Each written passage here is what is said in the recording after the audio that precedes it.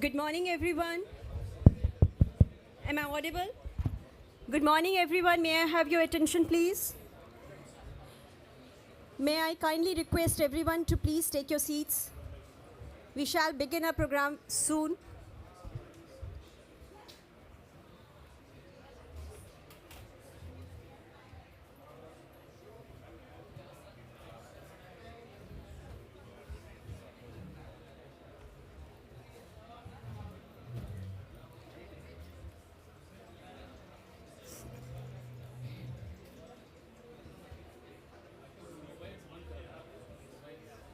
Good.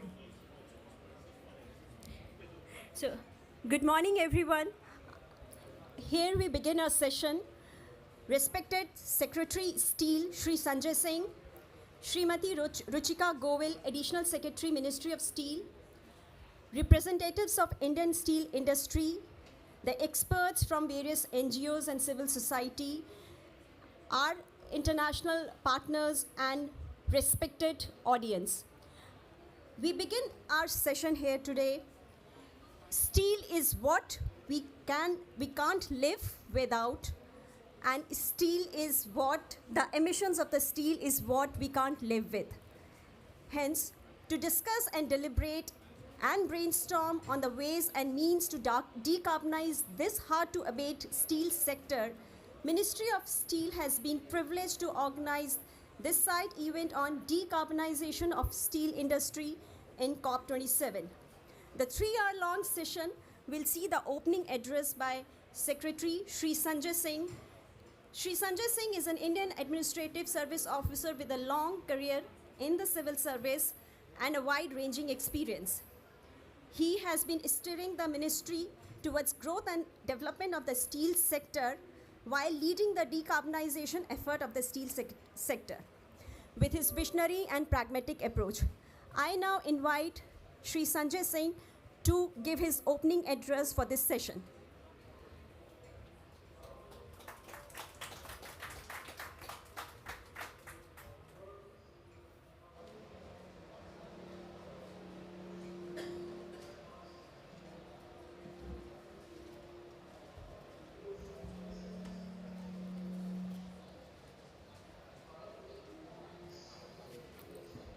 Good morning, ladies and gentlemen. Namaskar. As aptly summarized by Neha in one line about the steel sector, there's something we can't live without, and the challenges which confront us in this sector. Pertaining to India, now we are into the 75th year of our independence, and we are moving towards 100 years. This 75 to 100 years time span, according to our Prime Minister and all of us, is the Amrit Kal. So during these 25 years from now, my Prime Minister has provided us a broad framework that we have to become a developed nation. India is a vast country. We know about it, with vast resources and a driver of innovations and development, the way industry is developing, and we are driving, whether we from within the country or outside as well. So for these 25 years, to be a developed nation, what does it entail? It entails, number one, our infrastructure becomes world class.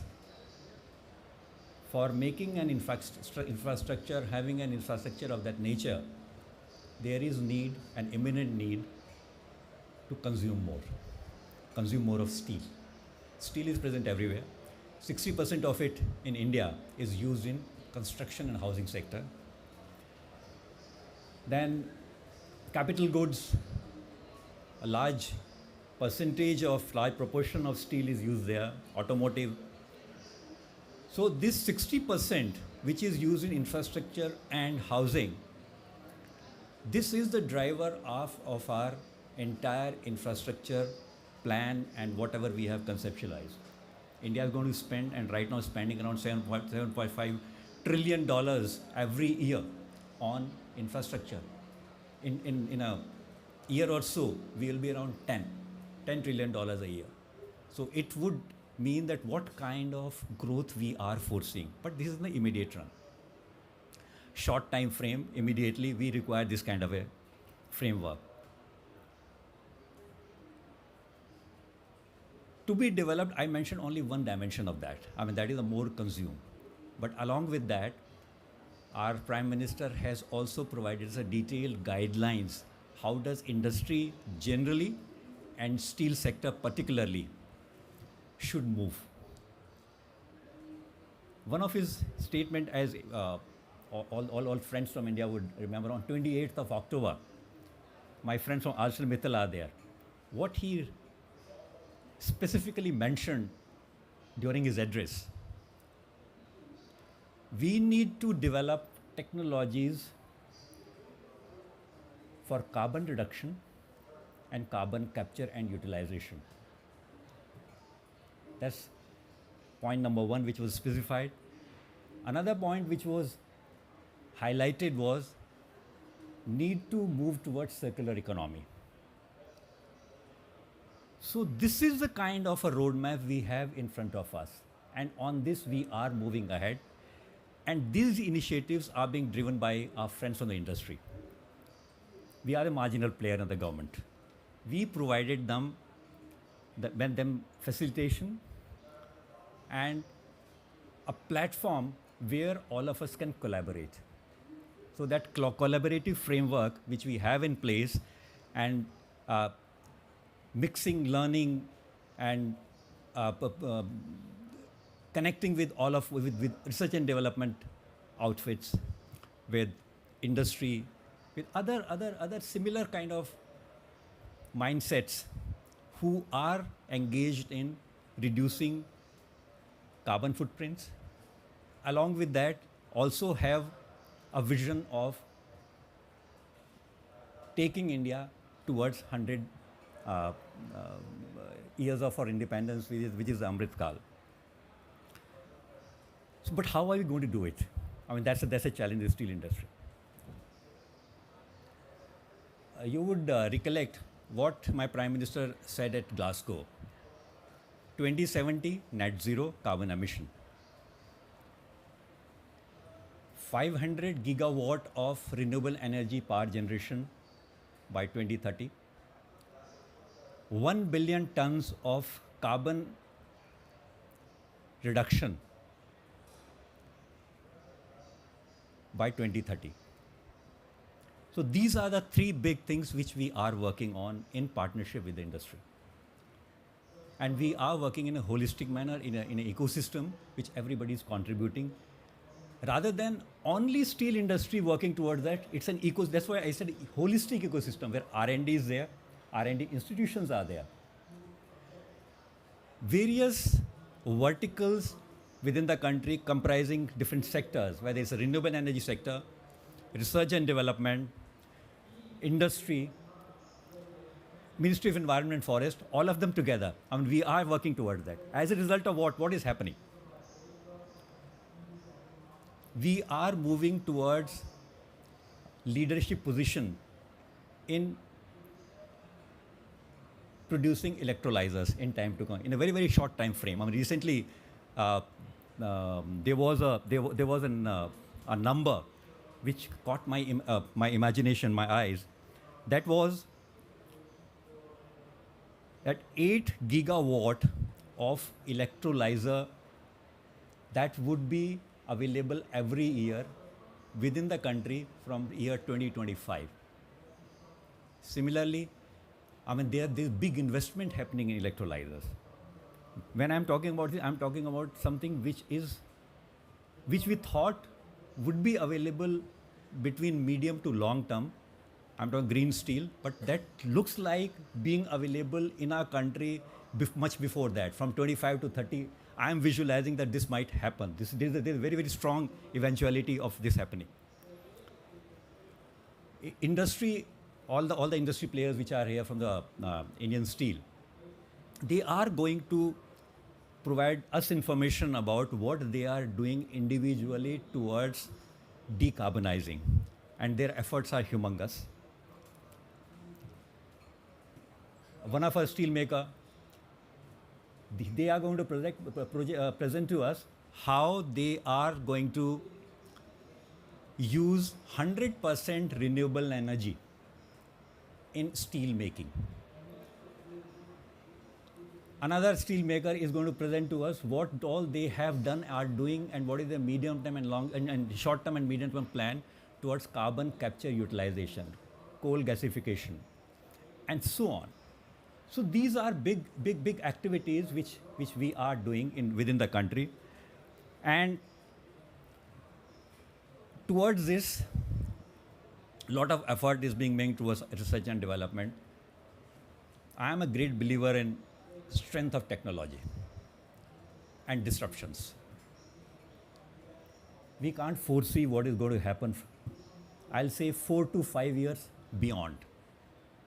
The manner in which technology is growing. And within the next 5 years, we are going to see the era of quantum computing. We cannot even visualize what is going to happen. New materials might come in. They might provide us some kind of system where a lot of effort in direction which are moving. I mean that something totally different might come up. So disruptions are going to happen.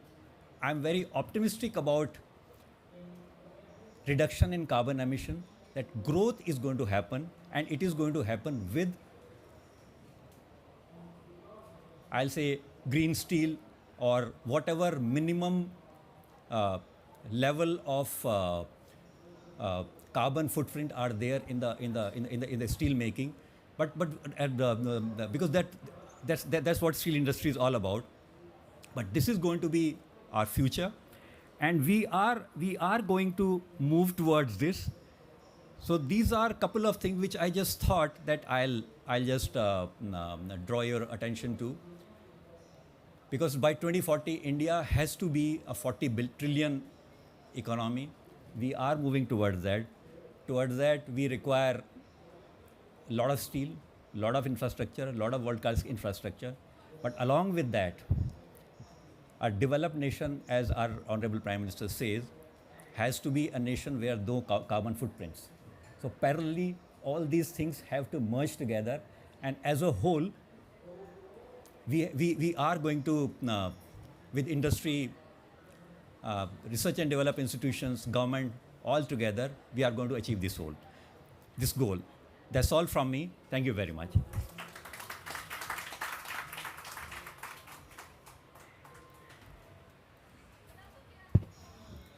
Ladies and gentlemen, as sir has already told that we have already embarked on the journey of decarbonization.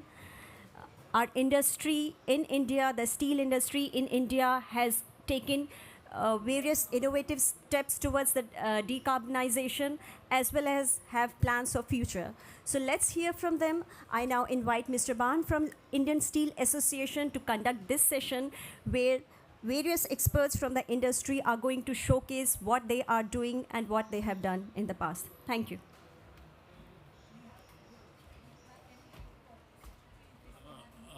I think I'll request Madam to come up on the dais. You please come, please. I would also now ask the audience for any open question to the Secretary. In case you have any, we can have a very brief interaction with the Secretary Steel. Any questions? Okay, so we may proceed with the presentations now. Thank you, Neha. Thank you, Secretary Sir, and thank you, Ruchika Ma'am. In fact, Indian steel industry in India is really following the umbrella of visions set by the Prime Minister of India. And let me repeat, the Honorable Union Minister of Steel, Mr. Sindhya. In fact, one of the meetings when we met him on 14th July at Steel Room, he said that collaboration is okay, but I am partnering with you. I want to partner with the industry. So that was a very big sort of appreciation for us, the industry, to really see how we can really partner with each other and see what the goals of the carbon decarbonization can be achieved, and what are the other issues that also can be taken care. So our industry is a responsible industry, and they really are keenly looking towards what they will be doing towards decarbonization. Ultimately, it is the greenhouse gases has to be reduced, climate change has to be taken care. Otherwise, you will see what are the climate changes are happening all over the globe. I'll just sort of now with this, I'll request Mr. Ankan Mitra from Tata Steel to say what exactly they are doing in Tata Steel to see how we can reduce the carbon emissions in this industry. Mr. Ankan Mitra, please.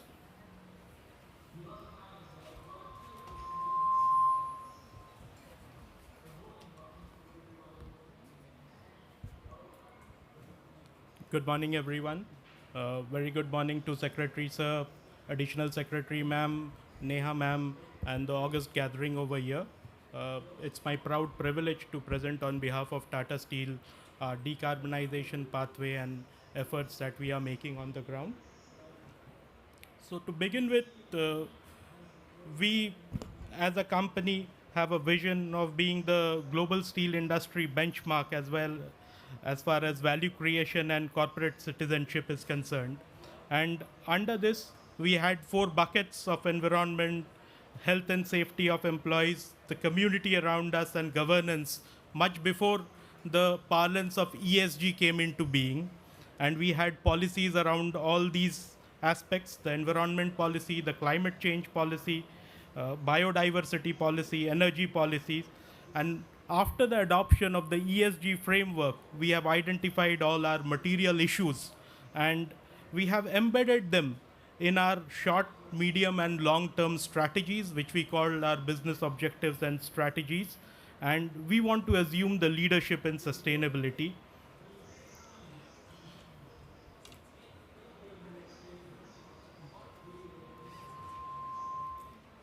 The key enablers as far as our sustainability journey is concerned, where our carbon footprint is currently the best in all the geographies that we operate in, and the long-term decarbonization roadmap that we have adopted is in fact aligned and better than the national goal of 2070. We have decided and we have taken an ambitious target of going for decarbonization or net zero by 2045 as an entire Tata group.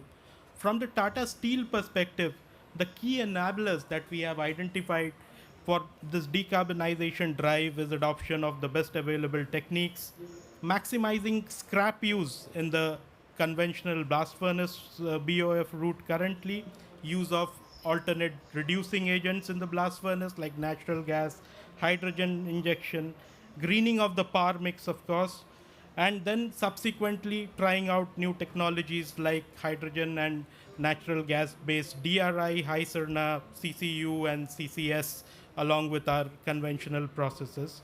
We are also thinking about scrap-based growth in India. We have started our efforts with the announcement of a new electric arc furnace-based steel plant of 7.5 lakh tons per annum at Ludhiana in Punjab, entirely based on scrap, and on green electricity, which we are in talks with different utilities to power this plant.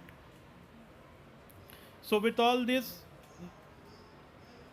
we have, as part of our strategies, we have tried to make objectives for different horizons of time, the 3 time zones being the near term, that is 2025, slightly medium term, that is 2030, and of course, our goal of net zero by 2045. And we have identified the enablers as well as the abatement contingent program, the help that we seek from the government of India. By 2025, we have a very measurable target of going below 2 tons of carbon dioxide per ton of crude steel. By 2030, we plan to bring it below 1.8 and ultimately reach our net zero target by 2045. As we can see in the slide, the initial near-term 1.8, rather 2 target is based on energy and process efficiency measures, upgradation of the existing facilities with more efficient ones, and expansion with the best available techniques I have talked about. The medium term would be based more on injection of gases in the blast furnace, the increasing the H2 and natural gas mix in the blast furnace, and also bringing in technologies around carbon capture and utilization. And finally, the growth in India is going to be driven in the 30 to 45 term by hydrogen-based techniques and deeper decarbonization techniques, which we plan to adopt well prior to 2045 so that we can achieve the 2045 goal of net zero. From the government side, we would be looking at active implementation of the national carbon market so that in the near term we have a $10 to $30 price zone for carbon, and post 2030 somewhere in the region of 40 to 100, because that is going to catalyze the efforts of the steel industry that most of the players are taking and result in actual actions on the ground. And we would also be looking at market for green steel and defining of the taxonomy of green steel so that all these efforts around the steel industry sort of converge and form into firm steps being taken on the ground. Over the past 1 year, we take pride in saying that we are continuing to deploy industry-leading solutions to reduce carbon footprint. We have commissioned the first carbon capture pilot plant in Jamshedpur, which is capturing carbon from the blast furnace gas. And we have also started our pilot program of injecting coal-bed methane in one of our blast furnaces, which has been successful, and we plan to scale it up across all our blast furnaces, which is also reducing our carbon footprint. Further, also, we became the first signatory amongst the steel players of the Sea Cargo Charter, and also deployed the first biofuel-powered ship for steel transportation, because we are mindful of the scope 3 emissions over and above the direct emissions. So this is in a nutshell what, as Tata Steel, we are doing as a responsible corporate citizen, and we are trying to take the decarbonization journey forward. Thank you so much, sir and ma'am, for the opportunity. Thank you, everyone. Do we go for the video now? I'll just see that your questions we can give you later on when the all presentations are done. I think that will be better. So thank you, Ankan. Let me invite Mr. Prabodh Acharya, Head of Sustainability of JSW Group. And we are going to hear from him what exactly JSW Steel is doing for the carbon reduction. Please, welcome. Presentation, if you come, you have to slide up there. Thank you. Coming down. Okay, thank you. Good morning, everybody. It's really my privilege today to say what, as a leading Indian steel player, how we are trying to grow with reducing the emissions. And I completely agree with Madam Neha telling that steel growth is necessary, but emission growth is not desirable. And let me give my perspective on how. And we believe and recognize the fact that we need to grow with responsibility. And how do we do that? See, first of all, we do not see climate change in isolation. So we look, this has to be managed as a system which is very interrelated and interconnected. And that is where we have identified 17 key focus areas. All are supported with respective individual detailed policy commitment. I just want to highlight here the policy commitment is a contract between the business and the civil society, and that we have to honor. And that is where all the 17 areas come together to achieve the climate change mitigations, which is a focus, but adaptation is one of the part. We have been informed by all available international standards while developing these policy commitments and the framework to achieve our journey, which is overseen by the board themselves. And we are keeping all the stakeholders informed periodically, not only on financial indicators, but all non-financial performance, including what we are doing in the climate change perspective, on a regular basis from last 5 years in a form of integrated report. We don't look at financial only, we look at holistically. Now with that, let me give specifically a focus on what we are planning to do in the climate change mitigations and adaptation part, because that's in the top of our agenda. And you could see we know what we could do now. And I completely agree with Mr. Singh's comment that you never know what future has stored for you. We absolutely sure that we can reduce our emissions more than 40% by 2030. We have 8 years to do that. So we are clear what we need to do.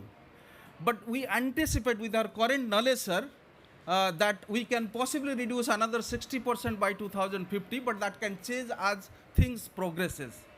We are serious about it. We have allocated $1.4 billion to achieve our stated objective by 2030. And we are partnering, networking with all technology suppliers and leading them, probing them how we can improve. Now let me give example what we are doing and what is our plan to how do we look at. Although you see the time frame looks up to 2070, but I would like to see that our plan is to work in 3 phases. The first phase, what we could do with our existing technology and existing assets. And second phase, how we can deploy the breakthrough technologies, which is mostly green hydrogen, carbon capture, and utilization. So I want to focus on the utilization part. And in the third phase, the remaining emissions we can abate. And that is where I want to give one example where we are working on our existing assets, how we can sweat our assets by efficiency improvement. You all know IA also has projected that efficiency improvement is going to be a major lever currently in this decade to reduce the emissions. So we are analyzing each machine by machine and identifying the opportunity how we can improve the efficiency of each of those with the existing technology without being much bothered what the technology store for in future. And we have estimated that approximately 9 million ton of emissions we can reduce in the existing technology, working with what we have. You all know it is the steel industry is capital intensive and we have invested money, it cannot be taken out now. The question is that how we can improve it. The other part, what we are trying to do now so that we can scale it up, but mostly we are tentatively up beyond 2030. 2 aspects, which I think Secretary Saab already has focused, but I want to give examples. 2. One is on green hydrogen. We are one of the pioneer in leading the public sector in Indian hydrogen associations. I can tell you also very soon we'll have the first green hydrogen project in one of our operations which we are scoping, working very seriously. We have a large team working on it. So it will come soon. That is one part. And we all understand green hydrogen is going to play one of the important role. I am not telling that this is the only solution, but this is going to be one of the important solutions going forward. The other part, which my colleague from Tata already has stated on the carbon capture and utilizations, we are operating 100 ton per day carbon capture utilizations, and that is running successful. Now we know how to manage it, and we know that how to reduce the cost. Now the question is that when we can scale it up. And that also we are working seriously with different ministries and different stakeholders that what are the utilization opportunities and how we can reduce the emissions in other sectors by this initiative. Other important thing what we are doing now is to phase out thermal coal. Our aim is to phase out thermal coal by 2030. That means all our steel plant will operate in complete 100% renewables. We have already implemented 225 megawatt of solar. It has already started feeding to our steel plants. And in a year or 2, it will be 1 gigawatt will be completed. So we are hoping even by 2025, a large proportion of our thermal coal will not be necessary and it will not be used. So this is going to remain a key focus. And I think energy transition, if energy is the main reason of the climate change, it has to be solution for climate change also. The other aspect is the adaptation part. So that is also we are not losing focus. And the biodiversity management, it's not about managing biodiversity, it's also a good adaptation, and we are hugely working on mangrove restorations that also becomes a sink and helps in improving the livelihood of the people around. So that is one part. Quickly, I will also turn to another important issue that will drive decarbonization in steel sector, where we are focusing on this circularity, and it's playing big. It's not only that we all know whatever comes out from steel industry are all used, 100% used.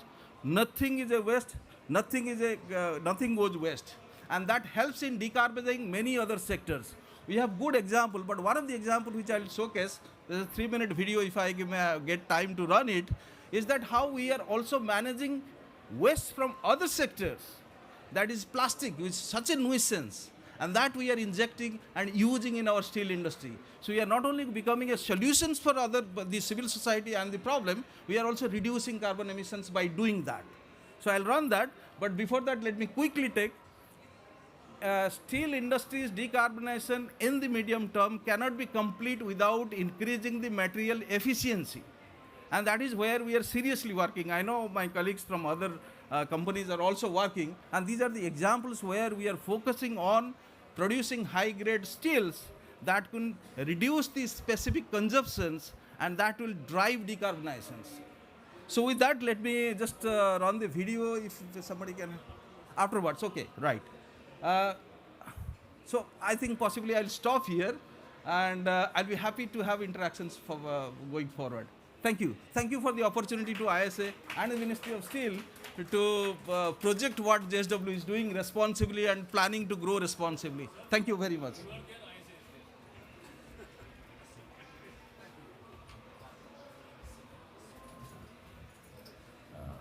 Thank you, Prabodh Acharya. I think you have given a good key example that using of plastics in blast furnace injection. I think that is something key sort of takeaways from your presentations. And material efficiencies has been an ongoing process in the Indian steel industry. Maybe be it was water consumption, electricity consumption, energy consumptions. I think this is an ongoing process, and now we are focusing more on the material efficiencies, as Mr. Acharya has said. With this, let me invite Dr. Mukesh Kumar from, he is the advisor, GSP Group. He will be presenting for Jindal Steel and Power Limited. Mr. Kumar, please.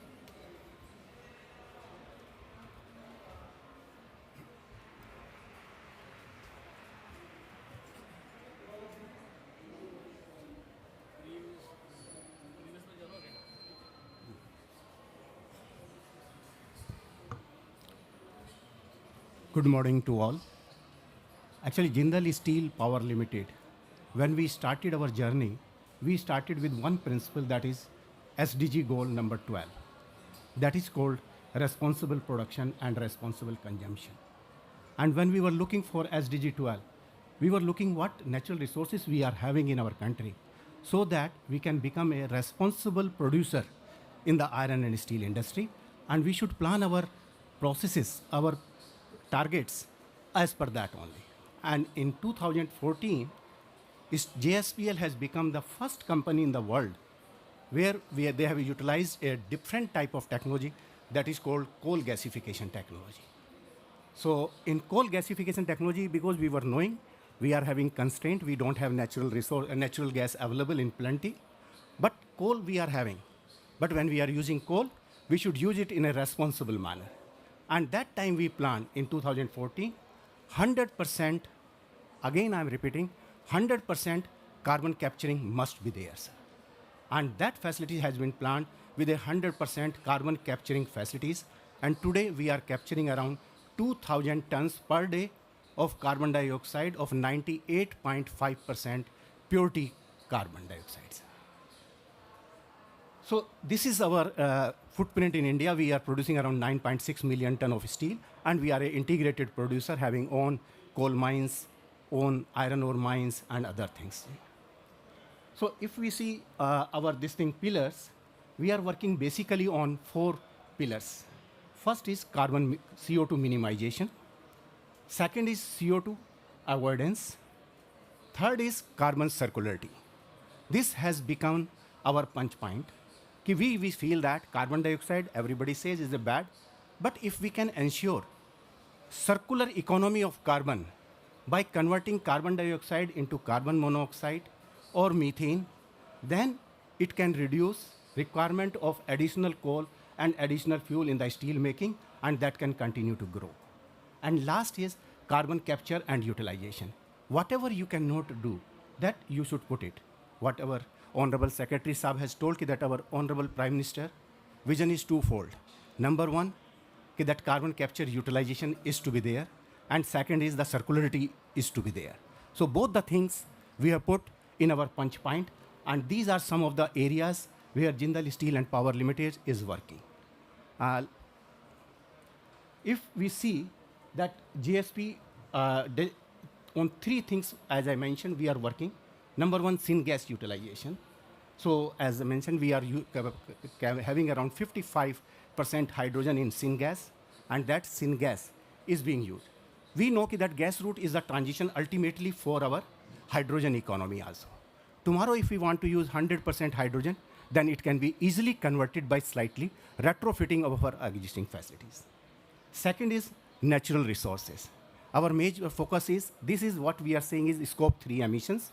What we want to use, domestic resources, so that scope 3 emissions also can be minimized, and to the extent possible, we should use maximum domestic resources, whether it is iron ore, whether it is coal, whether even it is a low-grade coal, but we should try to put something in a manner we can utilize those things.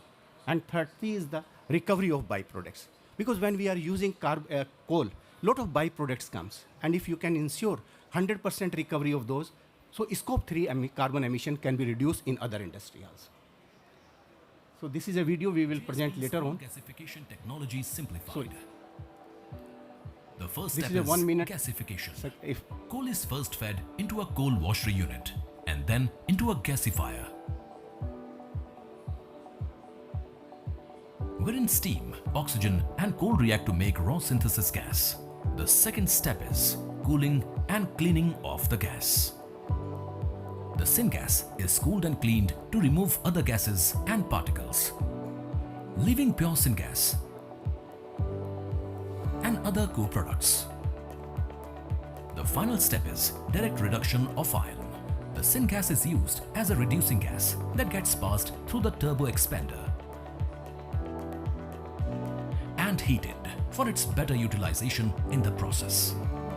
Iron ore is fed into the mid-rack shaft with the reducing gas entering the furnace from the middle section. Iron oxide reacts with the reducing gas to produce sponge iron and carbon dioxide. The CO2 produced is passed through the scrubber and gets reused, creating a much lower environmental impact, while the sponge iron is further processed to make steel. JSP has built the world's largest coal gasification plant in Angul, Odisha. India's dream of becoming a net zero emission nation is important to JSP, and the company is honored to be part of this transformational journey. so another thing what we are doing is, all the electric arc furnace we are converting into zero power furnace. In zero power furnace, what we are doing is, whatever DRI we are making, we are taking something from the hot metal in the blast furnace, and instead of using electric energy, we are using carbon present in the hot metal, and through oxygen lancing, we are converting this DRI also into the steel. So around 0.5 to 0.6 ton of carbon dioxide, which could have been used through electrical energy use, because we are having thermal grade, that also is eliminated here and is saved here. Similarly, this is a zero power furnace. This is all the recoveries, as I mentioned, we are recovering from the carbon, whether it is phenol, amine, ammonia, sulfur, all those things, those are reducing our scope 3 emission in this circuit. Now we are working on carbon utilization with a number of collaborators like Lanjatech, CRI, Halda Top Show, and we are looking for international collaboration also in this area, wherever we can go and do this thing. Thank you very much. And in addition to this, we are working with Indian Research Institute also to develop carbon indigenous technology for carbon dioxide conversion into carbon monoxide and carbon dioxide conversion into ammonia, so that both can be utilized in the steel making. Thank you very much.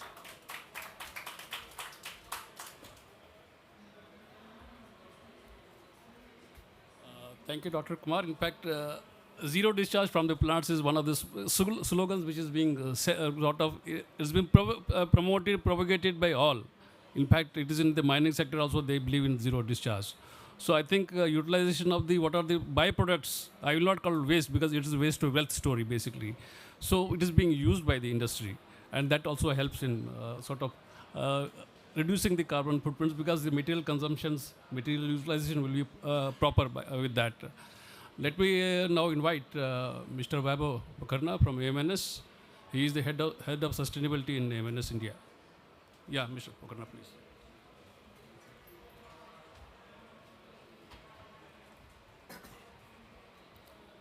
Thank you, sir. Respected Secretary, sir, Additional Secretary, the Director, and the people in the gathering. Thank you for inviting us.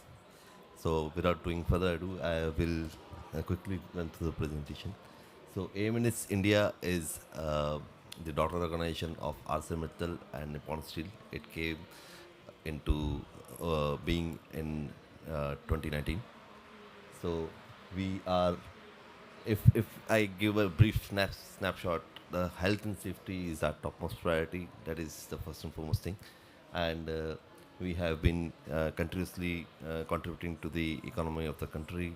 We are almost 22 million lives have been touched with our operations. 60% of our workforce is locally available, and we have a target of increasing the female ratio by up to 25% by 2025. Going very swiftly through the, so we have operations all across India. We are majorly, but our main facility is in the western part with 8.6 MTPA facility. This also houses a DRI facility, which is natural gas based. So in that aspect, in the carbon aspect, we are among the best in India because of our DRI facility. And we also have strategic location of sea base. So therefore, our scope 3 emissions in transporting of raw material and products is minimized due to the sea route. We have also a strong expansion plan from current 7.4 to around 30 MTPA by 2030, with a dedicated focus on decarbonizing. One of our major levers is phasing out of the more emitting Corex process in the near future in the expansion. And also, since we have a DRF facility, our past performance is quite good. We have been able to reduce our intensity by 33%. And even in future, we have got focus of increasing the DRF production and also the renewables. We are going to go almost 100% renewables in by 2030. All of our operations, as JSW also said, we'll also be embarking on 100% renewables by 2030. And the 4 pillars for achieving decarbonization, which we are focusing on in the medium term, are the process optimization, the scrap utilization, by scrap and this fuel substitution, the injection of natural gas and hydrogen in our blast furnaces. So these are the 4 pillars, and fourth is renewables. One of the examples that we are focusing on right now, we have collaborated with Greenco to establish a 1 gigawatt renewable facility in Andhra Pradesh. It is also unique of its kind because it is having hydro as the storage capacity, not just the conventional battery mode, but we are having solar, wind, and hydro as the storage capacity. And with that, we'll be off-taking roughly around 250 megawatt of round-the-clock renewable power, which will be utilized to cater to around 20% of our power requirement at Hazira. And this is going to be further scaled up to around 10 gigawatt by 2030. So this is in a nutshell what we were talking about. Thank you.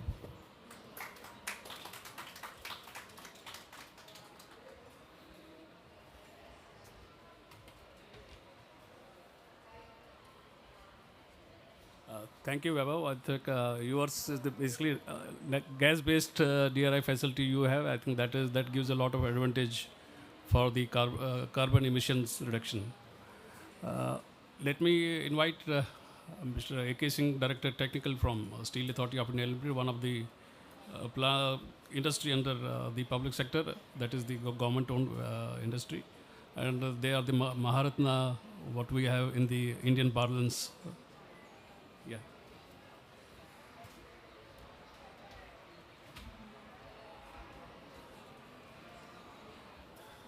Thank you, sir. Respected Secretary, sir, Madam, and again, सभी को नमस्कार. Being the on the behalf of this steel team of India, Secretary, sir, we assure you that we are committed for net zero carbon reduction in steel making with every team, Tata, JSW, ArcelorMittal, and of course SAIL. Because we believe that we don't inherit the earth from our ancestors, we borrow it from our children. Indian iron and steel sectors is a mix of old and new technology. So it's a big challenge, in particular the SAIL, where we have started our furnace and plant in 1960. We have the blast furnaces and BOF route, and most of this route is being followed all over the world. And in India, this blast furnace and BOF route is making the steel in the range of around 50 to 60%. So one part is that how we will upgrade our old technology, existing blast furnace which are running in the years from 1990 and 1980s. And secondly, these furnaces which we are going to have today, even whatever the expansion we are doing in India or all over the world, that blast furnaces we are doing latest technology, but still we believe that that is not the sufficient for the net carbon zero by 2040 or 50. So challenges before SAIL and or a steel maker is that we have to think beyond reduction of the carbon with the existing technology, best available technology, and slowly we have to shift over to green hydrogens and a scrap-based technology. Sir, we have started the journey in 2005, and till now we have reduced the carbon footprint by around 20%. From here onwards, by the 2030, we have a plan to reduce the carbon footprint by around 40%. But beyond 2030, to coming to around less than 1, because this, as Secretary Saab has told, that situation and technology is changing very fast. So we have to work on the disruptive technology. And that is the challenge before the steel makers. For that, future we are going for the hydrogen, but availability of the hydrogen at the, I can say, $1, at the rate of $1 is big challenge for all of us. Today it is cost around $3 to $4. The production of, but we have the plan as told by the Secretary, sir, that we are going to have a leader in production of electrolyzer. Once we are the leader of electrolyzer, then we can produce the hydrogen that can be used in the blast furnace, starting from the 20%, 40% or 60%. That is a matter of discussions, and future will tell how much hydrogen we can use for the reduction of iron ore in the blast furnace. So in SAIL particular, I can say that we are working for upgrading the existing technology which are operating from the 80s, and at the same time we are going to have a latest technology in the greenfield area, so that we can achieve our carbon footprint or carbon target as committed to the government or committed to the society. And second part, we are also working for carbon capture and storage. Our plant is situated in the eastern India, and I can say that ISCO steel plant, where we are getting the CBM from the CBM well, we have a discussion with the academia, IIT Bombay, and with the R&D center of SAIL, how to capture the CO2 from the blast furnace, transport it to the CBM well and storage it. And as per the study done by the IIT Bombay with the support of the government of India, carbon storage can be done in Bengal region up to in the range of 3 to 4 gigaton. So Shell, in future we are working for the carbon capture and storage in CBM well. I hope that if we are able to do this, and technology will tell, time will tell, but we are confident that after 2030, this technology of storage of carbon CO2 in CBM well will be also available. That's all. Thank you.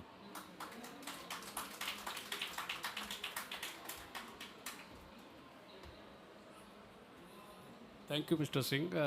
In fact, there was a Bollywood movie where the dialogue is what is should be in the movie. It was said entertainment, entertainment, entertainment. And for steel industry, it is technology, technology, and technology.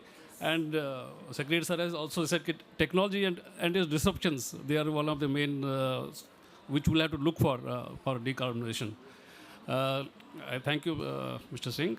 I'll request Akshita to run the videos with a low volume. I think it's a 5-6 minutes video. Let us run all the videos. Then we'll have question answer session so that it gives a good flavor to the program. Yeah, Akshita, you can please run. A small change can have a big impact. Every change is triggered by a belief. And our belief in sustainability is changing how we work. This belief is translated into one of our key strategic objectives. We're aiming for holistic changes in everything we do.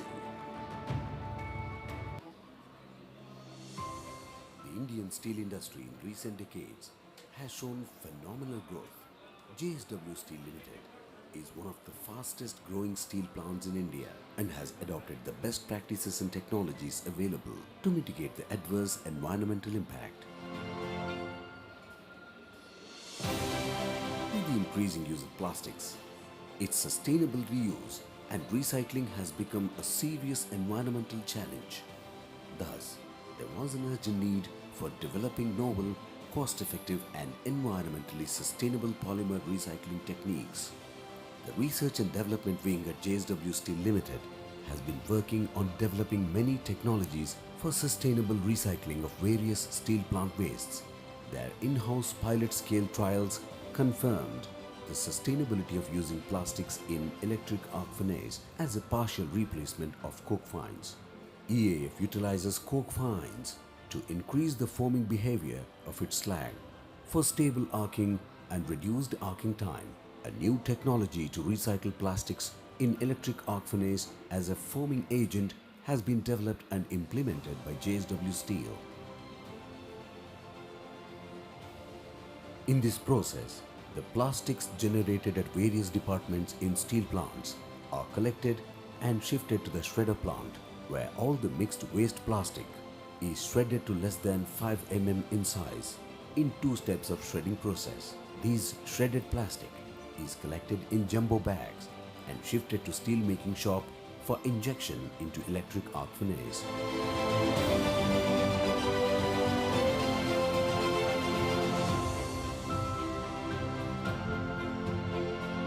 Low density materials such as shredded plastics, paper, etc.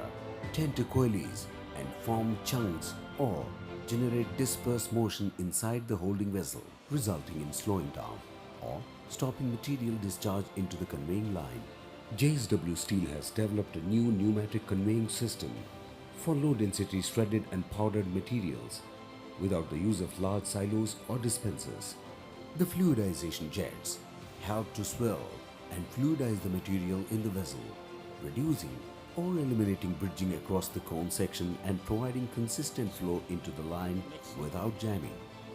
This unique patented pneumatic conveying system commissioned in March 2021 on the shop floor of SMS3 of JSW Steel's Vijayanagar works conveys shredded plastic into electric arc furnace and injects 80 to 100 kilos of shredded plastic at every heat, replacing equivalent amount of coke fines. This process helps in reducing approximately 1,000 tons of carbon dioxide emissions annually due to reduced coke fines usage. In addition to the reduction in usage of carbon-bearing materials, The project also resulted in annual cost savings of 1.97 million Indian rupees. JSW Steel strives relentlessly in developing innovative techniques in environmental protection and recycling methods in order to implement sustainable and eco-friendly systems, a teeny effort in protecting the earth for future generations. JSW, better every day. Akshita, you have one more video, seems? Yeah. We are living in an age of remarkable progress. No, next MNS. We are living in an age of remarkable progress. And India, a $5 trillion economy in the making. I think you can The just... Indian steel industry Akshita, I in think there's some recent problem. decades has shown phenomenal growth. JSW Steel No, Limited I think you can stop is this. one of the fastest growing Stop steel it. plants in India and has adopted the best. Okay. I think let me now invite questions. I think we should keep it very short questions. I think 1 or 2 questions or 3 questions from each company. I think anybody can start. I think I'll request you to pass on the mics. Any questions? Hello, Andy Purvis, World Steel. I just wanted to check the 2,000 tons a day carbon capture that was talked to. I think it was JSPL. What unit is that on? Is that on the Midrex unit or on something else? Actually, it is from both the units. Midrex also we are collecting, and gasification also we are collecting. Yes, both the things we are.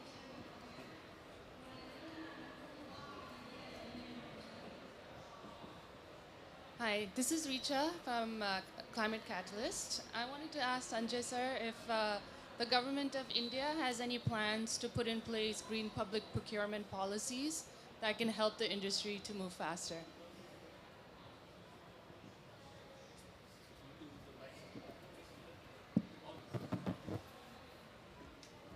In fact, this is a chicken and egg conundrum.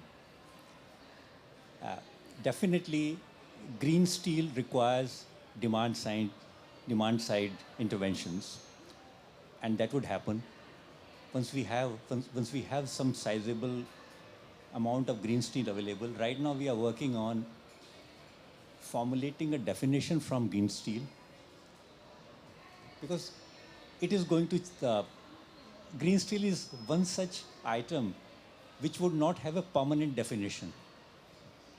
With the reduction in the carbon footprints, the definition will also undergo transition. So definitely I can say when it comes to demand side intervention, they are going to be there. So can I just add to that? That's a very interesting question you ask, Richa. And I think a lot of thought has been going on in the government in this regard. Secretary has been engaging, and that's why he was talking about the chicken and egg story.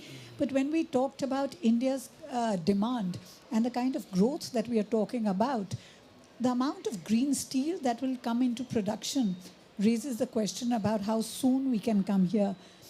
When we go through the reports of even the G7 countries talk about producing only 25 million tons by 2030, what they would be calling green steel. You see, so first the taxonomy, and then the production of that taxonomy, and then the procurement. So therefore, the numbers that we are talking, if it's to be 25 million tons for the developed world by 2030, I think it's important that India plays its role, but needs to first get the production in order. Thank you. Any other question from you? Please. Good morning. I'm Pradnya Haldipur from the Institute for Sustainable Communities. We're an NGO that is very proud to be working in India. My question is for the esteemed gentlemen of the steel industry here in the room. I think I only heard one of you specifically mention it, and the excellent Secretary Chowdhury notwithstanding. Is there a role for women in the steel industry? I'd like to answer that, if I may. And at what levels? I think if ever anybody needs to be insecure, it's the men in the Indian steel industry. You see, currently at the ministry level, at the government and policy level, We had a lady secretary, we had myself and 3 other officers at senior level. We've had, in fact, more than 3, 4. And now when we talk about steel production, our largest PSU, SAIL, is headed by Shoma Mandal, lady, who's in charge of steel and has immense sort of knowledge growth career in aluminium as well. And now even for our mining company, Moil, for manganese mining, we have a lady in charge, Usha Singh. And these are just to name a few. So therefore, we often find ourselves, okay, I think JSW also wants to add to that. In fact, when we find ourselves going for delegations to international bodies, I find that it's only India which has nearly an all-women delegation. So, and here we have the young officers, Neha also, you know, so you see even the future of women in steel is definitely assured. So I assure you, India is doing well for women. Thank you. And just to add, at the working level, at the factory level, 2 of our complete line are being run, all 4 shift by women. And Mr. Jindal, who is the chairman of the group, has declared on 15th August that he would like to seek to run a complete blast furnace with women. So we welcome. I think I'll add to that. I think it is ladies' world in India now. Don't worry on that.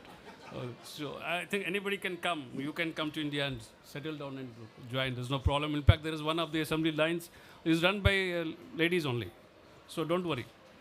And I just add to that another point. With Secretary Sir here, with due respect, even Madam Mrs. Gauri Singh, wife of our Secretary, she's heading ARENA, she's DDG of ARENA. So even in Secretary Sir also we see woman power right behind him supporting renewable energy. Good you asked this question. I think if there are no questions, any questions? If there are no questions, I think let me thank all the audience and Secretary Sir, thank you very much. Madam, thank you very much. So may I make a last comment, please? Just to the August audience here, we would like to share with you that the presentations and the conversations that we've had by all the steel producers were actually from not Indian companies, but from the world's largest international best companies. All these companies have an international footprint, international production. They are MNCs of steel and doing good all over the world. And these companies that we've heard today are producing more than 60 million tons in India alone and are expected to grow and play a role for nearly 70% production by 2030. So you are in good hands when you hear them talking about the kind of steps and measures that they are doing.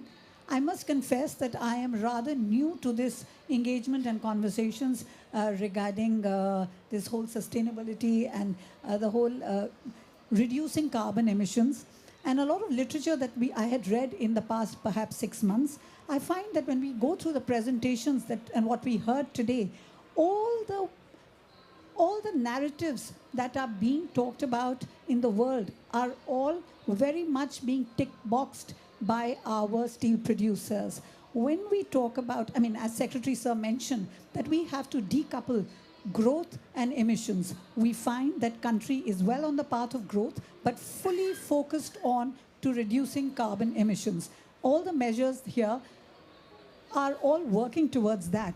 Whether we talk about adaptation, whether we talk about circularity, we talk about technology growth, we talk about retrofitting possibilities, we talk about weeding out of the old and inefficient production facilities, talking about renewable energies, producing hydrogen, carbon capture utilization, energy efficiencies, material efficiencies. I think in the presentations that you saw from our 5 companies, each of these tick boxes got tick marked. And I must also say that actually their measures are much more than what they were able to showcase in the 5 minutes that Neha actually allotted to them. So each one of them was actually allowed to talk only about one specialty area. And therefore, they only spoke about one each. So each one of them does all that the others is also talking about.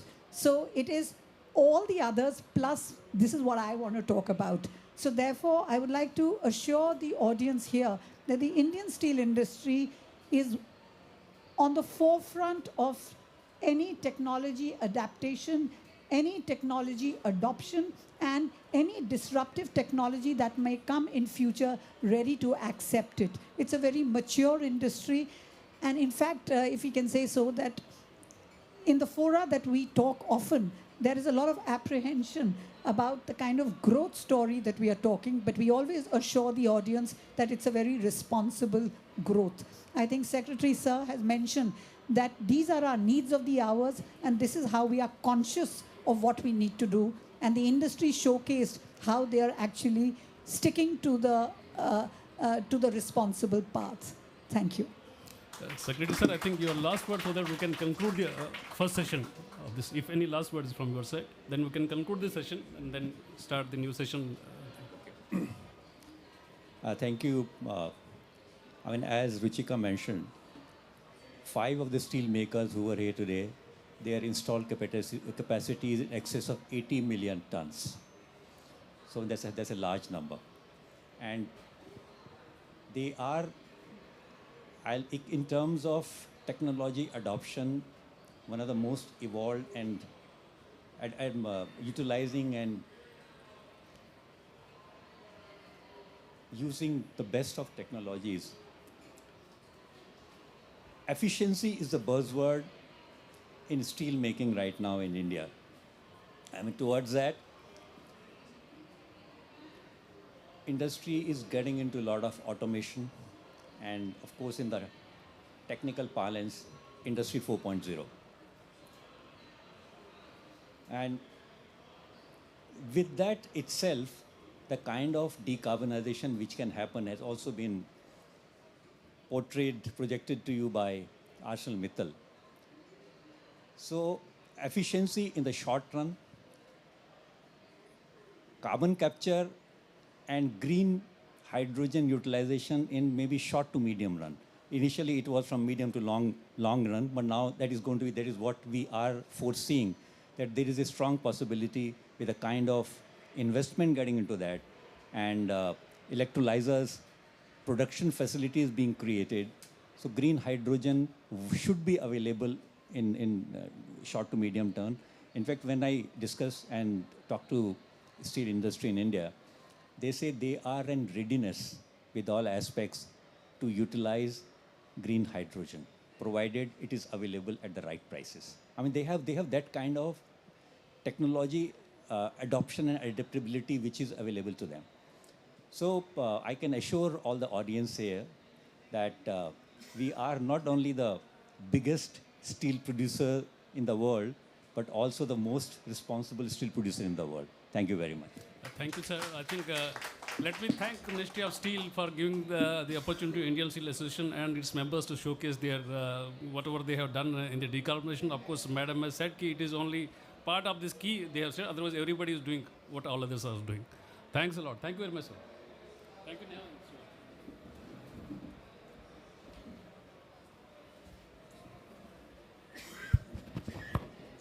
Thank you, Mr. Bhan, for conducting this session. It was very interesting indeed. Now we move on to our next event. This is a panel discussion on a sustainable transition of the steel industry, unpacking the necessary conditions. I invite Mr. Arunabha Ghosh, CEO of Council of Energy, Environment and Water, to kindly moderate this session.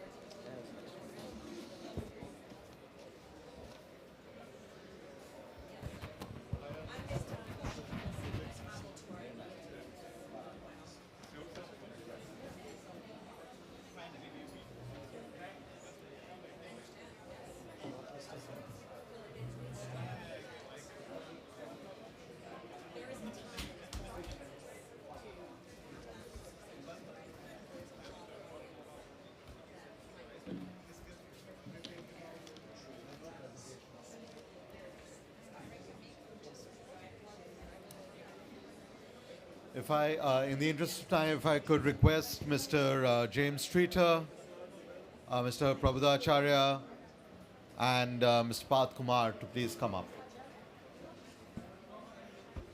I've said one more colleague to see you around.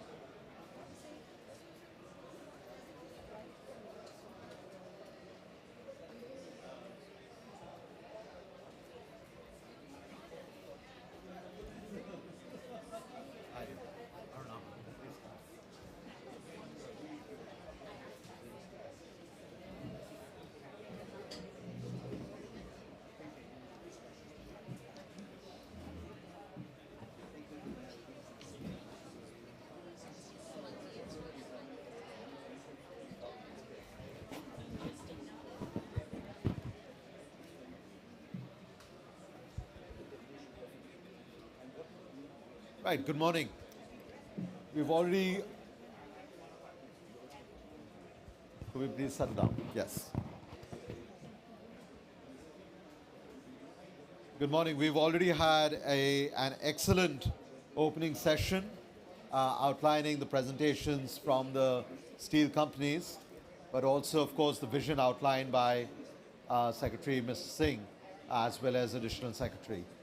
Those of you who don't know me, I am Arunabha Ghosh. I'm the CEO of the Council on Energy, Environment and Water, and I also sit on the UN Secretary General's high-level expert group on the net zero commitments of non-state actors, basically companies. Today is Decarbonization Day, and no harder to abate sector or no harder to decarbonize sector than steel, and yet you've heard some very interesting presentations.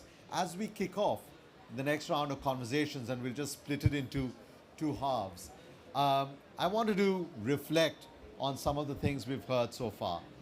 Number one, and Additional Secretary outlined this very clearly, we are at more than 150 million tons of steel capacity.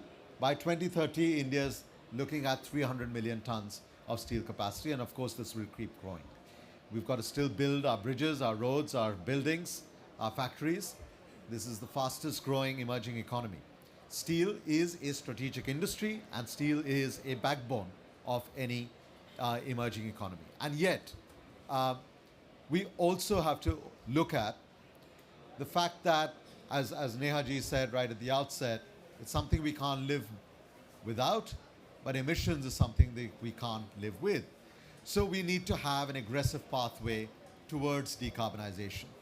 But that pathway towards decarbonization then has to factor in the growth dimension, and I would also argue it has to factor in the jobs and livelihoods and skilling dimension as well. So in a way, the mantra is actually about jobs, growth, and sustainability rather than one or the other. The second thing I wanted to say, and this goes back to my role advising the UN Secretary General, is that we have been insisting that corporations across the world that are declaring net zero have very clear pathways, not just for net zero eventually, but the near-term goals that they set aside. And the presentations that you all heard are right in line with that. You're hearing about what companies are likely to do by 2025, what they're likely to do by 2030, and so forth. So it's not just some far-out vision, but it's also about the steps along the way. And the third thing I wanted to quickly say, and this goes back to this issue of the chicken and egg. I think what's happening here in a way, and we should discuss this a little bit more in depth, is that the chicken and the egg are coming together. Where we have, and those of you who don't know, India has the most aggressive green hydrogen mission in the world of all major economies. Our targets for green hydrogen are larger than any major individual economy and half of the entire EU's domestic production target for 2030. And at the same time, you're hearing about the pathways that the steel industry on the offtake side could be also thinking about. So this is where the demand and the supply for a large emerging market begins to offer that opportunity. To delve deeper into these issues, we have a stellar set of speakers. We have in the first round of conversation, Mr. James Streeter, General Manager and Global Head of Sustainable Development at ArcelorMittal. We have Mr. Prabodha Acharya, from whom you heard earlier this morning, is representing both the Indian Steel Association, but is also the Chief Sustainability Officer of JSW Group. And of course, we have Mr. Parth Kumar, the Program Manager from the Center for Science and Environment. Mr. Sanjeev Paul from Tata Steel will rejoin us a little later in the morning. So let me dive straight in. We're going to pack in a lot of conversations. So I'm going to limit my questions to 30 seconds, and I will give you 10 times that time, 3 minutes, to get to the answers. Right, so we will start with Mr. Streeter. ArcelorMittal has operations across multiple geographies, again, something that Additional Secretary was also referring to. What is the diversity in terms of fuels, scrap, and raw material availability across the world? How does that affect the pace of decarbonization across different geographies? Because we have a certain unique position in India, and we wanted to learn how you're looking at the broader spread of alternative materials and fuels. Mr. Streeter, should be on. Is it on? Yes. Okay. Thank you for your question, and thank you for inviting me to speak. It's an honor to be here, so I appreciate that. Yes, you're quite right. It is, and ArcelorMittal is developing multiple decarbonization pathways so that we can flex to conditions in the countries that we operate in. It's important to us because, as you mentioned, green hydrogen and India looking to produce much more than, let's say, in Europe. One of the big concerns is when you make big capex investments is, particularly if you want to go down the green hydrogen DRI EAF route, which is a major pathway for Europe. If you're making those kind of billion-dollar capex decisions, you want to know that the green hydrogen and the renewable energy infrastructure is going to be there on the other side, because at the right price. Because in addition to the capital expenditure, there will also be an increased structural cost of steel at the other side. So the maturity of the demand for green steel is really, really important in those geographies, and that will be a contributing factor to the types of technologies that we follow. So for an example, in Brazil, where we have a lot of blast furnace technology, we use a lot of biochar. So that's a slightly different pathway than we are using elsewhere. Right. Hydrogen is the preferred route right now in Europe, and that's being driven heavily by communities who are very much more conscious around things like air quality. The density of population in Europe, which has grown up around the plants, means that we have to operate with a lot more care. Then we don't have these kind of buffer zones very often to do that. So we'll see a lot more, so going down a hydrogen DRI EAF route is a benefit because we reduce a lot of the air quality issues at the same time as the carbon emissions. But we have to be conscious, as I say, of the economics, and so that will be a contributing factor. Well, thank you. Mr. Acharya, if I could turn to you, unlike the global north, India has some unique challenges also, with regards to the availability of low carbon fuels, including the huge amount of import of natural gas that we're dependent on, and of course scrap and raw materials. So given this context and given what Mr. Streeter just said, how will you see steel decarbonization in India similar and different from the rest of the global situation in a way? Thank you that you asked me this question. Before I actually answer your questions, let me also put one more pointer which I keep telling. I keep hearing this sector is hard to abate. Mr. Acharya, could you hold the microphone? Because Sorry. we have so much background noise from the outside. Am I audible now? Yeah, okay. I think that's better. Okay, thank you. Thank you for that. So I was telling that I keep on hearing that this sector is hard to abate. I don't know who invented this word. I don't agree. Let us change the mindset. This is possible to abate. Indeed. Decarbonization is possible. Question is pace and time, right? So let us stop calling this hard to abate. Right. So with that, let me answer your second part of question. How we are similar and unique. I always tell that Indian steel making is unique in many ways. The first way is, we all know steel is made in two ways. Either you refine with oxygen or you put in an electric arc furnace. So either you have a steel as an input or you have a metal as an input, that is iron ore based input. In India, unfortunately or fortunately, I will not say unfortunately, fortunately we have lot of iron ore. So that means we have lot of potential to grow in the steel to meet the demand of the country. But at the same time, we also know that we have to use iron ore. That means we'll add additional process called iron making. And that is the main challenge that we need to tackle in India. And that is where, if I go back to your point that India is betting big on green hydrogen, And that is definitely going to be one of the big lever for India. But this is not going to be the only solutions. Why I'm telling, if I just give you a simple math, if I want to produce 1 million ton of iron by using green hydrogen, I require roughly 400 megawatt of electrolyzer. That means I require almost 1600 megawatt of renewable energy capacity setup. That means I require into 5 hectare around 8,000 hectares of land to be available to produce that much of green hydrogen.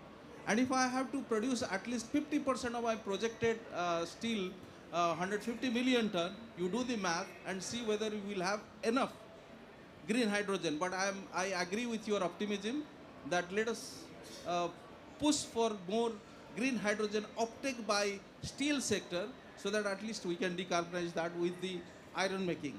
The next big chunk, like in the West, the development has happened long before than India. So they have available steel scrap, which they can melt. So they have a unique position, and that is our challenge. We are growing. And at the same time, we are also focusing to make more high quality of steel. That means the availability of scrap will also get delayed. If it is on an average 40 years, possibly for us it will be little longer. So we have to factor when we plan our decarbonizations. So therefore, when we focus that much of the steel production in India, in near future at least I can see that it will depend on primary steel productions, that is from ore to iron to steel. We have to factor in that how we can use low carbon reductants. But I don't see at this moment there will be any complete non-use of coking coal or thermal coal. So that is where this carbon capture utilizations has to play a major role in Indian context. So it will be a balance of different approaches, which is completely different than what you see possibly in Europe or in other parts of Asia even. Because in Asia also you will see gradually their productions will come down and India will go up. Sorry. So that will also have a challenges. So these are our unique challenges. But I'm pretty hopeful and very optimist. Although if you see in the absolute amount, we'll grow in the medium term, there will be suddenly reduction.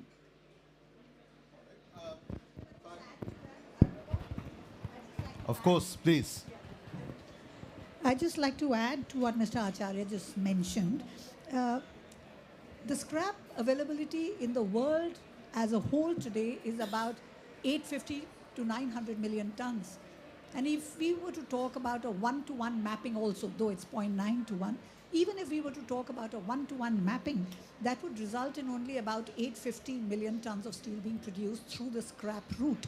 Whereas the world requires more than 2,000 million tons. So therefore, it is imperative that we have to use, and this is only set to grow. We are talking about till 30 or maybe even 40. We are talking in terms of 2,500 million tons that has to be produced. Assuming more scrap were to come in, I think still there's going to be a gap, a substantial gap that exists that for these secondary materials coming in. Primary materials like iron ore will have to be used for a considerable period of time. Second point that arises is hydrogen. When we talk about hydrogen, and there's so much talk and buzz about it here at COP27, in all the fora that we talk about, but if I may say so, that the talk is much more than actually what's being delivered on the ground, for the simple reason that you need about $700 billion worth projects to actually find maturity if we were to have the hydrogen that we require. What is being considered right now at final stage of investment is only about 280, that's up for discussion. And what has actually come into being is only $22 billion. So when we are talking, it's only 3% of hydrogen that is required, that we actually find that it's finding some maturity. And I'm happy to tell you that a lot of it is actually happening in India. What ArcelorMittal talked about, what I'm aware JSW and Tata are working on. But a lot more needs to be done world over for the hydrogen production, the whole ecosystem, etc. Even China is producing only 200 megawatt for electrolyzers currently. So the gap exists much. what Mr. Acharya is correctly pointing out, probably the solution, and which everybody you heard in the earlier sessions, is talking in terms of CCS and CCUS. I think a lot needs to be done and is being done for a faster and an easier and less capital intensive solution to solve the problems that will arise when we use direct iron ore rather than the scrap. I just thought I'd add to what Mr. Acharya talked about. Thank you.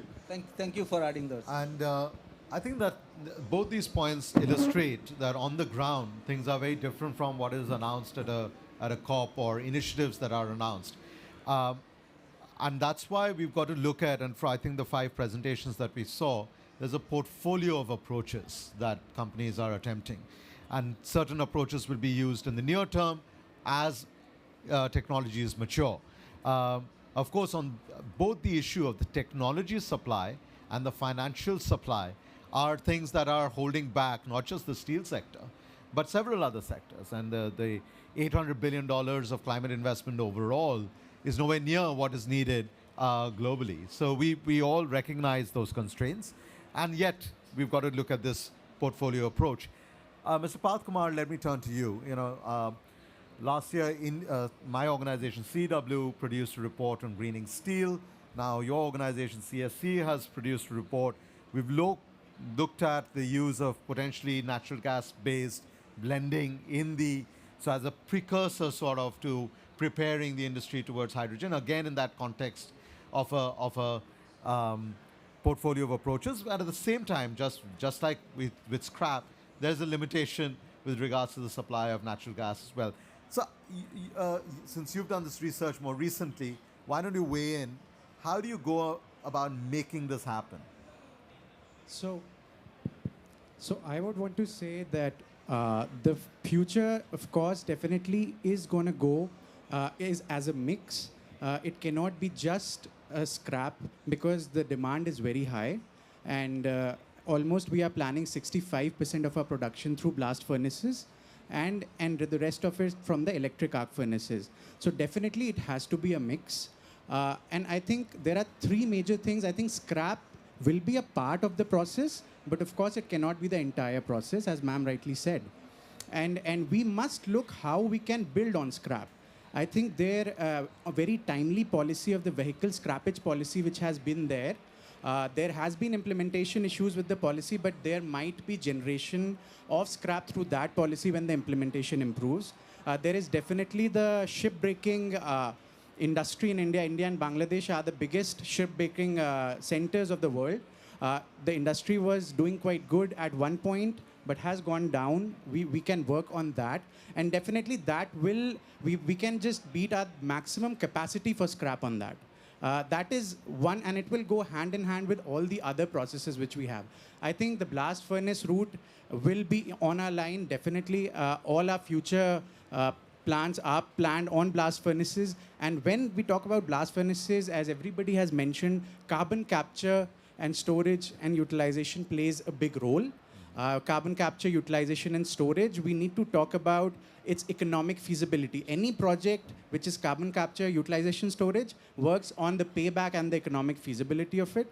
And for that, I think governments like EU and the US are providing certain sort of supports, financial supports, policy frameworks. I think India already has some framework, and we should definitely, just like green hydrogen, bring in something on carbon capture, which will definitely accelerate this process. And here I also want to pitch in that this small gap sometimes which there is in the carbon capture projects, this should be clubbed in with international climate finance, could be a great place to bring in international climate finance for this technology in the steel industry. And I think that can fill in the gap which there is still sometimes in the economic feasibility of the carbon capture projects. Indeed, and your response and the earlier comment are in a way linked, because again, there's a demand and there's a lack of supply of that international climate finance. But let me turn that question around slightly differently and come back to Mr. Streeter. Again, you have operations in multiple geographies, as do many of the companies. So what do you see? Let's think, even though we are having this discussion within a COP context, let's just step back. What do you see as sort of a better design of global collaboration where India can participate in the technology co-development of these emerging, possible to abate sectors? Thank you. Yeah. I think we need to take a step back a little bit, and we need to design the future that we want. And so technology is obviously a key player in all of this. And in addition to changing the technologies in terms of the reductants we're using and some of the types of furnaces, there is Industry 4.0.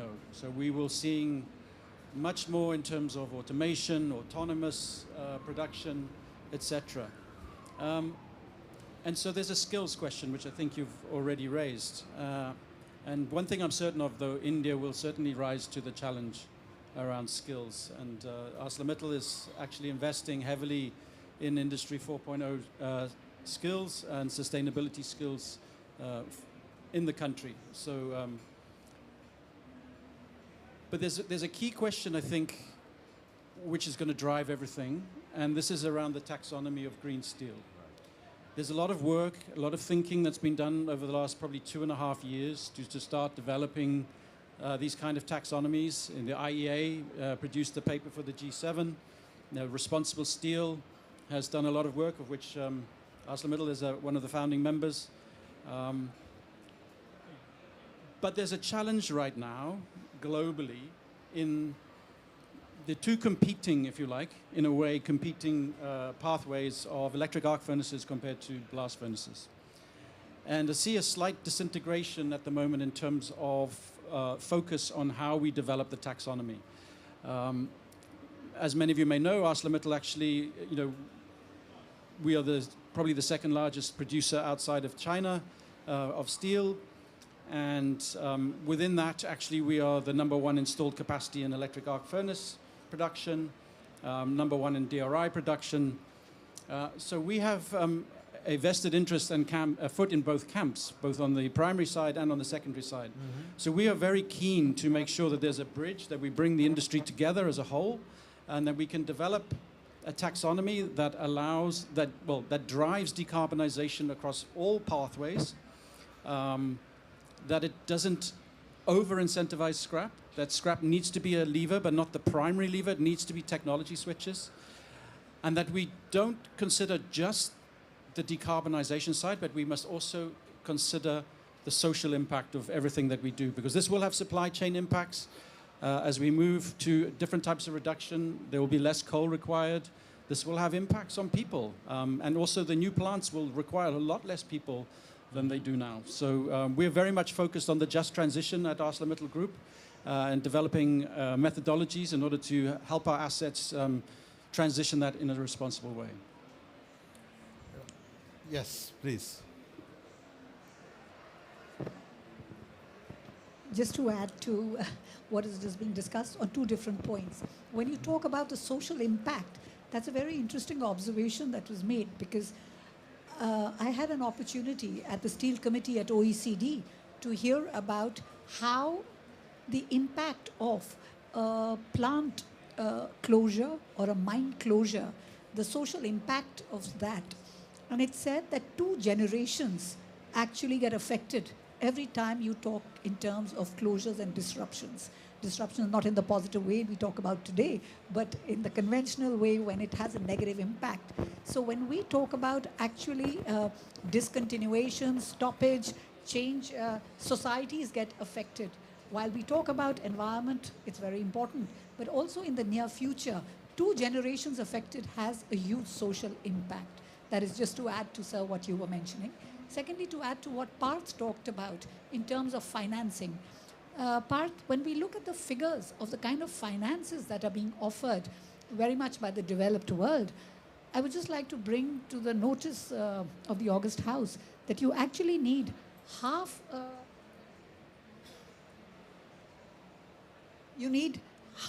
million to set up 1 million ton. And what is being talked about in terms of commitments by various countries right now is only in terms of hundreds of millions. Well, it's only it's hundreds, but it's only millions, but whereas we require $500 million for 1 million ton. And going pretty much by, if I may say, I don't know whether to call it deep or shallow, economists' articles, they talk about how much the funds that were committed, and these are funds which required rate of returns to come, have not really been deployed for the kind of climate change that was required. So I think today's industry, especially Indian industry, has a lot of maturity, and perhaps any additional funds would serve a purpose, but it is pretty much, I think, from what we heard in the morning, they're looking within themselves, within their resources, within their abilities to actually find the solutions and actually grow. So when you talk about how there are funds out there which can be tapped, I think they are rather limited to for the purpose and for India's growth story and for the kind of resources, our large expansions by our large industrial houses that would be looking. Government is very aware, and any build out that is required by the government, by any kind of projects that have externalities which require a build out, I think it's the Indian economy is mature, growing, and it could probably play a and is very much thinking along the lines of growing and providing that kind of support. So external, yes, most welcome, but please match up to the requirement that the country today is really thinking of.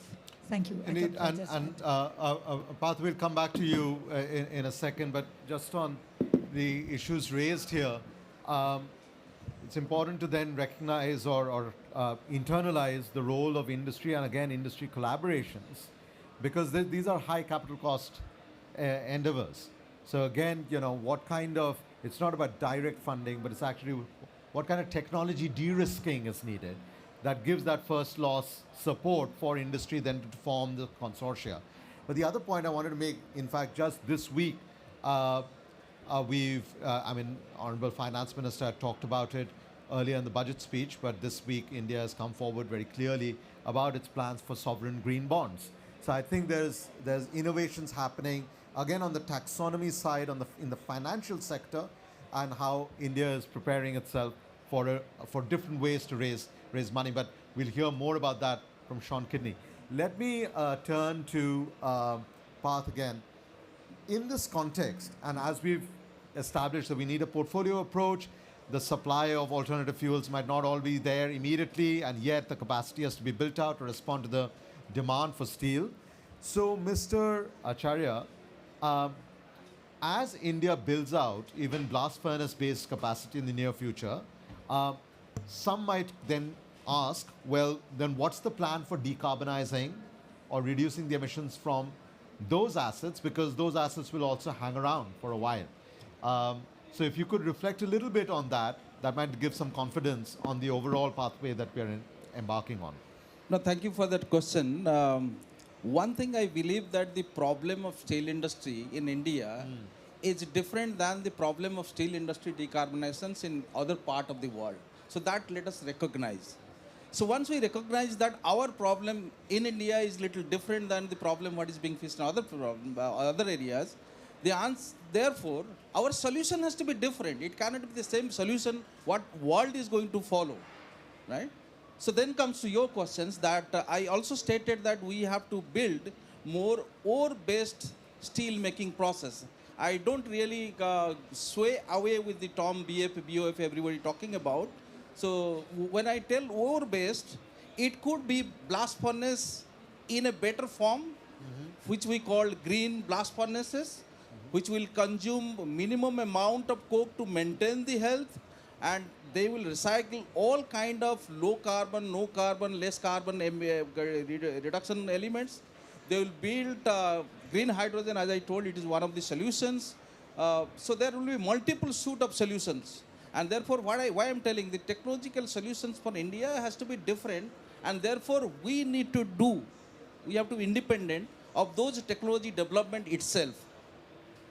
So that will definitely bring So could you give an example using this greener blast furnace? Okay. What would be the reduction? See, for example, currently if you look at average rate of the fuel, coke, which is being consumed in Indian steel industry, will be over around 500, 600 if you take the PCI and coking coal. Yeah. I'm just roughly giving the figure. Sure. But to maintain the health of the blast furnace, possibly you will require around 200 kg of THM. My expert is sitting here, he can give more details, right? So I have to have minimum that quantity. So rest, can I do the reductions by natural gas, bio-based coke, green hydrogen injections? Can I recycle the carbon dioxide which Dr. Mukesh Kumar was talking about? And we are seriously working on that. We have a collaboration with SMS to work on that. That instead of letting all the carbon out, the gas, can I strip the carbon and use in the blast furnace for reduction purpose? Because I need a minimum coke, that is understood. So rest, can I use this? So it goes on using those in the recycled manner. Balance, what is, the next question obviously will come, if I have to consume 200 kg per ton of thermal THM, ton of hot metal, what I'll do with that carbon? Because that also has to be reduced. I have to become net zero. Correct. So therefore, the question comes, the carbon capture and utilization. It has to be pitted. Now, that is where the role of financing also come. What I tell, if you look at the world statistics I was giving to somebody, by 2030, steel industry require around $2 trillion to be invested to reduce the carbon emissions. It require around 6 trillion by 2050, which is 2.5 times higher than investment as usual scenario. So now that initial additional expense, additional investment that is the steel industry we have to make to bend the curve, where from that has to come? So there, will it come from customers? Will it come from society? What I mean government? Will it come, where from it will come? So that is a question we all need to address. That's why we are here. Yeah, thank you very much.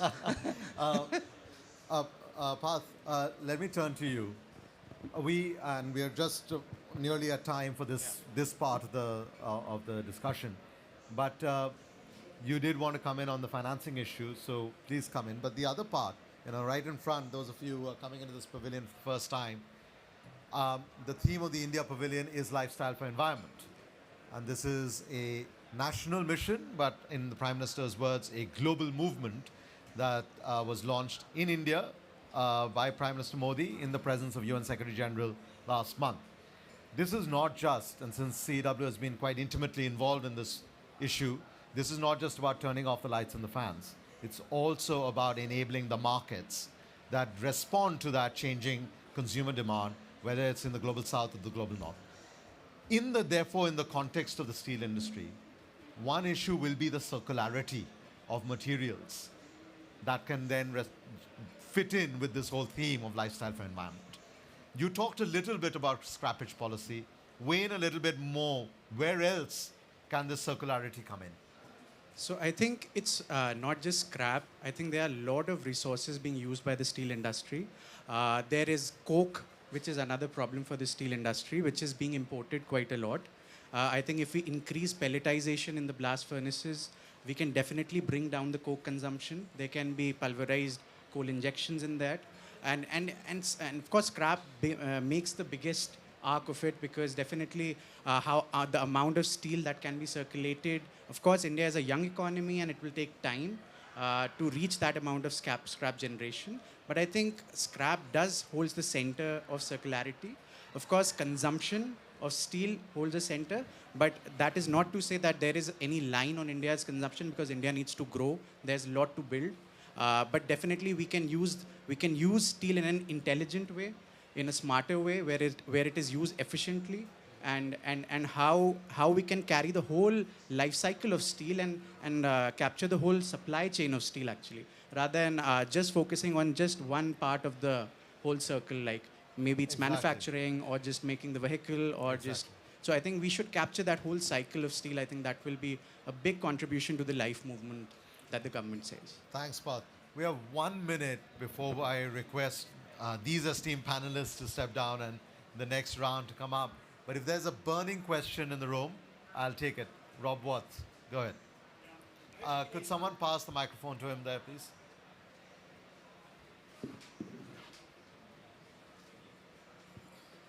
Thank you very much. Hello, everybody. My name is Robert Watt. I'm from SEI, Stockholm Environment Institute, and I also work in the Secretariat for the Leadership Group for Industry Transition. I have a question related to primary production of steel using blast furnaces or these green blast furnaces that were referred to. Given that you've said that you need to make sure that you're nonetheless removing that final amount of emissions, would you be prepared to call on the government to make sure that there is a regulation to require any expansion of blast furnaces or green blast furnaces to include CCUS from the start, so that you ensure that there is a level playing field for the technologies? Thank you. I think regulation has its own role, but what is important is making it feasible, financially viable. And that is why I stated that somebody has to take that initial additional cost to make it financially viable. If you want the regulation to happen today, it's not going to happen because it's not feasible. Nobody is going to put the money. But is it going to happen? I would guess possibly it will happen. The only thing is that the change or the pace at which the regulation will be evolved will be different in different part of the world. So you cannot have a unified regulations across the globe. And if your question is, direct question is, will I encourage that to happen in India now? If that is your direct question, I would say no. There are a lot of things to be done before we bring in that regulations.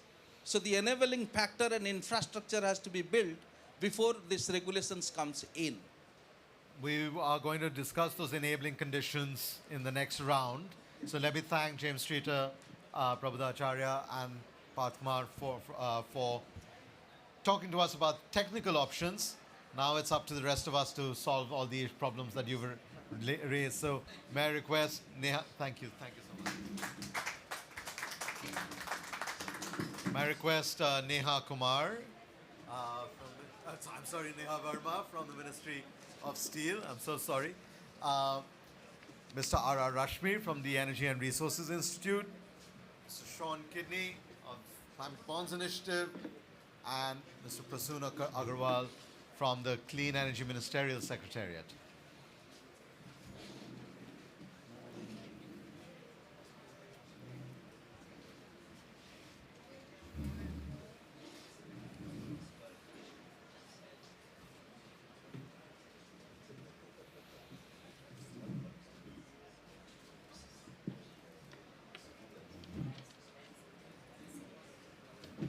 We have more room, so I'm not sitting, so you can spread yourselves out. Great, we've had a stimulating half an hour outlining that India needs a portfolio of approaches, but we've also heard the range of challenges on the supply side, on land constraints, et cetera, but of course about investment. And the reason I'm using that word carefully, it's not actually about finance, it's actually about investment. And it's the return on investment that we have to look at. But equally, I would say the return on investment is impacted by risks that I would have to say that industries across the world are not factoring in. Climate risk is not something that can be ignored anymore. It's not just a tree-hugger agenda. It is something that is impacting all economies in a very strategic way. So how we internalize the impact on our built infrastructure, including our industrial infrastructure, is something that will also impact the return on investment that we put in today. Let's move, therefore, to the enablers. And we'll go straight to the representative from the government, Ms. Neha Verma. Let me ask you, of course, last year at COP26, India demonstrated its climate leadership by outlining not just a 2070 net zero commitment, but also the near-term targets. The massive increase in renewables capacity will be India will be the first major economy that will build more renewables this decade than its entire electricity sector. I think it's important to internalize this. Given this, and given what we've been hearing from the steel industry with regards to some of their 2025 and 2030 targets, could you reflect a little bit of how the steel ministry is thinking about where the role of the steel sector fits in India's overall decarbonization plan. So I would just pick up from where Mr. Prabodh Acharya left, that you need to first understand how India's steel industry is unique in the world. So we have a very diverse mix of processes, technologies, feedstock, and energy sources spread across the production from ISPs, which accounts to integrated steel plants, which accounts to 60% of steel production, and small industries, which accounts to 40%. Right. And we are also very unique in terms of our natural resource availability.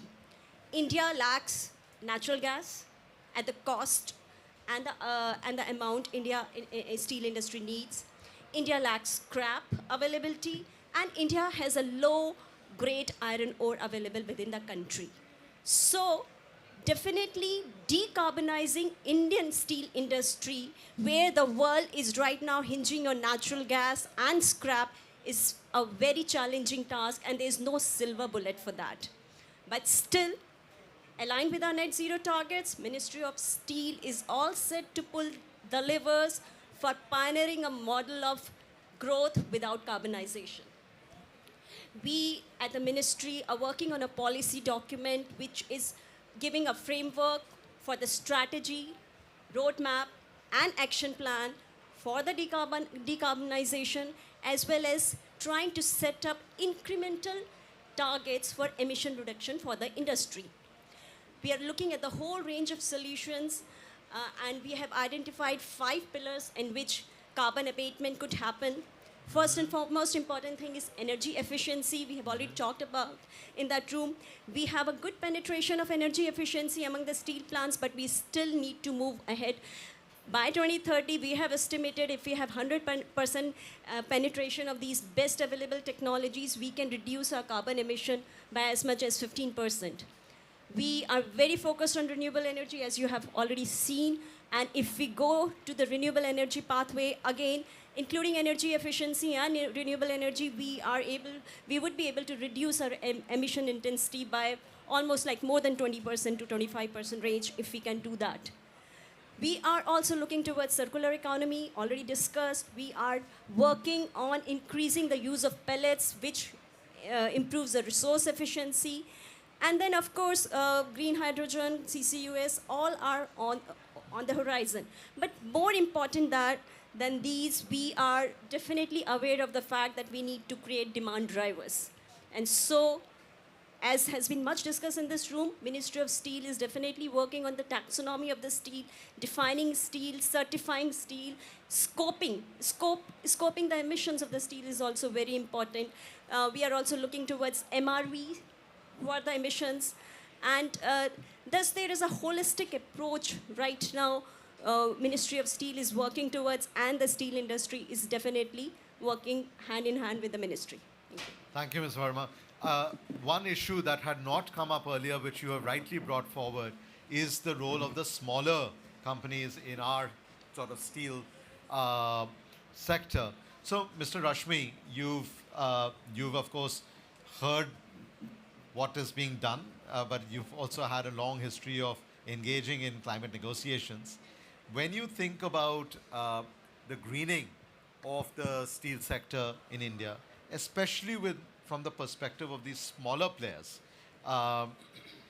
what kind of financing mechanisms do you think we should be exploring, whether domestic or international or collaborative, to help to decarbonize the smaller segment of the industry?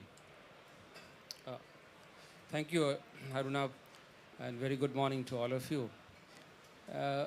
Now, of course, we have talked about the big players. Now, as far as the small players are concerned, if you look at the entire the profile of the small industries in India, they have been mainly using energy efficiency as the stepping stone for improving their efficiency, performance, and output. Now, in the steel sector, obviously, it is not enough to rely entirely on energy efficiency. And all these plans which the government has, the initiatives which the producers themselves have now started, it doesn't percolate down to the small players at all. It is still limited because these are hesitating steps taken very tentatively and with a long time frame in mind.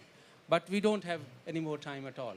If we have to begin decarbonization faster, I think the big players have to play a role there and include the small players in their value chain. So that not only the pace becomes faster, it also becomes easier for them to adopt the technologies, and the financial ecosystem in which they operate becomes accessible and affordable to them. So it's a question of technology for the big players, but fundamentally it's a question of finance for the small players. Now, how do we address this? Finance to a certain extent is relevant even for the big players, but I was talking to some people in the room here. In fact, investment in the green technologies is certainly not the least, but it's a lesser concern.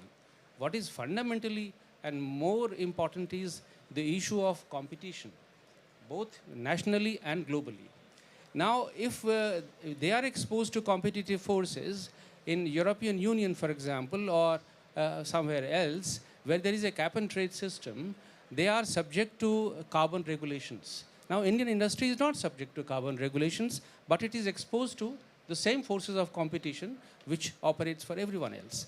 So how do we address this fundamental problem, or the conundrum of having to produce more, having to grow, and yet face the international competition? So the regulation comes in, because I heard all the major players who were presenting their case here. They refer to a number of options. Somebody was talking about renewable energy, somebody was talking about CCS, somebody was talking about something else. But nobody referred to finance actually. In one of those four options, they didn't talk about it. And nobody talked about regulation either. Mr. Acharya was talking about regulation in the long term, which is a reality, because currently in the Indian industry cannot think of a regulation which binds them to an absolute emission reduction. So what kind of regulation can we have, both on the supply side and the demand side, which will encourage the small players also to ride up the value chain? My own sense is that obviously we cannot adopt the models which are being implemented in the developed countries. But since we have an emissions intensity target till 2030, where we are progressing very, very reasonably well and very positively, I think the steel industry should now get itself ready to implement an emissions intensity regime where they bring down their emissions slowly, gradually, and later on step on to a larger systems of technology where they can bring the costs down and then move to reduction of the emissions in the entire steel production system as a whole. But finally, the last point about the small players, we need to create a financial ecosystem, which would be relevant also for the big players, but more importantly for the small players. In the energy efficiency, there is a pilot scheme which UNIDO is implementing with SIDBI for small industries, MSME. That's not working. And obviously, there is something more is required. So what is important is to create a financial system in which we are able to bring down or mitigate the risk of investments, and create a guarantee or some kind of an insurance for the investors to invest there. For the small players, it's critically important because they need upfront finance and address that risk, because nobody will invest in any new technology or any new system if they see a risk there. So we need to create a risk mitigation system, a component within our own financial system first, and then move on to the global platforms. Thank you. Thank you for raising those nuances. Mr. Sean Kidney, you've been looking at the issue of financing for these emerging sectors for quite a while. You've been aware of my work on de-risking for many years. But even as we've looked at the exponential growth in renewables, it is now these other industries that require more innovative financing, including the tail end of them, the smaller players that are not on the radar of the financiers. What are the lessons that we can draw on from how RE growth has been financed that can help to leverage or crowd in multiples of the tens of billions of dollars of capital rather than hundreds of millions of dollars of capital that can come into the steel sector? Sean. It's important to note we've had some success. While we know what the problem is, and Terry above all has been an organisation that has told the world what the nature of the challenge we face is for many years, we've had trouble moving capital and getting solutions. But in the last 10 years, on a global level, we've been able to engage institutional investors and then fund managers in a way that wasn't the case before. And this is appearing, at least in the international capital flows to India in the renewable energy, when you see the green bonds market as proof, if you like, of concept. The green bond market, which has been used so well by the likes of Renew, Greenco, Adani, State Bank of India, and now, most excitingly, the Government of India coming forward, is a proof of concept. It shows you that if you structure the deals that address the environmental challenges and also the risk yield, the capital will move, and it'll move preferentially. Speak to Sumant Singh Sinha about the benefits they've been getting with their green bond program, for example. Now, we're not talking about 10%. We're talking about basis points. But these, for large-scale capital raising, which is what we need in the steel industry, are material. And there's a signalling factor which links across to equity. So in Europe, for example, when someone does a green bond, they get a stock price bounce because they get increased equity flows. So if we're looking at capital raising, these kinds of things are important. Secretary Singh said earlier that we need definitions of green steel. I'm saying, actually, we've got definitions of green steel. At Responsible Steel last week that James from ArcelorMittal was talking about, there was a conference in Memphis. Responsible Steel published clear guidelines for what qualifies as green steel. And I made a speech at that conference where I talked about the importance of supporting those, as we are at Climate Bonds, and the importance of collaborating on achieving them. So we've got the market, we've got the proof of concept. Of course, domestically in India, we've only got a few issuances in here, but we know we've had the CIO of the Life Insurance Corporation of India talk at an event you and I were at some years ago, that they wanted to go green, but there were just not the options in front of them. To make that work, we need clarity about what qualifies here. In the steel sector, we have this clarity now, thanks to the work of Responsible Steel, the IEA, and others. It's very clear. In the Climate Bonds Initiative certification scheme, ArcelorMittal would already be able to be issuing green bonds to finance its electric arc furnaces and its DRI work. That's qualified, that's in now. So, in fact, any company, and I'm hoping that Prabodo, with his great statements about it being possible, will be able to bring JSW to the discussion around this, and we've had some discussions about this. Secondly, where an organisation has a corporate strategy to change, which is commensurate with the international trajectory, the IEA Net Zero Fund, then that organisation can get a certification of that strategy, can issue sustainability bonds, as JSW has done, for example. Where an organisation's corporate strategy means they're not there yet, but they're going to be in 7 years, they can get a transition certification label, access to the same market, again, SLBs. But there are some companies that qualify already. There's a lot of options to participate in this market now. In the Indian taxonomy, which of course Arunabha, we've been talking about, which will be done for MOF and others, the first stage is out. The next stage involves clarifying transition sector definitions for India. Now, clearly, there's a benefit in having consistency around the world, as we've done in Responsible Steel, with these kinds of criteria, to ensure capital flows that want to go green can do the same in China, in Japan, and in Europe. So that is coming forward. But the definitions part is there.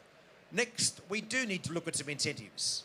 We have already a number of the richer countries rolling out green bond guarantee schemes, which are right now available to Indian debt issuers. We can have them bring in so that if JSW decide to do a use of proceeds green bond, I can at least put them in front of 3 or 4 green bond guarantee people and they can look at what works financially. That's beginning to happen. Discount capital, essentially, concessional capital. But the most important thing to get us through this challenge we face, and let me just restate the challenge, reducing global emissions by 50%, of which India, whether we have climate justice addressed or not, has a part to play, clearly, is critical to the survival of our civilizations.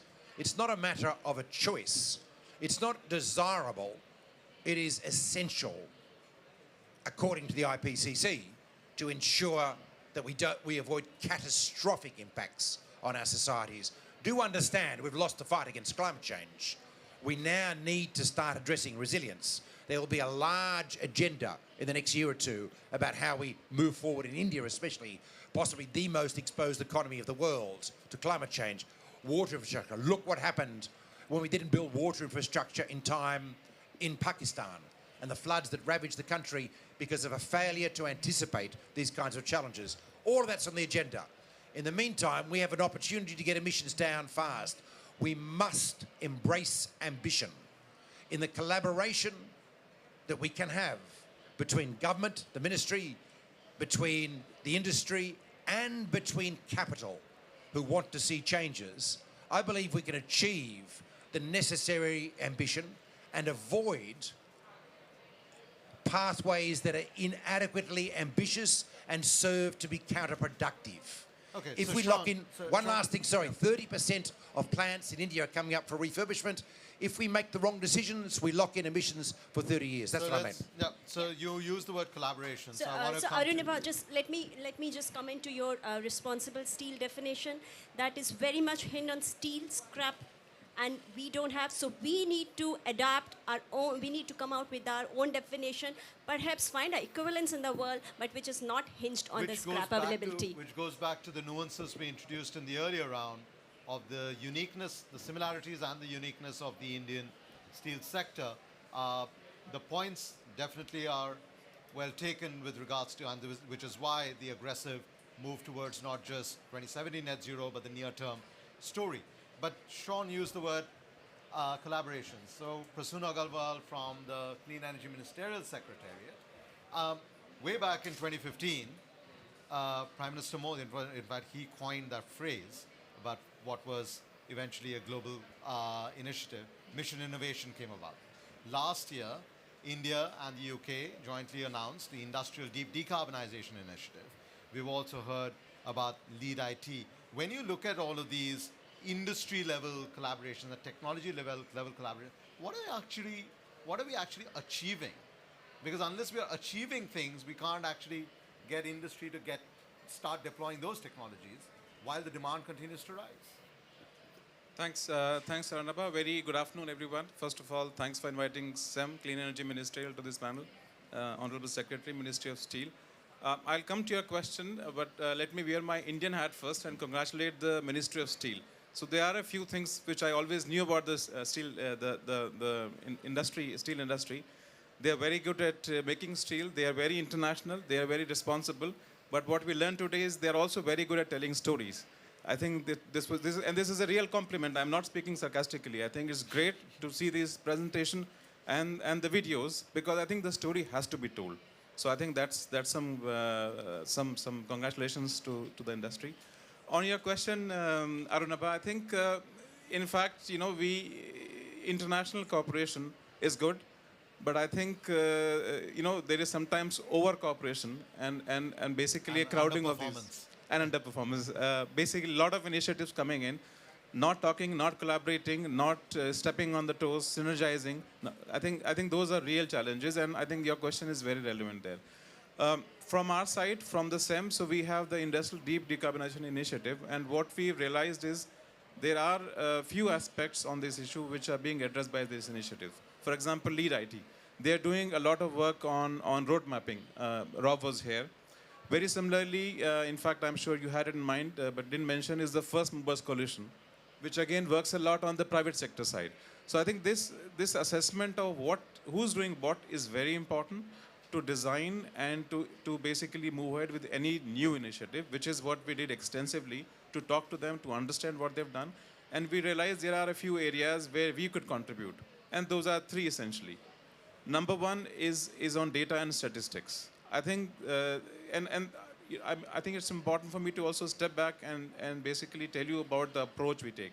Sometimes, these taxonomy and discussions are unilateral in nature, or they are done outside the system, outside the government, and then there's an expectation that it will be absorbed, adopted by the government. I think this is not easy, and we can't really expect that. What we do is we try to bring the governments together and also trying to bring the international institutions, expert organizations together for them, and we provide that platform for them to collaborate, which is exactly what IDDI is about. So Arunabha mentioned UK and India, but eventually also US, Saudi Arabia, UAE, Canada, many other countries, Germany, they joined the initiative. And then, of course, the top-notch institutions on the other side, which is the IAs, IRENA, CEWs of the world, trying to bring them together. And then look at these conversations, which are three. One is on data and statistics. I think it's a very different conversation in global north and global south, and it is important to be sensitive to that. We heard some undertones to that today. Number two is on the issue of taxonomy. Again, it's important to have this conversation in an open manner to understand the sensitivities, challenges, uniqueness of the context, which is what we do. And Ministry of Steel, Government of India is richly contributing to other discussions, at least in our initiative. In fact, being in the driver's seat in some way, which I think is very important, because it's important to be A, India's voice, but B, also for India to be the voice of Global South, which is what we expect for India to do. Number three is on green procurements. So again, we heard about it. I mean, there is, of course, a whole discussion. Technology is not a challenge. It's great to hear that. I think the hard-to-abate part is more in terms of stakeholders, because it's a complex sector. The ministry is not buying steel. They, in some way, are producing or shaping, but the buyers are completely on a different side. And that's where you need demand creation from the private sector side, which is what First Mover Coalition is doing, but also from the public sector side, which is where we are trying to work, trying to look at pledges from the government in terms of how they can send both a signal and in some way comfort in that industry that things are moving in this direction, so we have to move in this direction, and we should and we can move in that direction. So I think it's not, the jury is still out, to answer your question back, but I think the signals are positive. But I think it's important to have these dialogues, to have these conversations, and not to overstep, but to collaborate, and we are all open for that. Well, thanks, President. We're nearly at the end of the session. We've not done a second round, but many of your rich interventions have already begun to address some of the questions I wanted to ask in the second round. But I do want to come back on a couple of issues that I would request all the panelists to reflect on. One is, and I would request Mr. Rashmi and Ms. Verma to think about this. We've had about a decade of experience with the performance achievement trade scheme on energy efficiency, and India is thinking actively about, an emissions, not just an efficiency-related carbon market. Even as globally there is a surge of voluntary carbon markets as well as regulated carbon markets, and of course the whole discussion under Article 6 of the Paris Agreement. Can you reflect a little bit on this experience and what kind of market design do you see as valuable that can send the right regulatory signals and create a better level playing field for the steel industry that is having to compete globally? So I'll request Ms. Verma and Mr. Rashmi to reflect on this question, and then I'll conclude with Mr. Kidney and Mr. Agarwal with another one. So first and foremost thing we have to keep in mind is the cost competitiveness of the business. We are in business. We mean business. So whatever policies and frameworks we create have to support these businesses. Of course, business have to be very sensitive towards the need of decarbonization, and you have already seen the intent of action here in this room earlier. So we have to create market forces such that there might be initial nudges from the government towards greening. There has to be little support, and especially as Sir mentioned, I totally agree that bigger industries perhaps can move forward, but they need technology and R&D support But for the smaller sector, that is where we need to focus more, and they need more help in terms of finances.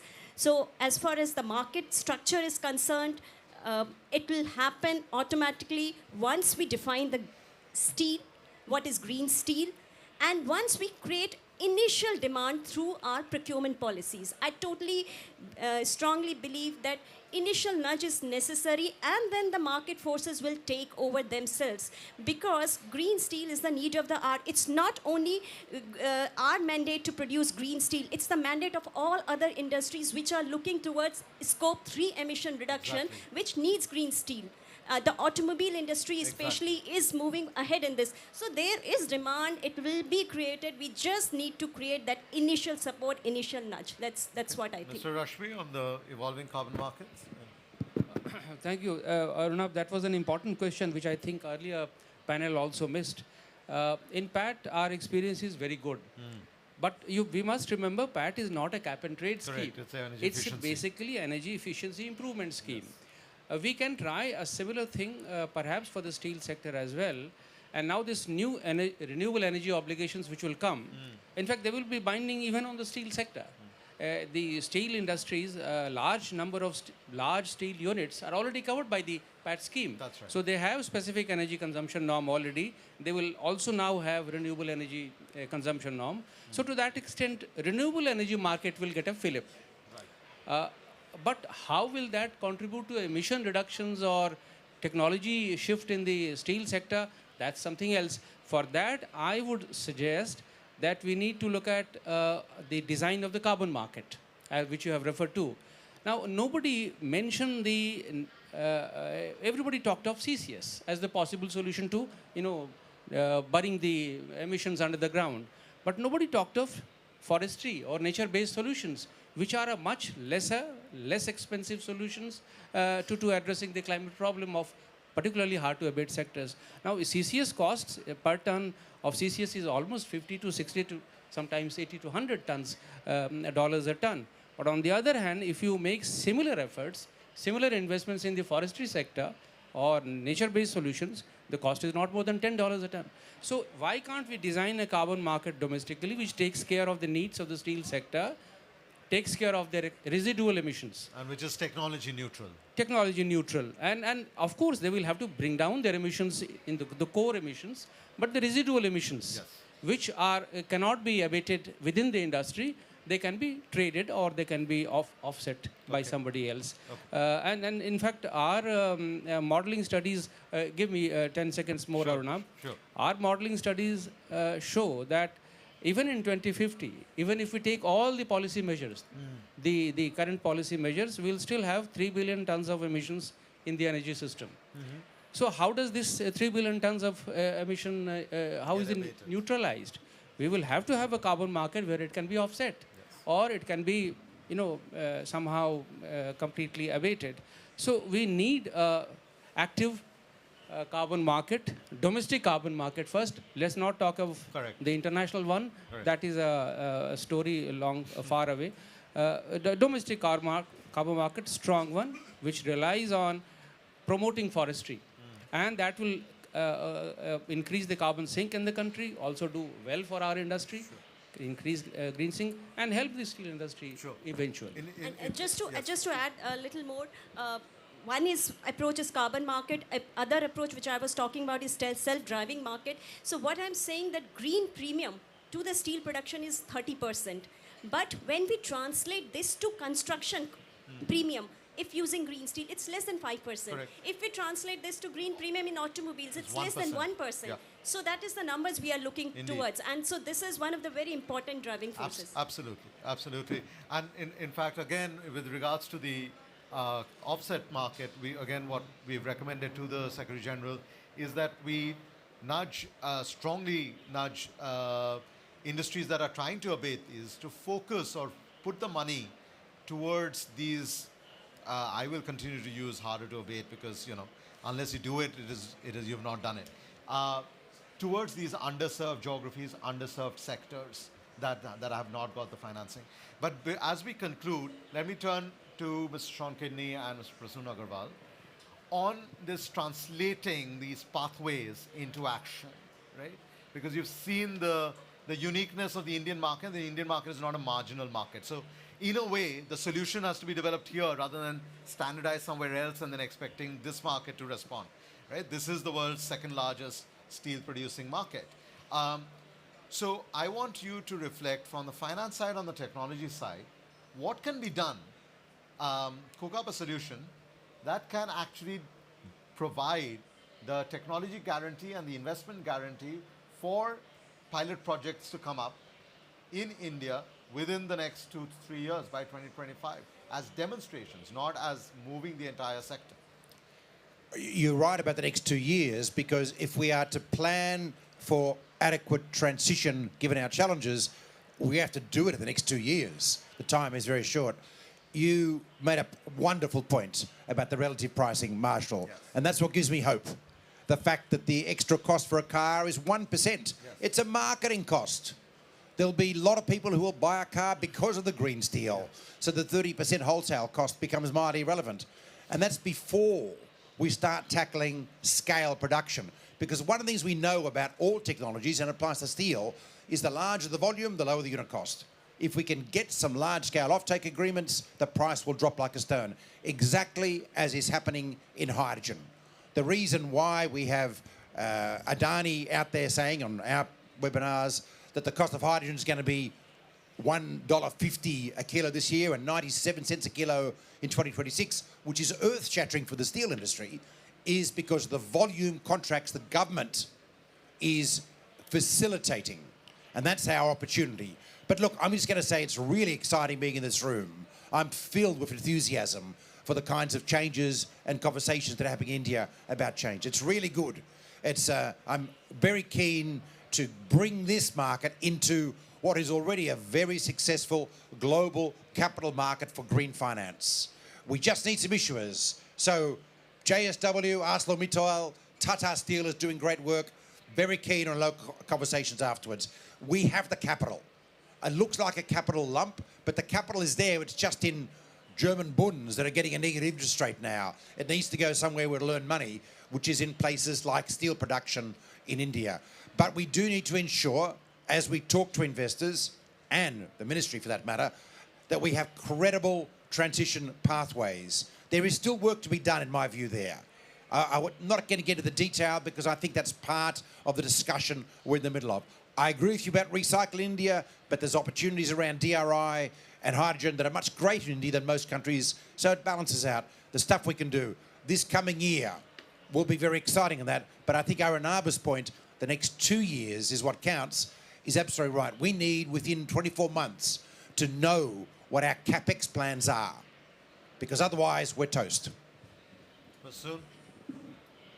So I think Sean is, clearly this question was up his alley, so he's answered that brilliantly. I think I'll give a 10-second answer to this and use that time for something else.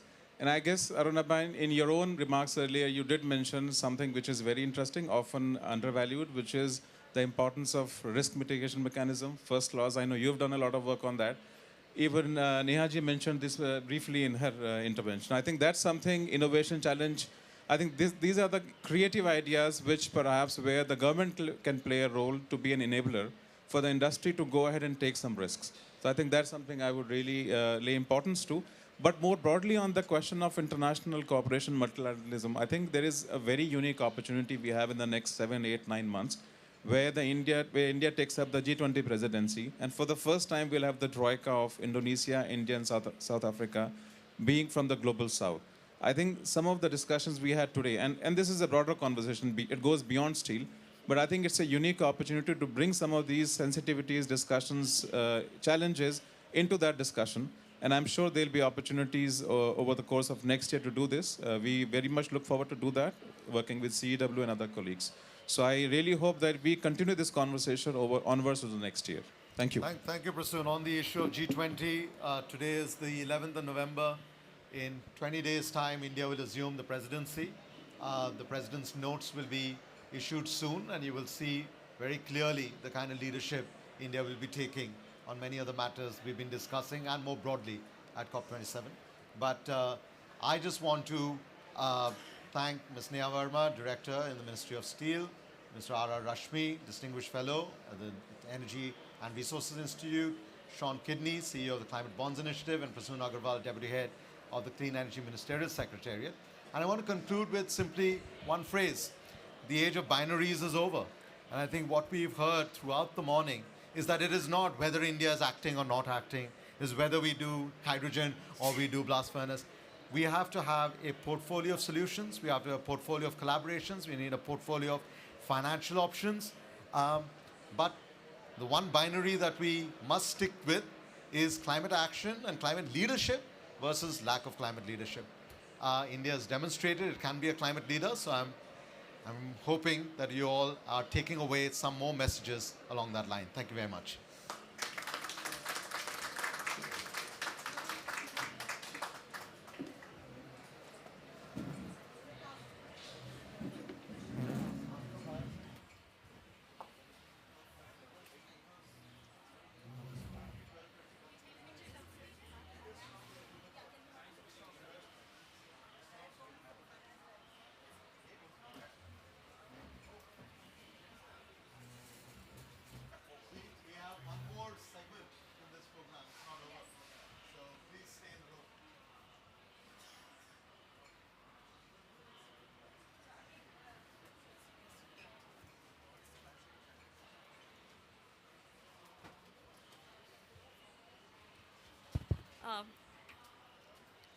Let's be ready for some fireworks in this room.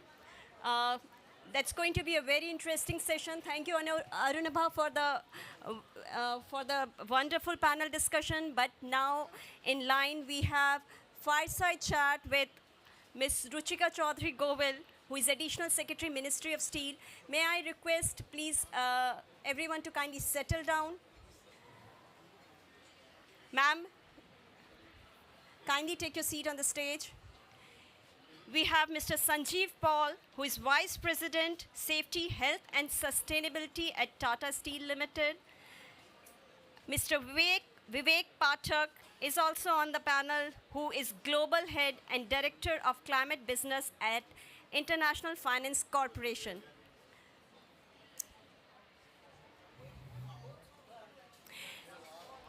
We are also awaiting another member for this fireside chat.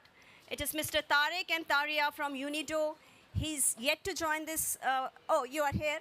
Thank you so much. So, Mr. Tariq is also here. He's Director, Department of Energy at UNIDO. So I welcome all the participants, and I hand over the mic to you, ma'am.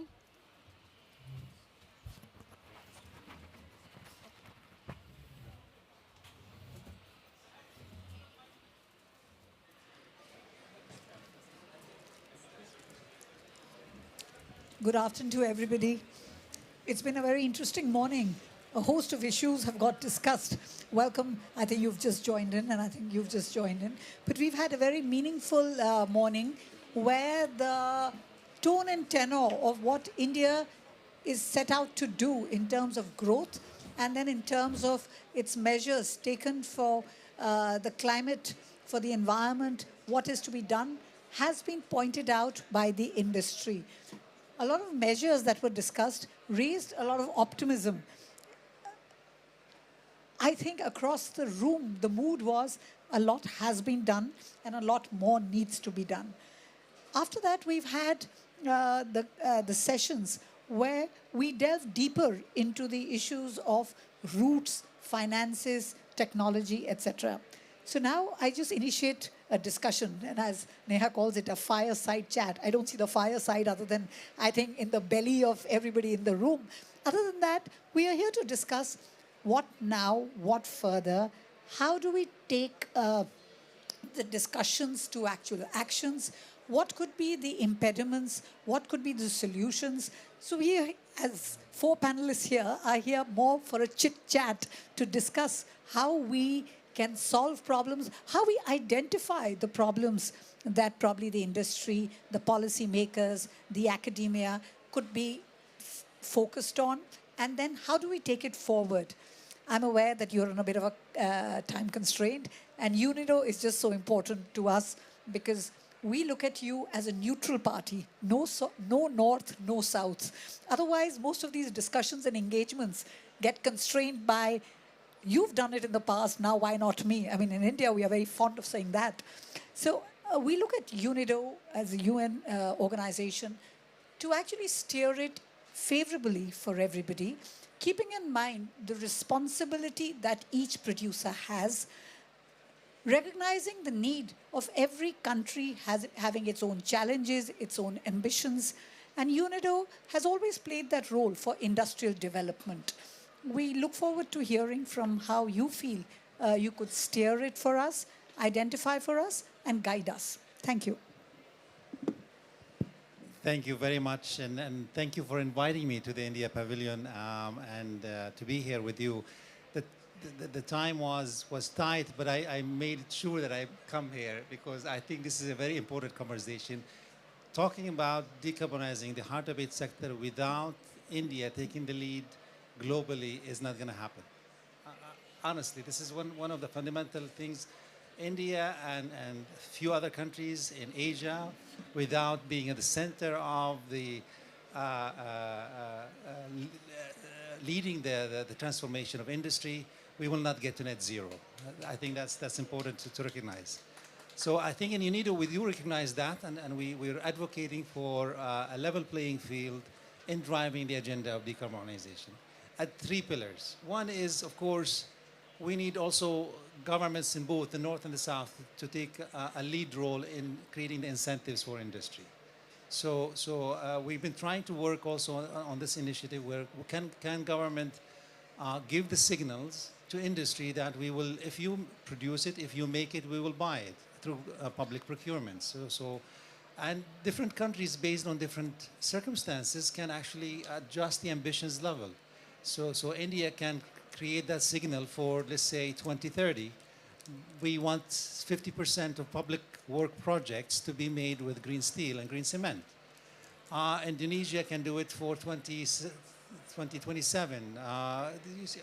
Different countries can set the ambition, but the signal is important. I think the signal is important. And we are ready and you needed to do the required capacity to create what's called the framework conditions in terms of reporting, disclosure, firm level accounting, setting the market reporting mechanism. That is also required because you have to have credible disclosure on the embedded carbon in these products and credible mechanism to trace traceability and verification and all that. And the second one is, of course, we're saying we need the right financing mechanism for industry, particularly in the South, to invest in decarbonization technologies. We know that if you want to decarbonize cement, for example, CCUS, carbon capture and utilization, will be part of the equation, but that's an expensive technology. So we can create in collaboration between developed and developing countries some sort of financing mechanism for the offtake of the carbon reduction at a premium, a price that reflects the cost of the technology, $50, $70 per ton of CO2, or an offtake agreements on the commodity itself at a premium price. I'm paying for the steel or the cement at a premium. So these mechanisms needs to be placed and require collaboration and finding willing partners to enter into these kind of mechanism. And the third one is of course technology collaborations, and we were seeing that both developed and developing countries need to benefit from the technology value chain around these decarbonization technologies, because if we end up with a concentrated supply market for these technologies, it doesn't help developing countries. So to what extent we can create value chains around decarbonization, either around storage, around carbon capture technologies, around green hydrogen, all these value chains, we can domesticate and localize part of these value chains in emerging and developing markets, and this is a great opportunity. And I think India is already aware and building the right strategies in that direction. These are my 3 inputs on this. Thank you very much. Thank you, Tariq. A lot of the points that you've raised have been debated through the day. When you talk about procurement, as Secretary Steele mentioned, that it's a pretty much a chicken and egg story. Which one comes first? Do we first get what you call the second part is financing and taxonomy. You talk about reporting and disclosure. So it all actually has to work parallelly. There is no doing it sequentially. I think each of the points has been mentioned as a very important requirement by each of the stakeholders. Everybody in the room has recognized the importance of taking this forward. And now this cannot be postponed or delayed much further. I think the urgency of the situation is pretty much there. I would just like to focus on the second point that you talked about, financing, in terms of developing financing models and to talk about offtake agreements. So here, are we talking in terms more of procurements, or are we talking about investing, helping the industry investing in the correct kind of technologies? Which one would we like to take further, or are we talking both here again? Both. Both. One is both options on the table. So again, if you want to deliver a green, let's take steel or green cement, green steel, for example, it's going to come with a premium. The ask is, there is a carbon reduction opportunities there that either we find an offtake partner to enter into the financing mechanism, because the industry is in the industry of making steel, not in managing carbon, let's say. So we need to create partners that can enter into the offtake of managing the carbon and public-private partnerships to facilitate the investment in the decarbonizing technologies. And that's where also international partners' responsibility comes into the equation, because again, the sharing of burden between industrialized and industrial countries comes into play. Can we use carbon markets to facilitate the undertaking of these costs? Or on the other side, what I mentioned is the offtake agreement on the end product at a certain commitment to price premium. We're looking at both options, but most importantly, we're looking also how can we get the carbon markets to create financing instruments that would facilitate investment in these technologies at a premium, because there is a premium price here we're talking about. Just the last remark, and I'll leave it to both of you for further taking it up. You know, the financing products always somewhere look for a rate of return. It has worked very well when we talked about renewable energies, and we are seeing certain amount of maturity in those products, in the green products there, because you do find visibility for a rate of return. When we are talking about financing of technologies or financing of industries which will take up such technologies which will reduce carbon emissions, and the product that will come out shall be not a shade, but as we hear, about 30% more expensive, because as they're calling it, the green premium or greenium, whatever that was being called, comes the issue for, to my mind, for two types. One, where do you see a rate of return for the money invested by the investor?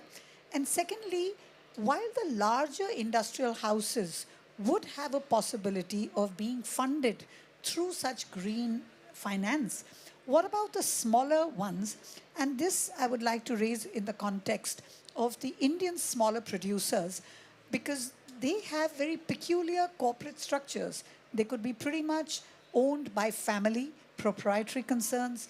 We have just partnership concerns which are not listed. And their corporate governance and their corporate capital structures do not match the international financing agencies' requirements when they were to finance such organizations, whether we talk about clear banking finance or even we talk green financing.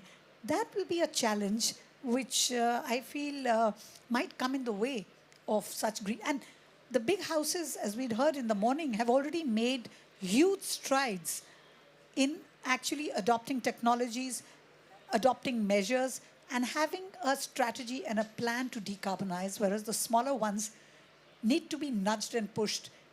How do we give money to such organizations?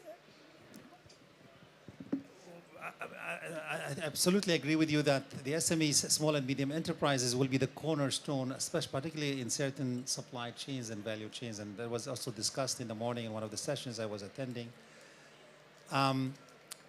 We have to understand the incentives. Where are the incentives for industry to invest? Either it comes from a pressure from the government or a pressure from the market.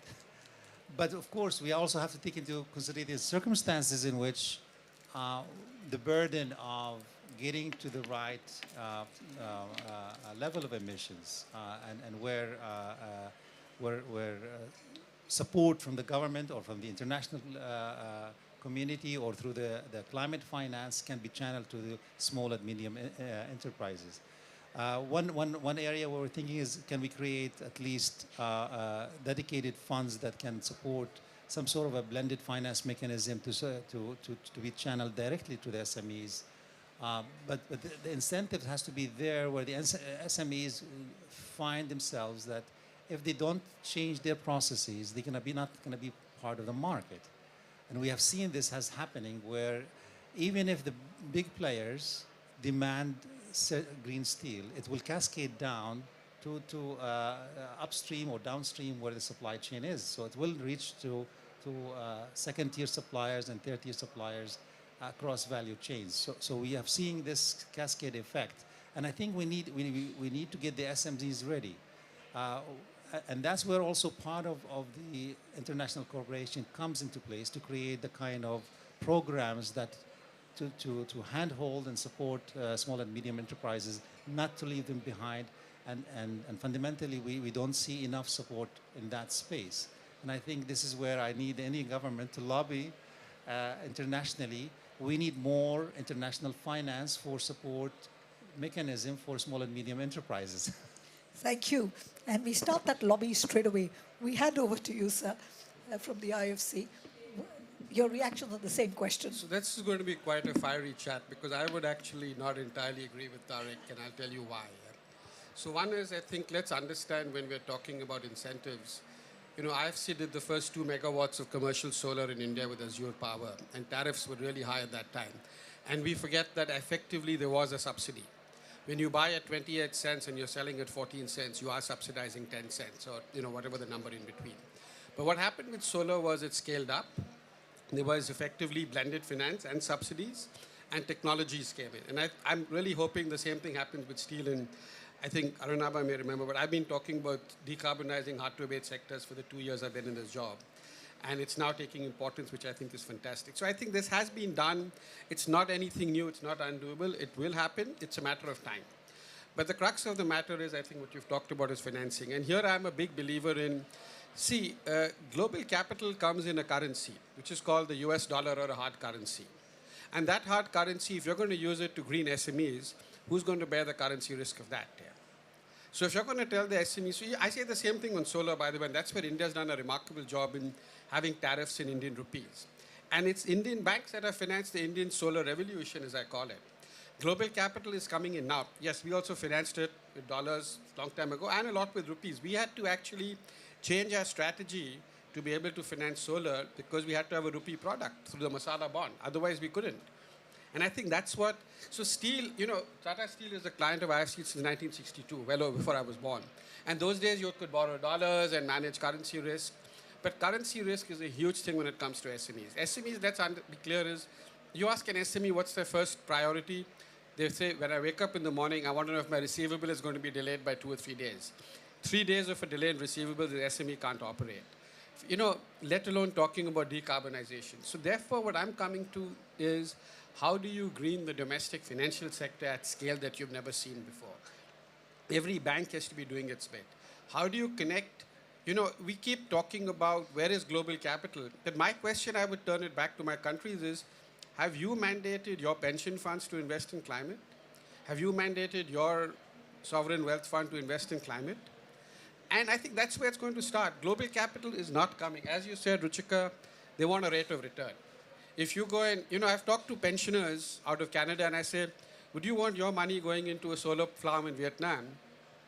I wouldn't want my parents' pension going into a highly risky country, which I'm not comfortable with.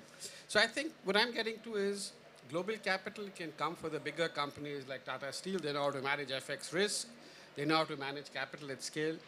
But what we really need is the domestic financial sector to really be, for want of a better term, shaken up. And they need to be, in India, like in many other markets, by the way, it's not unique to India, you're mandated to put money into the small-scale sector. So my ask to the government is, why not include climate in that?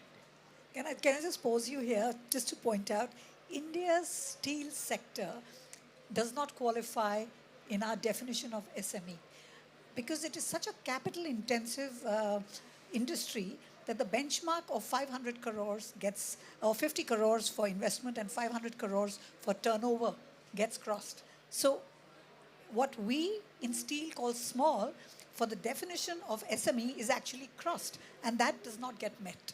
No, so that's what I'm saying, is I wasn't aware of that, but coming to your point, Ruchika, is why can't the Indian government mandate that X percentage of your lending has to go to climate for a start? And mandate the UTIs and LICs and the pension funds and the provident funds. And so bottom line, what I'm saying is, to make what you're saying happen, Tariq, I believe that domestic savings have to come into climate. I don't think developing countries need to wait for the part ones and the Canadians and the French and the Italians and everybody under the sun, to put it bluntly. Because at the end of the day, that capital is commercial capital. So what you either need is blended finance at scale. That's what's happening in green hydrogen. There's the number of megawatts, I can't even count, of gigawatts of green hydrogen that are coming up. It is amazing. But the two deals that I know that have been signed have worked on. One deal is exactly this, where a large fertilizer company says, irrespective of your cost of production, we will buy it at this. This is your cost of production. We'll let you make a margin. We will buy it at well above market. Now, today, green hydrogen is looking attractive, but it's very important for steel because gas prices are high. But once gas prices start to come down, which I hope they will, so you really need to have offtake contracts, like you said, Tariq, at a certain price, which effectively gives a subsidy in one way. But we also need to, then I would say, once you can get domestic capital, then I think we have a very strong case to go and get blended finance. So I'm making a plug-in for blended finance in India because we need that desperately in India today, to come in and further de-risk the pensioners' money, because they may not understand these things. Lastly, what I want to say is we need a different pool of capital because there's some really interesting new technologies coming in. I mean, there's this Boston Metals, I don't know if you've heard of them. We've all heard of it. My secretary here monitors it on a daily basis, their progress. He's a great fan of that technology. So I'm with you, sir. I mean, we should go to Boston together sometime. I've gone and met them. But I think we're underestimating the impact that technology is going to have. And whenever I meet people from Silicon Valley, I say, you made your money in digital now. Please do a little bit of good. And by the way, digital is a major polluter, I keep reminding them, through data centers. So please start putting more money into climate. Because I'm a big believer, and the reason I do this job is I believe all these things have to make money. Otherwise, you're not going to track commercial capital.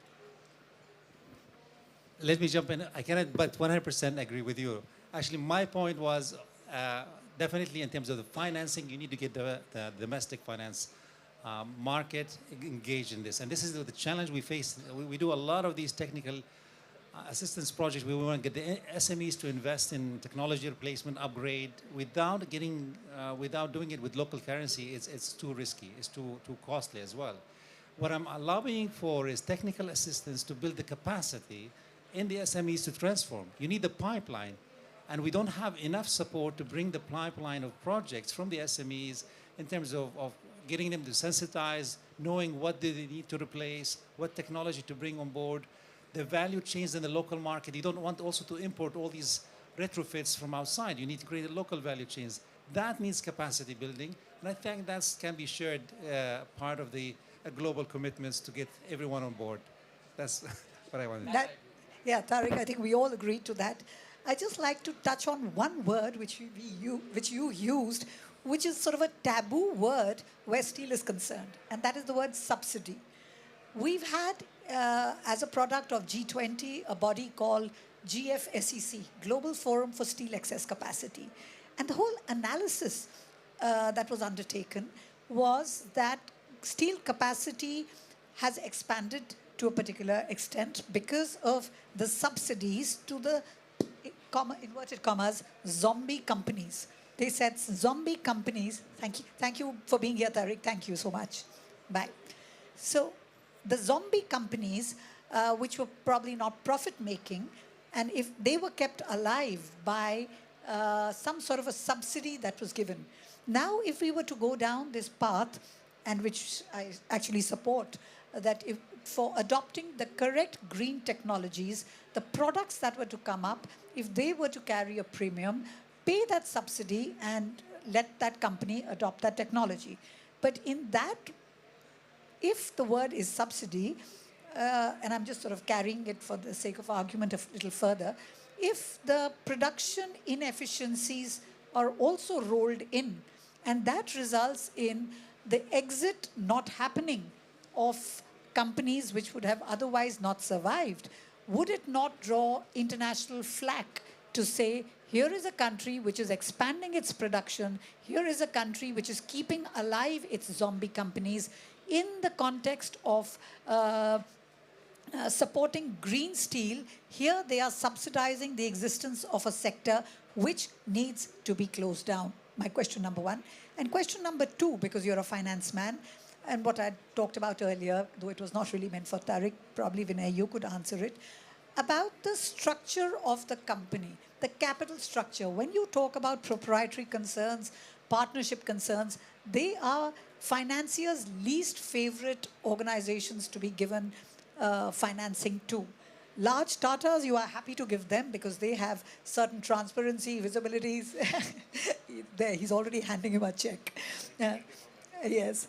How will we deal with that challenge? So I'm talking in terms of a G20 analysis subsidy challenge, and secondly, wanting to give it, how do I cross that bridge? So firstly, I completely agree that a subsidy should not be used to help somebody who's dying because of inefficiencies to resuscitate them. I completely agree, and that's not what I would say. You can call it anything else, but which is the most attractive place, Sean, for green hydrogen in the world today? As an investor, it's the US. The US is giving a massive subsidy for green hydrogen. So it's a very clearly defined subsidy. It's a time-bound subsidy, or we call it blended finance. I can give you a lot of words, Ruchika, for this to help you out, and I'll be happy. I'm meeting the government a lot, as Anubha knows. I'd love to bring up this point which I brought up. You can call it whatever, but you have to have clear benchmarks on what are your efficiency parameters, what are your productivity parameters, and most important is how much carbon are you avoiding by doing that. So you can link it in many different ways. You'd say we will only buy steel from you at this price, provided it meets these parameters, and critical would be how much of carbon have you abated because of that. So that's one. That's the way to do it. I think I completely agree. It should. For the record, I don't believe in subsidies in most sectors. I believe in markets operating, so I want to make that very clear. That's my personal and professional view. But the solar sector was subsidized. It was subsidized in Spain. It was subsidized in Germany. It was subsidized in India. It was subsidized in China. It wasn't just being called a subsidy because it was a different way it was shrouded, but effectively that's what it was. And both of you are correct. I mean, in the sense of, there's a challenge with subsidies and a challenge with the perverseness of subsidies. But I think in the climate conversation, we have to start moving away from, again, this binary of language. Because then we get trapped into remove subsidies of X or Y or Z. We have to talk about market correctors. The reason you need a subsidy is because there is a market failure. We all believe in the power of the markets. But if you believe in the power of the markets, you also have to believe in market failures. So use these financial instruments and call them market correctors. And that's exactly how the solar mission kicked off, even while we used market design and reverse auctions to bring down the prices. Yeah, so just picking up on that, Arunabha, I mean, blended finance and our traditional dollars have been the part one countries, EU, US, Canada, Japan, Australia. And so that's exactly how we do blended finance. There has to be a market failure. It has to be time-bound. It can't be for the life, for the next 100 years. But, we are having to move the discussion away now from traditionally blended finance was used for the bottom of the pyramid. How do you make a product or a service more affordable to the people who can't afford it? But my argument is 1 ton of carbon is 1 ton of carbon. I don't care, honestly, where it comes from. If it comes from steel, if it comes from SME, it doesn't matter to me. Now, obviously, I would presume the Tatas would require a smaller subsidy, but they would. I mean, we're talking to you all right now about decarbonized steel, and the bottom line is, you all have a 6 million ton plant in Rotterdam, right? You all are producing decarbonized steel there. 7 million ton plant in Nigeria. Yeah, okay, sorry, minor correction. But we've been talking to ArcelorMittal. We've talked to large steel companies in Asia and China. So it's a matter of the price, really. And coming to your financing question, Ruchika, I think that's really where commercial banks and India has a huge, what's it called, MFI or the microfinance institution, not microfinance, the finance company, NBFIs, what we call NBFIs, yeah. And they would be more equipped than commercial banks. But I fully understand that the risk profile of these companies is higher because the governance is poor. And that's really where we have to look at some sort of, I don't know, maybe an aggregation structure, an offtake structure where the buyer provides a higher price, so you don't take a direct risk on the company. And we really have to look at innovative models, which is what we're looking at today. So how does an IFC reach smallholder farmers? We can't lend to a farmer $5,000, but we will work through a large fertilizer company or a large agricultural company that is buying from them. So we have to look at structures like that, but I would really re-emphasize that, and please get this message back to Delhi, that the domestic financial sector is the one that's going to make it happen. I'm in total agreement. We've had that discussion in the morning, and the kind of money that is required, the steel sector being so... Are we running short of time? Oh, we've not even started with Sanjeev. I think this is such an interesting panel, and there's things we could have just gone on. Thank you for cutting us short, Sanjeev, for your comments, and any topic that you would like to start our discussions. I love that. In any case, my head is totally messed up. When I left, I heard the secretary talking about the direction that we need to give to India in terms of steel manufacture. And when I came back, I was witness to a wonderful panel discussion which Arunabha was chairing or convening. And quite frankly, everything that I had thought I would like to say has been already said. So quite frankly, I can, Neha ma'am, help you with the time there. But just to make one or two comments, since you have given me the mic, ma'am, so I'll use that time. See, the pathway for decarbonization for an Indian company, where steel is going to grow, and the technologies have not as yet evolved where you can make investments which are economically viable. We do know that absolute emissions will increase in the short term.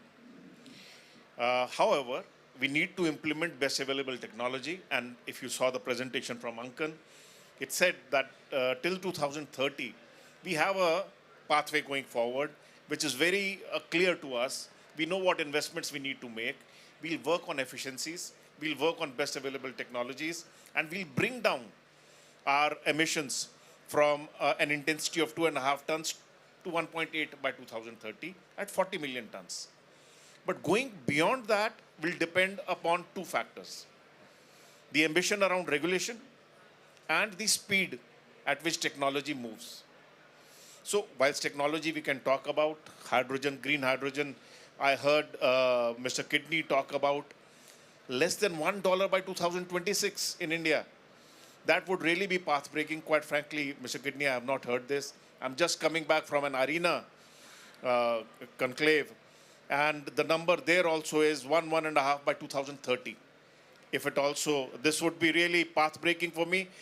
This is something is not in public domain as yet, so will be very good if we get to know a little bit more about that. But ma'am, unless there is ambition around regulation, which creates that nudge, as Tata Steel and I'm sure as any other industry, we are not looking for subsidies. We are looking for a level playing field.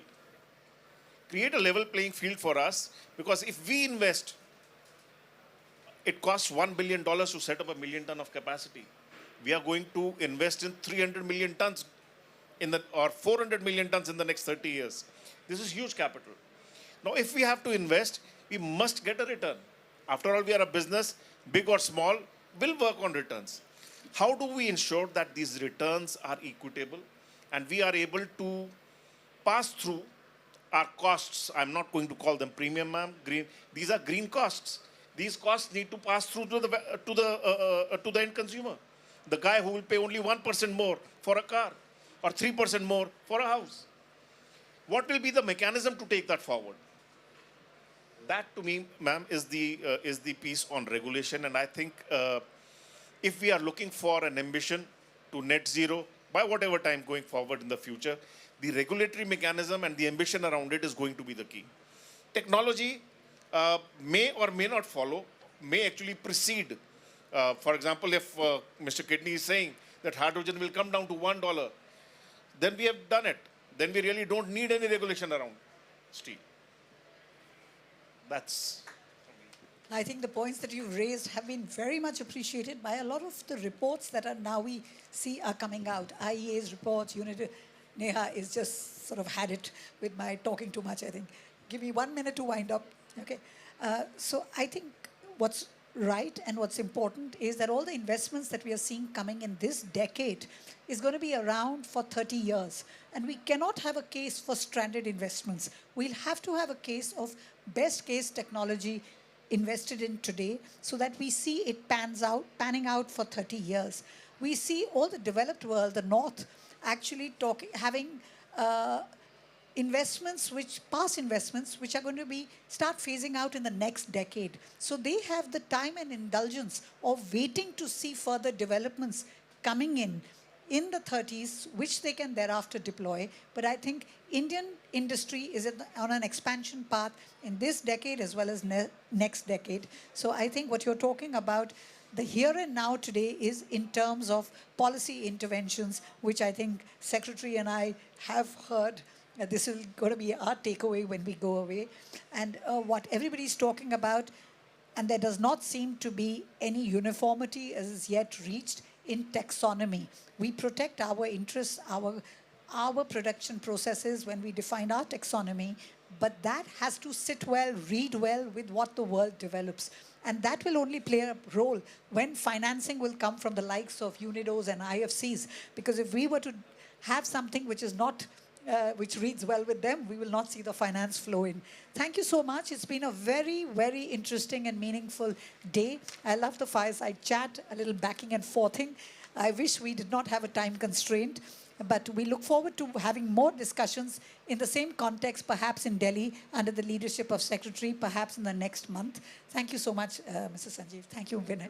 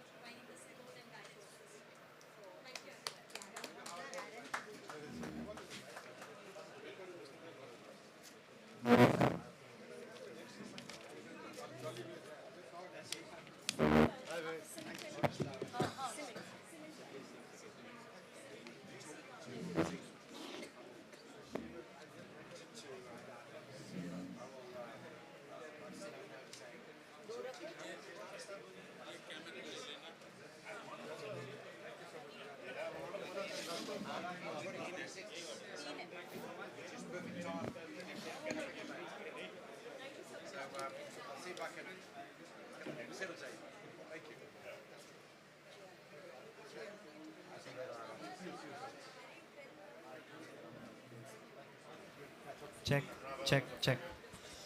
A very good afternoon, everyone. I'll request everybody to please settle down. Our next session is on low carbon cement. We are waiting for everybody to settle down so that we can begin our next session. This is on the cement sector. Since morning, we have heard about the decarbonization of the steel industry. So cement is another hard to abate sector that we have done significant amount of initiatives in the cement world.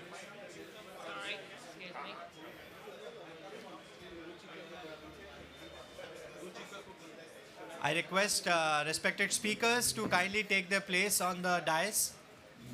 Ms. Ruchika Dral, if you can please kindly come and take your place. Professor Karen Shivner and Dr. Somen Maiti.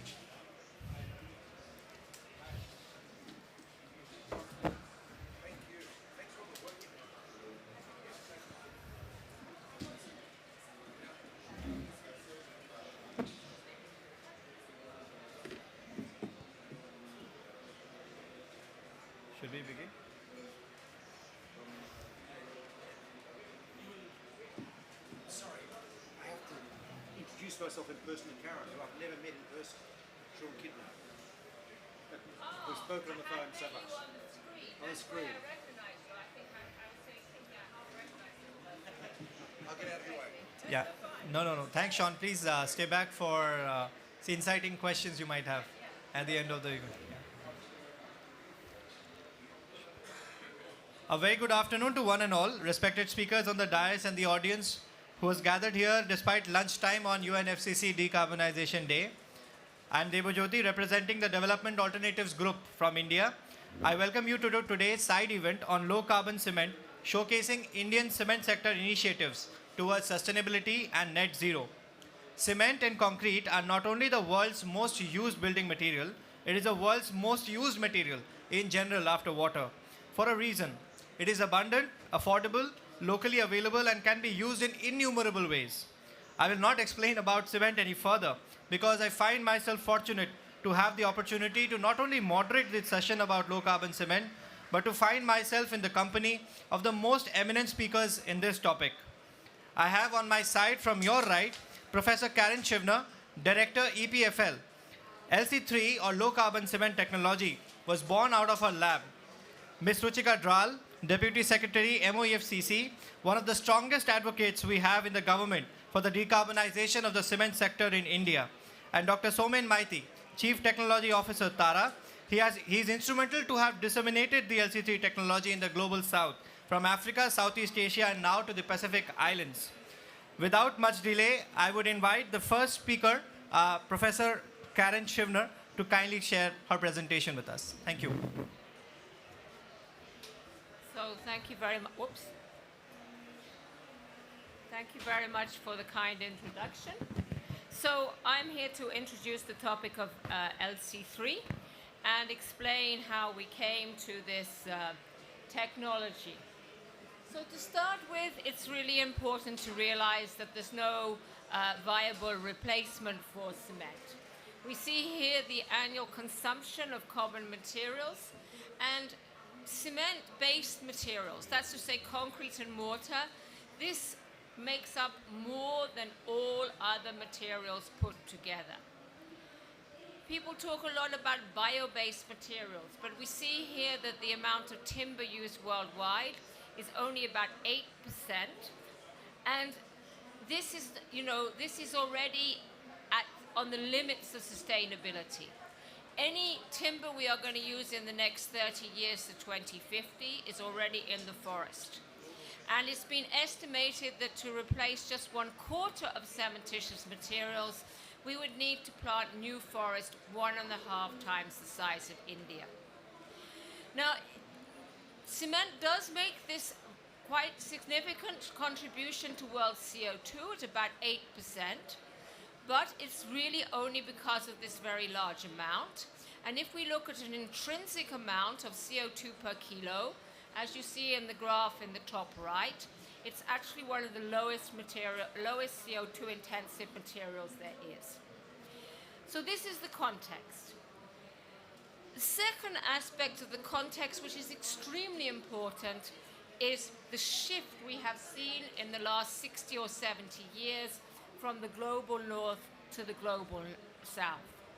So on this graph, you can see the enormous increase in the consumption of cement as the world develops, but also how the global north has stayed more or less constant at roughly 10%. Now, China has been the big player in the last 30 years, but the demand in China is now going down, and this will be taken over by India and other developing countries of the global south, notably in Africa. And in Africa alone, it's predicted the demand for cement will increase by about 10 times in the next 3 decades. So the question is how to respond to this demand, which is driven by growing populations and urbanization, while respecting CO2 emissions. This must work at all levels. So in this report we wrote for the European Climate Foundation, we showed that we have to string together the different parts of the value chain. We cannot achieve zero carbon at one level alone. We have to work at the clinker level, at the cement level, at the concrete level, at the building level, and on the way we reuse materials. Now, I don't have time to talk about all of these today, and we are just going to concentrate on the second one of this, how to reduce the amount of clinker in concrete, which is the essence of the LC3 technology. So the composition, which we call Portland cement, this is an inevitable consequence of the chemistry and the geology of the Earth. So only 8 elements are making up 98% of the Earth's crust, and geology has given us these very high concentrations of calcium in the form of limestone that has been formed over millions and millions of years. So no other material can be produced in the quantities needed, but this does not mean to say we cannot do anything. We can do a lot, and particularly we can look to replace a fraction of this Portland cement clinker by other less reactive materials we call SCMs. Now, this idea has been around for a few decades now.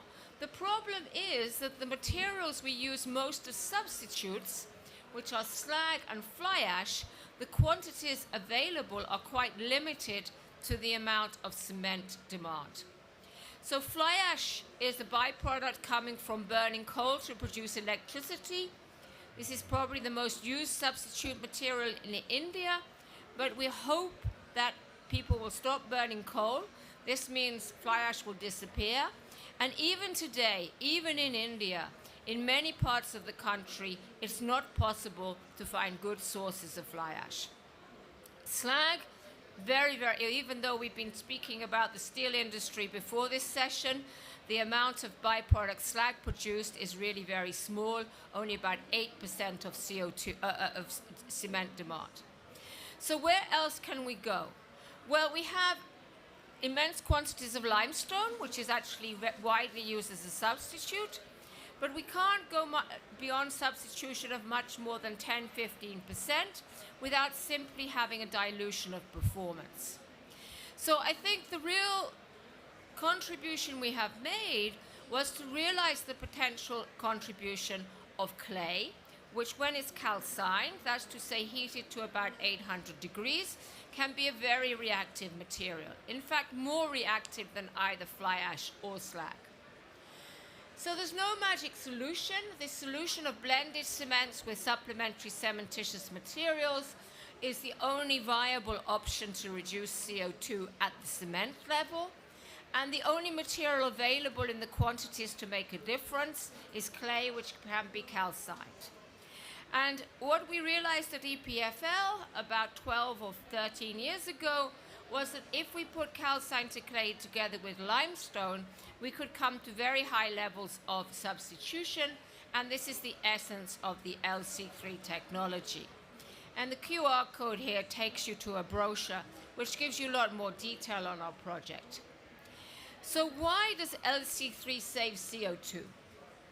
Because in conventional cement and conventional concrete, about 90% of the emissions are coming from the clinker. Clinker is producing the most CO2. And with LC3, we can replace at least half of that by a combination of calcined clay. Calcined clay has a small amount of emissions because we need to heat it up. And with limestone, which has virtually no emissions because if it's not heated, it doesn't give off CO2. And what is interesting about this combination is even at this high level of substitution, we can have mechanical properties which surpass that of the reference Portland cement in only a few days. So when you're using fly ash, you may have to wait at least 90 days for the fly ash to catch up with the reference strength. But here you're catching up in 7 days. So this translates to 50% less clinker, 40% less CO2, similar strength, and some properties, notably chloride resistance and resistance to alkali silica reaction, very much improved. So the big question we had to tackle, and I'm sure Suman will talk in more detail about this in the Indian context, was to find suitable clays. Now, basically, we need only 40% of this mineral we call kaolin. This means we're not competing with high-grade kaolins, which are used for ceramic applications. And in fact, many of the waste of these other mining operations can be reused as material for calcined clay for cement. And the kind of clays we need are really abundant, particularly in the developing world, where most increase in building will take place in the next few decades. Everywhere you can see this kind of orangey yellow color, you will have suitable clays, and even in many areas which don't appear the best at first sight, we have really been able to find it, thanks to our good geology team of Debo and Suman. And we have brought this project now to full scale, thanks to very much to the efforts of Tara and Suman in India. Right at the beginning of the project, we were able to calcine pilot amounts of clay and to build this demonstration house. And we could show that in this demonstration house, we could save at least 14 tons of CO2 compared to existing solutions. Now, this is being taken up by the industry worldwide. This is a greenfield plant which has been built in Ivory Coast. And there are now many, many other projects going on worldwide. And particularly in India, the standard for cement was finally changed at the end of this year. And this, we think, will give a huge impetus for LC3 production in India. More good news on the financial front, because this product is cheaper to produce than the reference Portland cement. So this is a very big incentive. Of course, it's difficult in this very conservative industry, which is all about scale and having production 24 hours a day, 7 days a week, 300 days a year. But we're starting to make inroads that people see that they can achieve CO2 reduction and also save money. So the potential is really enormous. This graph here shows the average levels of substitution currently in the world today. And it's been hovering around 20% for the last 15 years or so because of the shortage of availability of slag and fly ash. When we remove this limitation, as we can do easily with calcined clay, we can go at least to a substitution level of 40%. This was already presented in the Indian roadmap some 10 years ago, and this would represent a saving of 400 million tons of CO2 per year. But in fact, I think on a horizon of 2050, we could easily imagine to go to a substitution on average of 55%, which would represent double that in savings. So that's really 2% of world emissions coming from just one single technology. So we now have a lot of countries interested in this, including many, many in Africa. And as well as India, I think Africa is going to be the big opportunity for LC3 in the coming decades. And I'm very pleased to announce at this forum that we now have a pledge from the Symbiosis University. So this is a new university being created near Pune. And they have agreed to use LC3 as the material in one of their largest buildings constructions. And we estimate this will represent a saving of at least 100 tons of CO2 in the overall building construction. So I think this is really good news, because this is what we really need, large demonstration projects to show that this is really a material that can work in all applications. So here I just quickly summarize what I've said in terms of the advantages in LC3, in terms of reducing CO2, saving scarce resources, because you can also use a lot of waste limestone, for example, that has a similar performance to OPC, and saving costs, etc. So I think on the concrete field, we really have to realize there's a lot of potential. We can save at the cement level by making LC3. We can save then again at the concrete level by reducing the cement in concrete. and at the building level by reducing the concrete in the building, because most buildings are systematically over-designed by at least 20%. And all of these were actually at a cost saving. Okay, you cannot go totally to zero. You will need to have some remainder to be dealt with in another way, such as carbon capture or reforestation or something like that. But these are costly and more complicated options, so it's really important to do what can be done as fast as possible. And this is the big advantage of LC3. It's ready to go now and can be done at large scale almost everywhere in the world. So thank you for your attention, and I'm happy to hand back to Debo.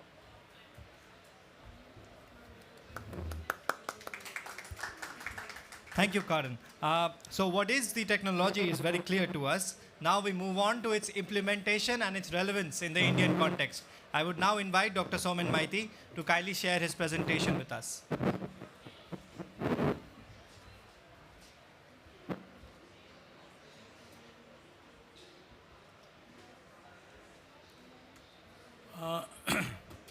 Good afternoon to all of you. My job is simpler. Professor Scribner has explained that. Professor Scribner has explained all the technical things about the LC3. What I am going to show it to you is, in LC3, how have we been implementing this in India? What are the effects, and what are the different types of possibilities? Give you some idea on the status of the Indian cement industry, to give you an idea of the scale that we are dealing with. It's of course the second largest, of course after China.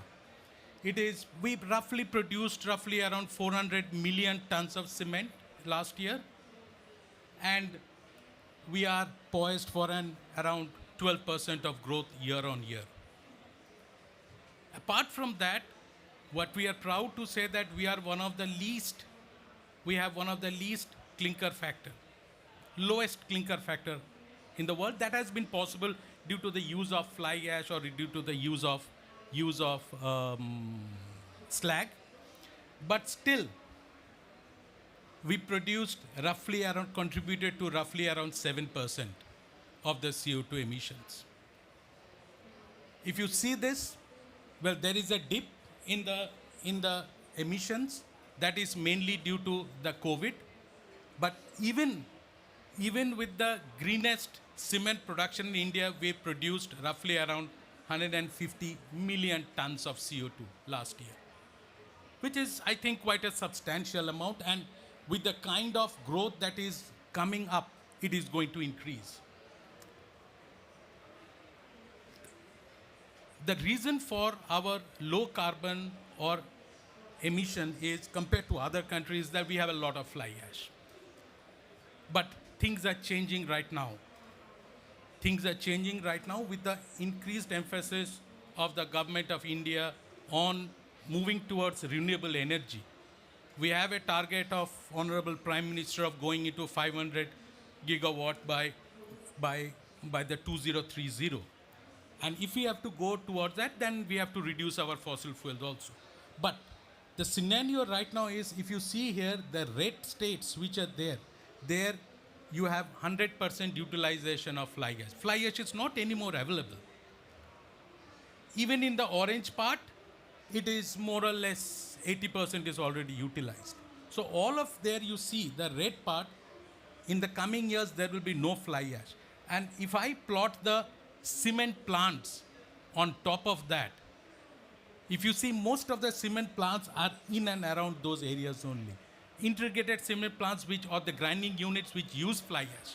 So there will be no fly ash. There are no fly ash, there will not be fly ash. So how are we going to achieve that, achieve our growth? We need to think of this. And here, the question of LC3 comes into. So one of the most realistic solution, as also pointed out by Professor Scribner, was on the LC3. I'm not going to deal with it into this. But what I'm going to deal with this is our interaction with the companies. We are working with several companies. I will come to the later in the last slide, which are the companies that we are working with, almost all the big companies in India. So these were the basic questions. Whenever we approach a company, these are the basic questions that are asked to us. First and foremost, since clay is the primary mineral or additive into this composition, into this technology, where is clay? Do we have clay? If we have clay, where is it? What is its quality? So people need to understand this in the Indian context. Apart from clays, what are the other raw materials that we can use here? Because that is a 15% of limestone into it. Is basic question of users. Is LC3 comparable to the normal cements? And of course, the main question that comes is whether it is cheaper to produce or it is affordable enough. And for a company, they say that whether I need to invest. What is the kind of investment that I need? So considering these questions, well, number one, in the clay availability, if you see this is a world map, if you see the yellow portions, these are where kaolinite is available. And if you see it is available, of course, almost entirely across the world. And most importantly, this is available in the growth centers where the future growth is there. In India, what we did was we plotted the cement plants. The purple dots gives the grinding units. The green dots are the integrated cement plants, and the yellow dots are the clays that are available. And mind you, these clays, the figures that we have got, these clays are in the IBM. We have not yet, and these are, of course, these are, we can call it as ceramic grade clays. We have not even looked at the non-ceramic grade clays. With my colleague Shashank Bishnoi from IIT Delhi in India, we have been roaming around for the last 5 years in every corners of the country. And wherever we have got excellent qualities of clays. People have not even heard of it, have not even seen that. So these are some of the areas. Well, I would not claim here that LC3 can be adopted in everywhere, because you need clay, especially in the northern part of India where you have Haryana, Punjab and UP. Those areas you don't have clay. So there it might not be possible to introduce LC3, but these are some of the hot spots of introducing LC3, where you don't have fly ash, or the cost of fly ash is very high, and there is abundant clay that is available. Some idea when we did, I told you that we have been roaming around for 5 years on looking at clays. This is the area marked by red. This is actually a clay deposit in Gujarat. The white dots that you see, it is excellent quality. Even on the road from Bhuj to Anja, which is the yellow dotted line, yellow line that you see from the central part coming towards the southern part, when you travel on that road, across both the sides, we have been able to walk only around 500 meters or so. Everywhere we went, we just took out the topsoil and top part and then got the clay, some clays, and then we tested it. It is even more than what is expected. Even people there didn't even knew that there is clay there. And my colleague here, Debojyoti, he is also looking at clays. He is also of the same opinion on this. Some figures on the type of clays that you have in India. We have this brown ones, we have the whitish one, and mind you, all of these are waste. I'm not competing in any way with the ceramic grade clays. These are clays which are now, people cannot use it. They are now using it as landfills, or it is being used as, it is being lying there as heaps. Some indication of the qualities of the clays this map is going to give you. Massive deposits in the state of Gujarat, Rajasthan, Bengal, Odisha, Jharkhand, these areas, and also in the southern states of Kerala and Tamil Nadu, where you have huge amount of deposits, but also with excellent quality. In the other areas, like central India and the other states in southern India, you have deposits, but of medium quality. we have done an extensive survey and we have seen that in India there are 26 states which has reported occurrences of clays and good quality clays. Coming to the other mineral, which is limestone, we are working along with IIT Delhi, Professor Shashank Bishnoi, in doing a research on this. These are all waste materials. These are materials, waste limestone, which is being dumped now by the cement industry. They cannot use it. This is number one. We have also been working with waste, high MgO limestone, which cannot be used in common cement manufacturing processes. We have also worked with marble sludge, which is available in probably we generate roughly around 7 million tons of marble sludge in a year, and Kota stone dust, which is roughly around 10 million tons in a year in the state of Rajasthan. We have utilized those also, and it gave us excellent results. So the essence is that all types of raw materials are there, and not only there, they are in sufficient quantity, all varied all along. Some idea of the production that we did, this LC3 that we produced we are working along with various institutions.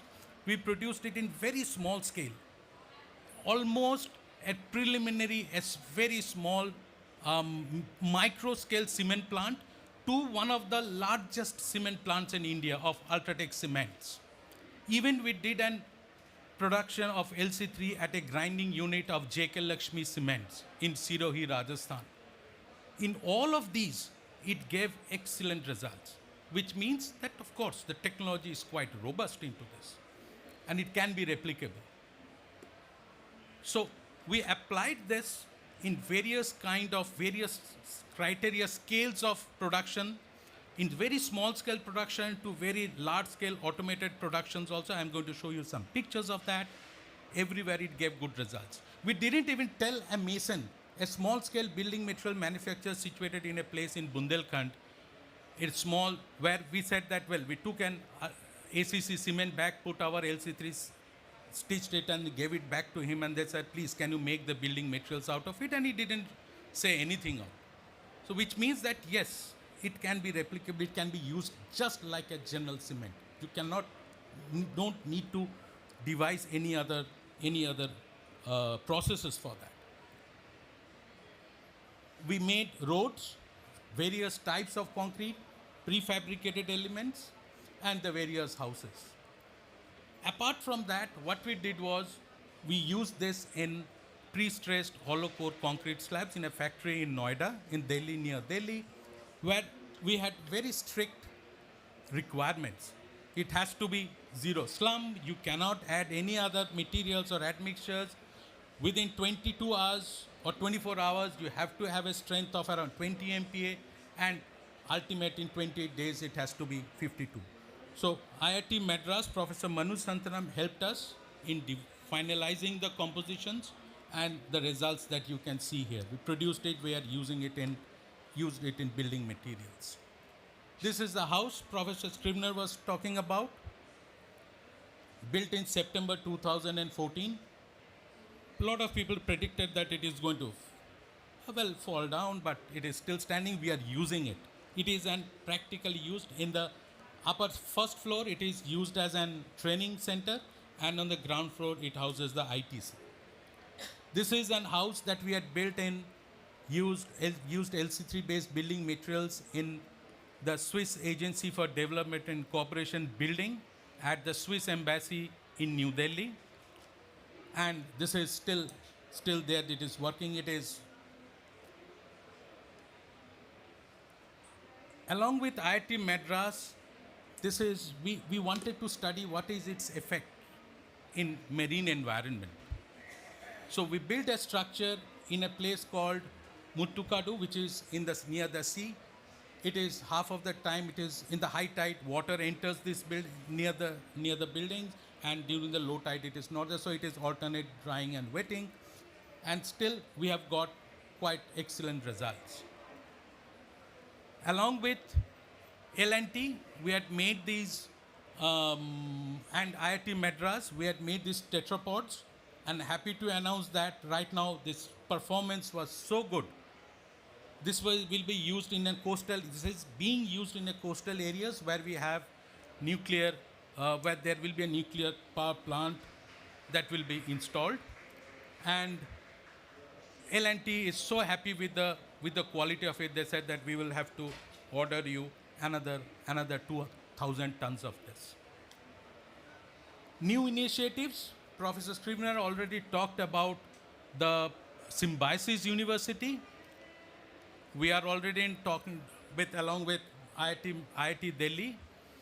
They are already in dialogue with them. We are also working in dialogue with the Noida Airports Authority. A new greenfield airport is being built in Delhi, near Delhi, to look at the possibilities of using LC3 at the airport. All of their construction. They have given us a requirement of around 50,000 tons of cement, so we are working with various cement companies on how to produce it. Production process, I'm not going to deal with, there is no change in the production process, you only need to add an additional calciner. Some of the companies that we are working out with India, you can see almost all the big companies, names that are there. Ultratech, ACC, Ambuja, Prism, MP Birla, all the big companies that you can think about, we are working with them.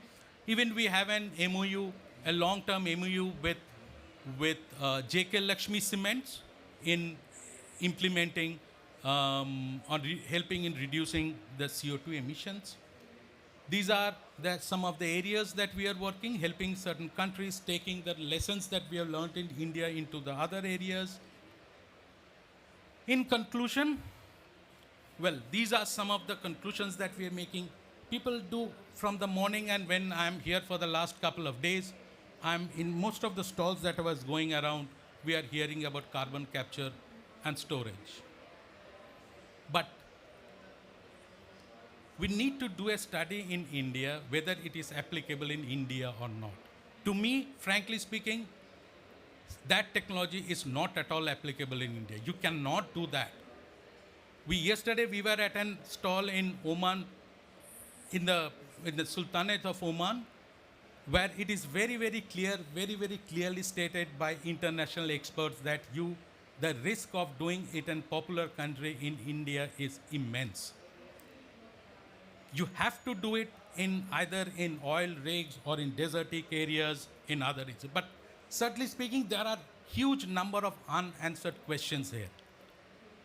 So let us look at an incremental kind of savings. Standards approved by BIS. We are just in the process of publication. Once it is published, yes, people can adopt it. Abundant clays are available. No need to search for it. We know we have. And of course, I told you it is extremely versatile in nature. You don't need any drastic change in the processes. It is cheaper to produce. Professor Scrivener also pointed out how it is cheaper to produce, what are the economic benefits, and of course, it is suitable for the scale of operation, any scale of operations. Thank you very much.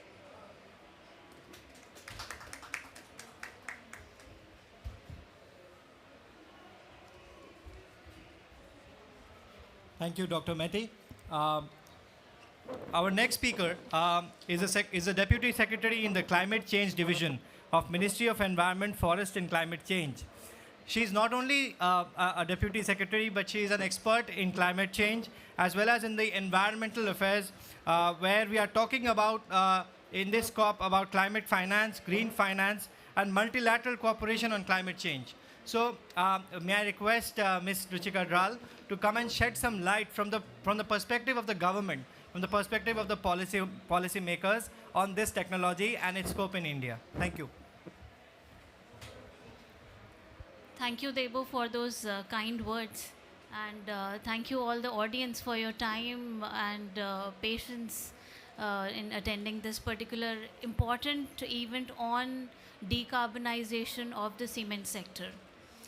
It is my absolute pleasure to be part of this important discussion, and we are specifically talking about the public-private partnership in decarbonization of some of the key hard-to-abate sectors. My colleagues from the research agency and Tara have already talked a lot about the technology and what the LC3 cement is all about. I would just like to take you a little backwards on why we are, having this discussion. Why is it important to talk about the technology for the decarbonization of the cement sector? The IPCC Working Group 3's report has highlighted the importance of decarbonization of the industrial sector to be able to contribute in this global fight against the climate change. Industry contributes to major greenhouse gas emissions across the world. The hard-to-abate sector specifically contribute to about 30% of the emissions globally. And within those hard-to-abate categories, cement is one of the key sectors which is contributing to about 7% of the global GHG emissions. And my colleague has already mentioned that it is the second largest consumed product in the world after the potable water. So we can, very well imagine the scope and the importance the sector holds in reducing the global greenhouse gas emissions. However, these are particularly hard to abate sectors because they involve a lot of high temperatures. The production lines are very tight, and these are kind of some unavoidable emissions that are embedded into the product itself. So any effort to decarbonize these sectors requires huge investment and major upgradations in the production lines. That is the reason it calls for higher investment also. And when we talk about India, India is a very well-known emerging economy, and it is set for high industrial growth in the coming decade. And most importantly, 75% of the built environment that India is going to have by 2030 is still going to come up.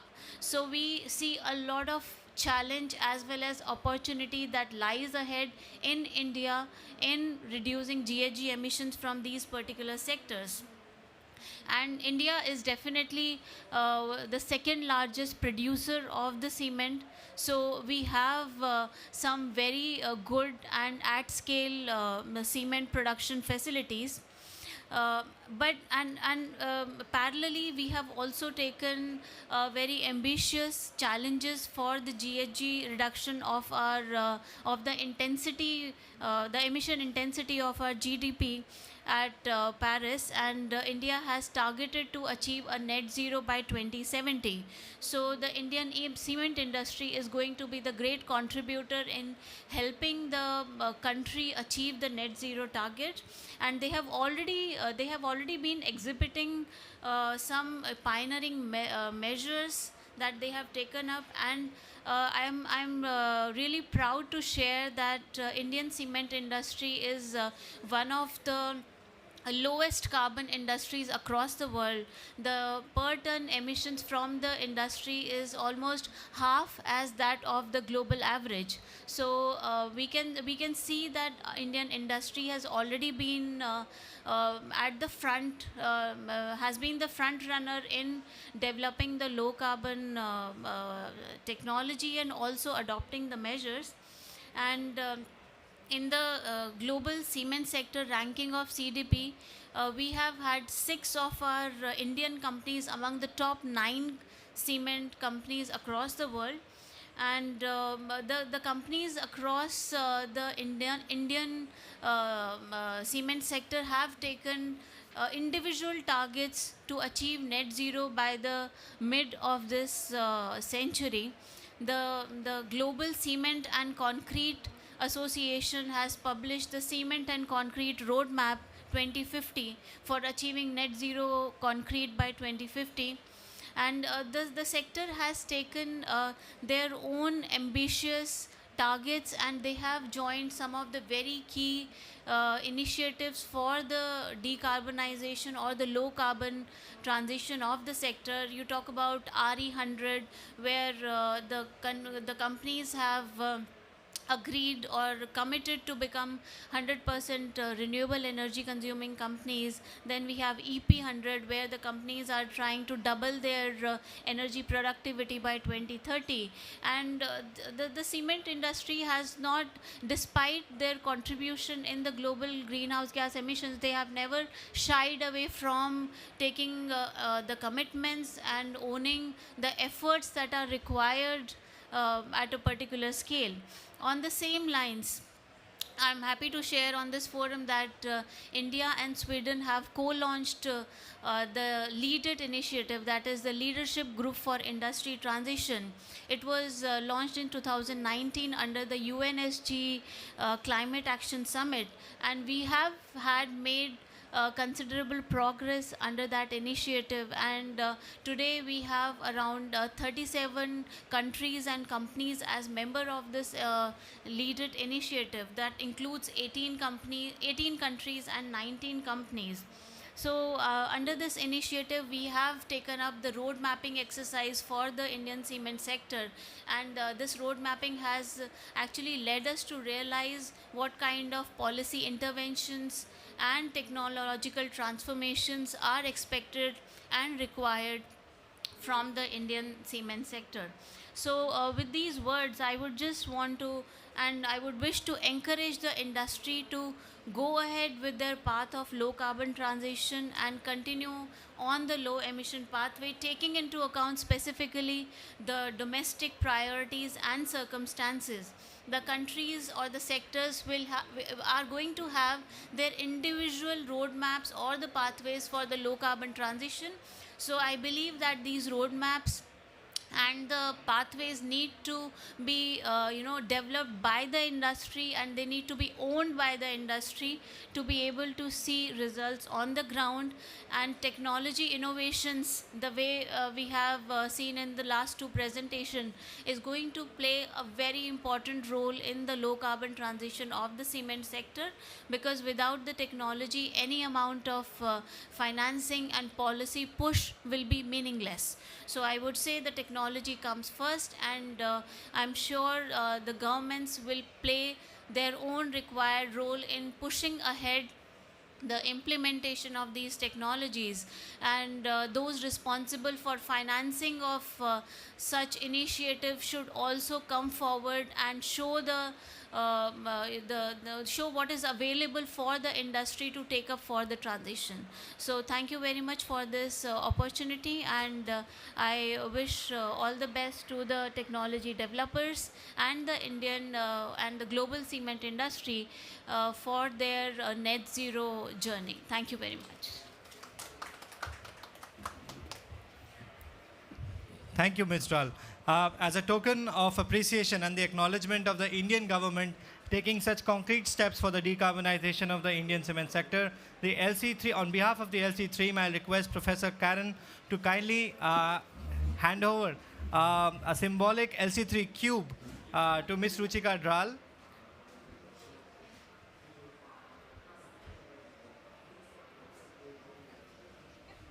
Thank you very much, Professor Karen. With this, we conclude today's session on the low carbon cement. You are more than welcome to approach us, and we will be there. We will be there at the QR codes that are there in the presentation. Thank you very much. Thank you.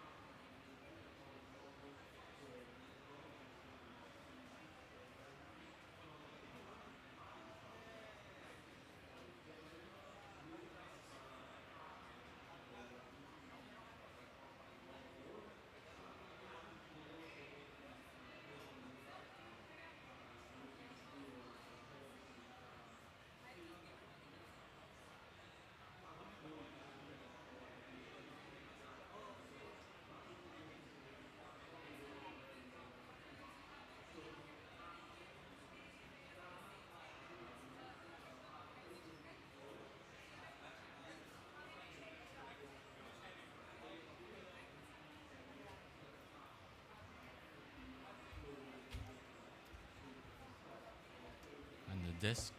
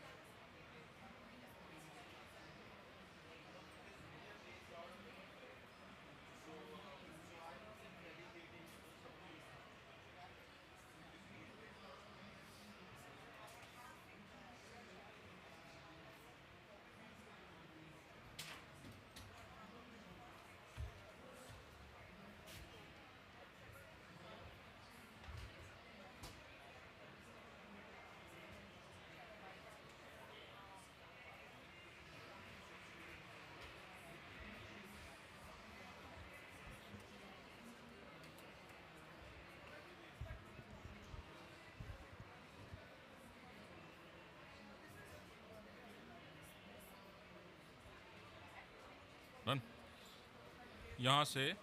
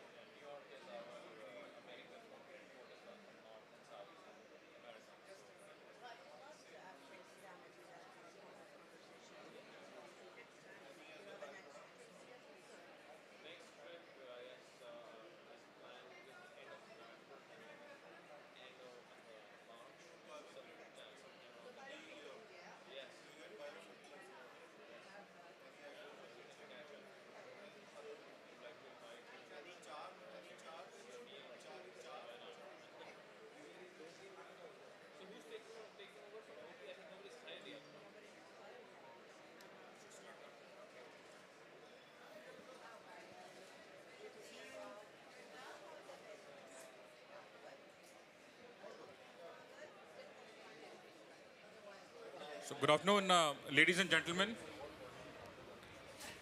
Good afternoon.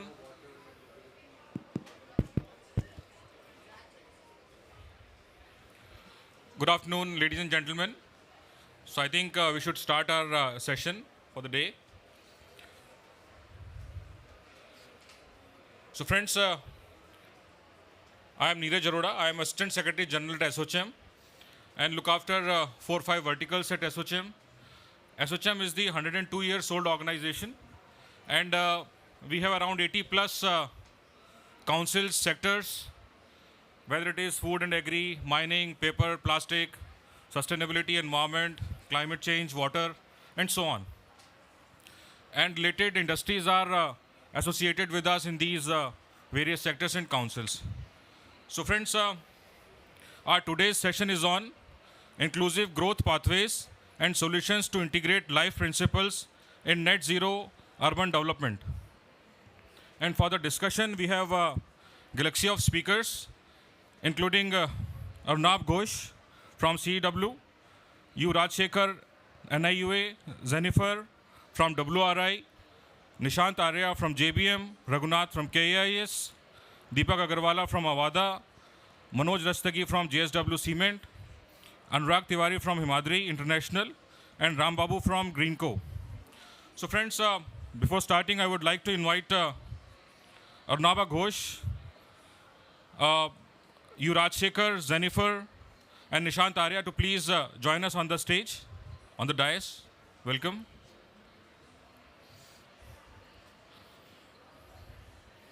Please.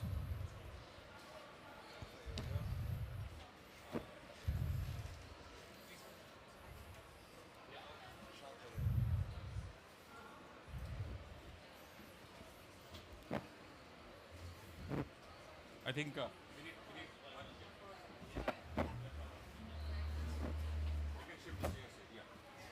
thank you so much. Thank you. So now I would like to invite Dr. Arnaba Ghosh for the welcome address. Over to you, sir. You would like to join us from here or? Yes.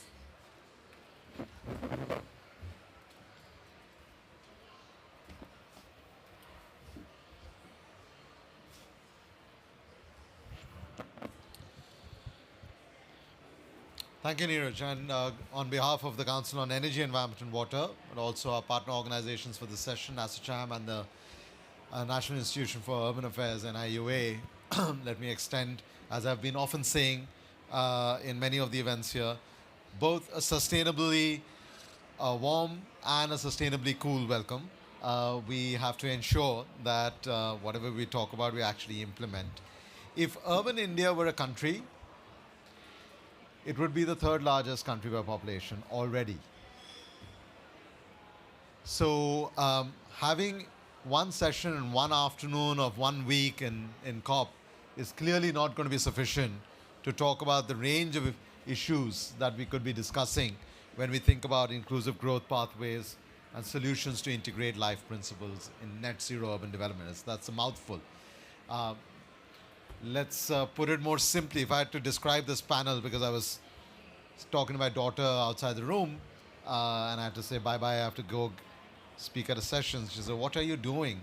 I said, I'm trying to talk about how to make cities more livable. You know, that's really what we are talking about here, right? But cities being more livable is not about that someone will come and make the city livable and the rest of us will live in it.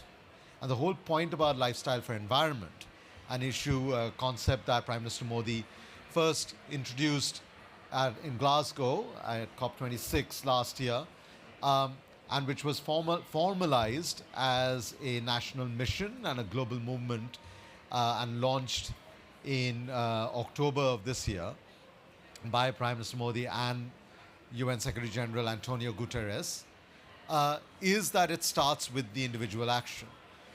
But in that individual action is not just the switching off of lights and fans. It's really about nudging behavior towards demanding a different kind of a lived experience. Equally, another dimension to the lifestyle for environment movement is the supply side. what we call at CW the enabling of markets. So how do you, so suppose all of us went out of this room and said, oh, now I want to have lifestyle for environment. And I say, okay, I want a clean public transport system. Is that delivered on tap, on demand? If I want clean air, will it be delivered on tap, on demand? If I want to use less plastic, will it be delivered on tap, on demand? So the enabling of markets is going to be extremely important. We spent this morning in a 3-hour session here that again CW was involved in on green steel. And this question kept coming up, who's going to make it? Who's going to ask for it? Who's going to make it? Who's going to ask for it? And in this game of passing the parcel, the planet continues on an unsustainable pathway. So that's the second part of it. And the third part of it, therefore, is the redefining of aspirations. What does it even mean to have a good lived experience? And are the aspirations that have driven us thus far the same that will take us forward? What it means to be prosperous, what it means to be healthy, what it means to have a good life, right? Without dampening down on basic needs. So when we translate these concepts, which seem a little abstract, into a more sort of contained setting, you can have a conversation around green steel, and then you can have a conversation on green cement, or you can have a conversation about the third largest country on the planet, urban India, right? So what does that actually mean? It starts with what we do within the household in terms of the nature of our energy consumption, the nature of our resource consumption. A few years ago, I wrote a book called Energizing India, in which we said India is going to go through 4 simultaneous energy transitions. It's going to be the the move from not having energy at all to having access to modern energy. The second, let me come back to the second in a second. The third big transition was going to be that India will have a deeper footprint in global energy markets, whether it's oil and gas or whether it's renewables.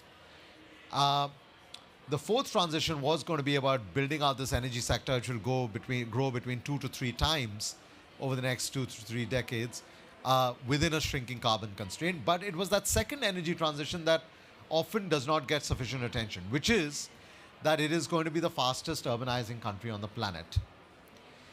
And that shifts patterns of energy demand. So from energy needed to pump water for agriculture, we're suddenly looking at energy consumed in buildings, in our transportation systems, in our industries, in our small industries, in our cold chains, in our shopping malls, in our hospitals, in our schools.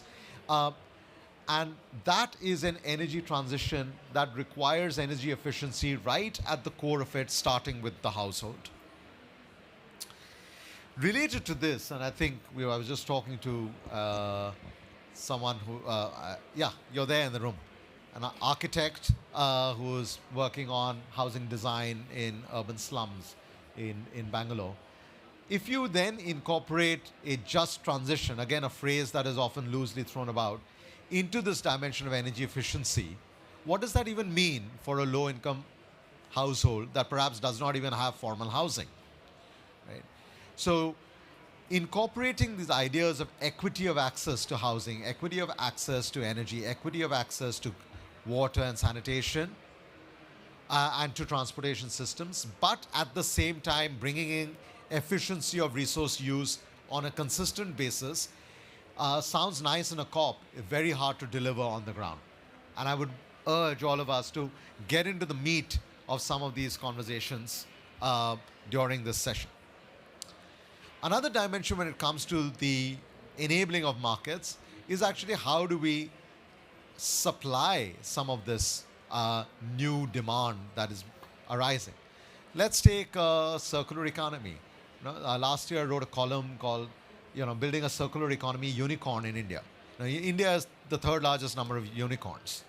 So every second day you hear of, and I'm not counting the ones on my daughter's t-shirts.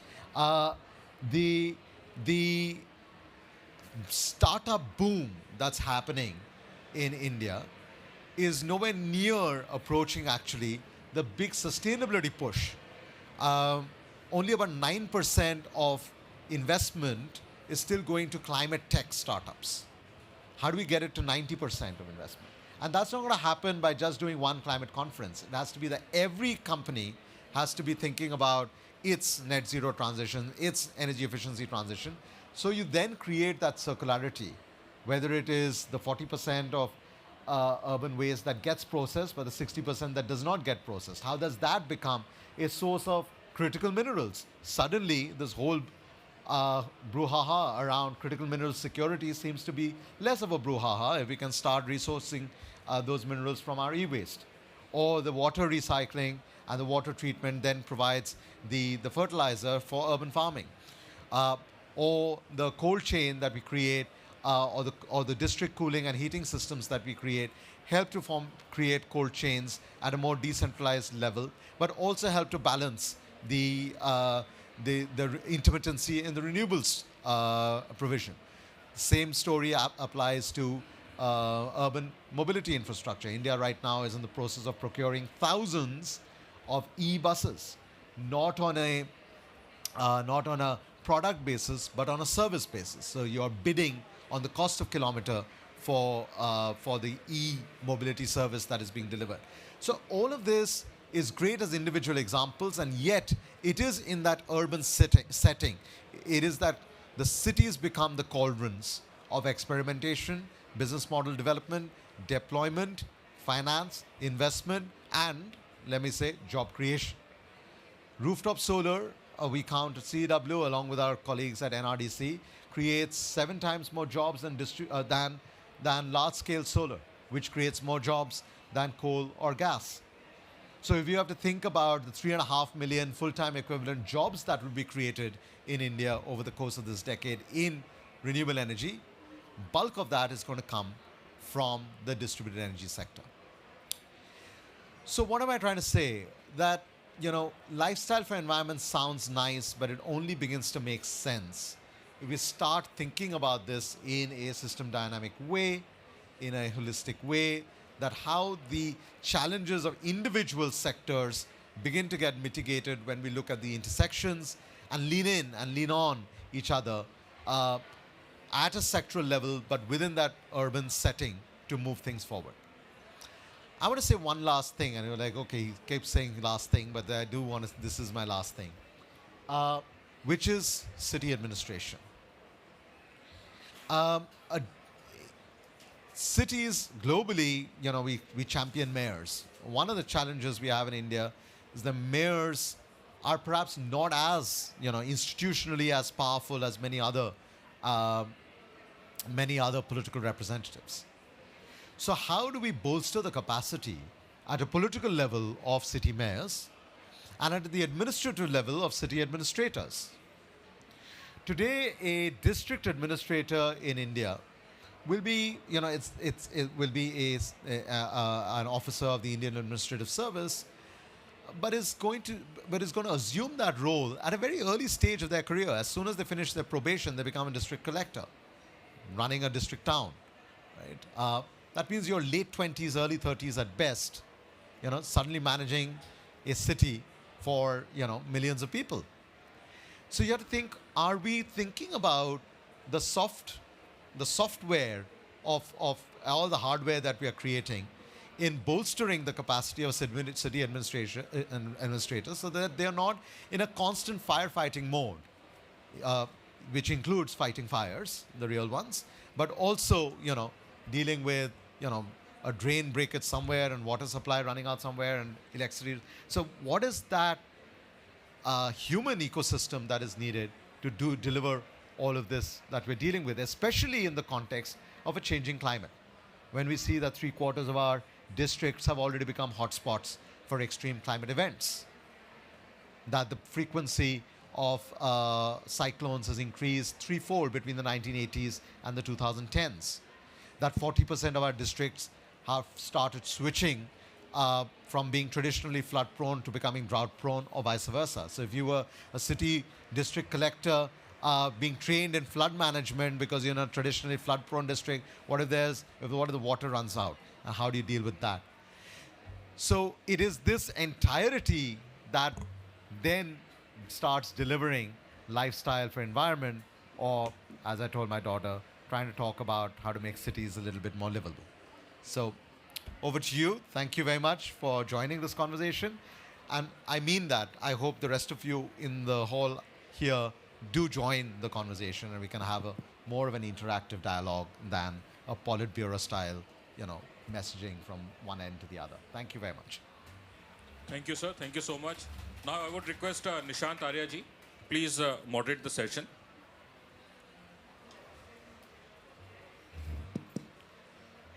Yeah, I think you have set the tone very well, Anurava, and the perspective which we all have very clearly today, as our Honorable Prime Minister has launched with India's G20 presidency, the life perspective and how the lifestyle for environment is so very important, and how all of us truly have to embrace that for that to be reality is something which would differentiate India from rest of the world, and where we have this opportunity today. And I think for discussing that, we have a very august panel, and clearly the topic of this panel where we are going to discuss the life principles and how the life principles would be an underlying success for the net zero commitments we've had, and how different corporates can commit to that, and what is their pathway for moving towards the net zero and the life commitment. So keeping that in mind, I would like to bring over all our different panelists to share their views, and I would like to invite Jennifer Laker from WRI, who's here today, who's leading energy for WRI worldwide, to share her perspective. How does she see that corporates can really imbibe the life perspective and the principles for achieving the net zero, and how can this bring in the resilience which is required today?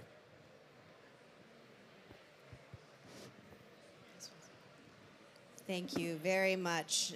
It's delightful to be here with you and to follow on to Anirudh's amazing overview of this issue is always a challenge. But let me give it a try. Let me tell you a little bit about how we at WRI view this opportunity and why it's so critical that India, as a leader in lifestyle for environment and as the G20 presidency emerges, takes this concept forward in the international context. So I'm going to speak about really three things.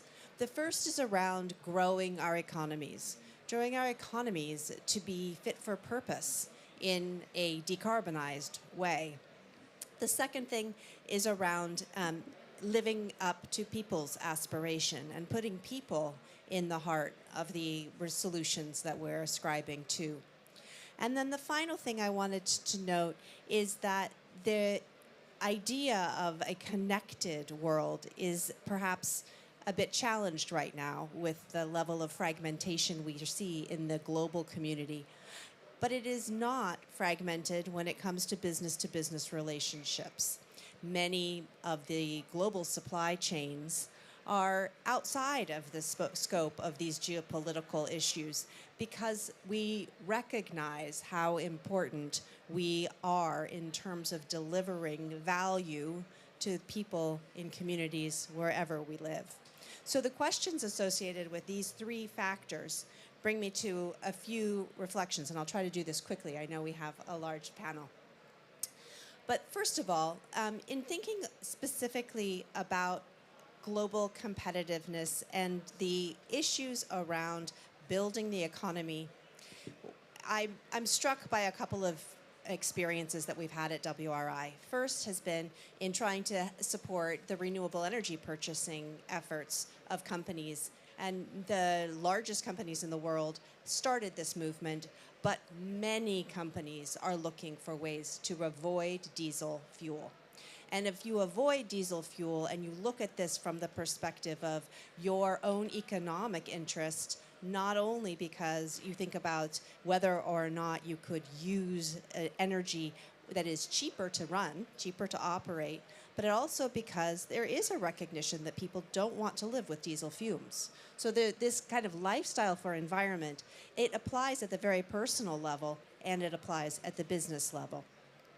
When we think about the kind of individual actions, and I think it's really important to recognize that putting people at the center here, we have the opportunity to give people the ability to participate in the clean energy economy. And to participate in the clean energy economy doesn't mean you are in the technology space exclusively.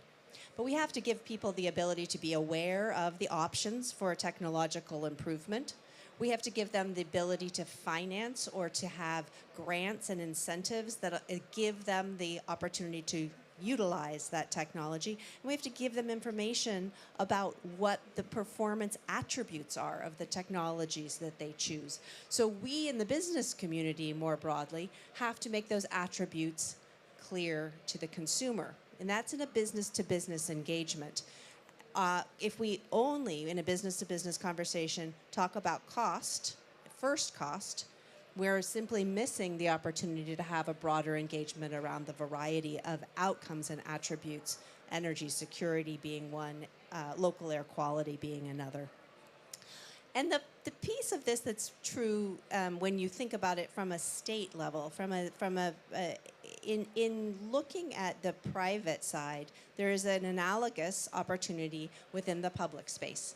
There's state-owned enterprises, there's government as an actor in the economy, and we have the ability to tap into the individual decision-making and make people part of the process of getting those industries to be incentivized. And so part of the questions around procurement choices, around making these attributes available to a consumer is to begin to drive it. The governments can require multiple types of procurement attributes. And I know we're out of time, so I'm going to say the third thing that I wanted to cover is really around the idea that industrial transformation is a top-down process. The biggest industries should lead, should go first. Absolutely true, and also does not get us to the level that you need. I was struck in my conversations with my WRI India colleagues just how much of the economy in India and in the United States, where I'm from, really relies on entrepreneurs. The ability for us to do this trickle down, trickle across, and trickle up is actually what we're talking about, creating a more circular dialogue.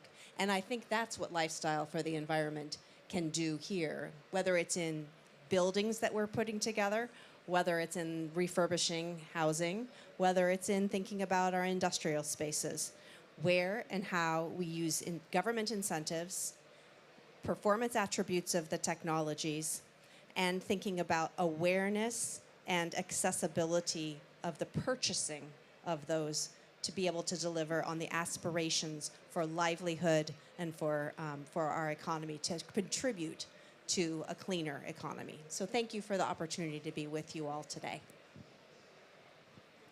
Thank you, Jennifer. I think you gave us a very holistic and comprehensive perspective on how and simplified it for different corporates, how they could adapt life in their way of life, how whether it's personal or professional and business-like manner. Now I would like to invite Raghu from KIS to share his perspective. Raghu, yeah, please join us here.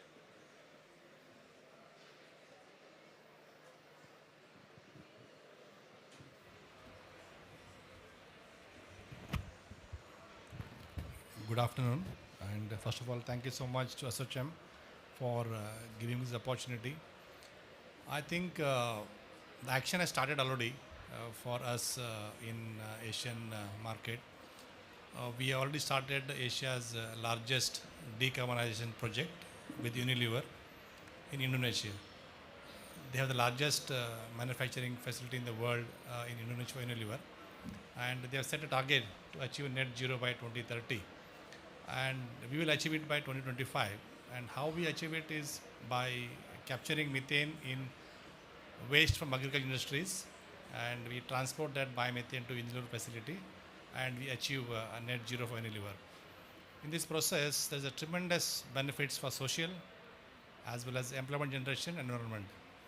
And as the topic says, net zero urban development, and we are doing similar for other city in Indonesia, wherein the Pertamina, the gas company in Indonesia, will distribute the same biomethane to transportation sector.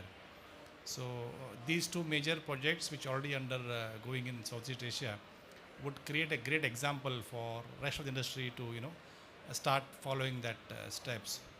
And the potential for Asia as a whole is phenomenally very high. India, Indonesia both put together can be a huge biofuel hub which can even export biofuel to the rest of the world.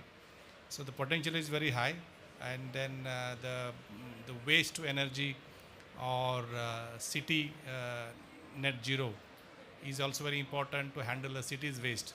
So if you can manage city waste properly, so you capture methane and you contribute to the city's net zero growth.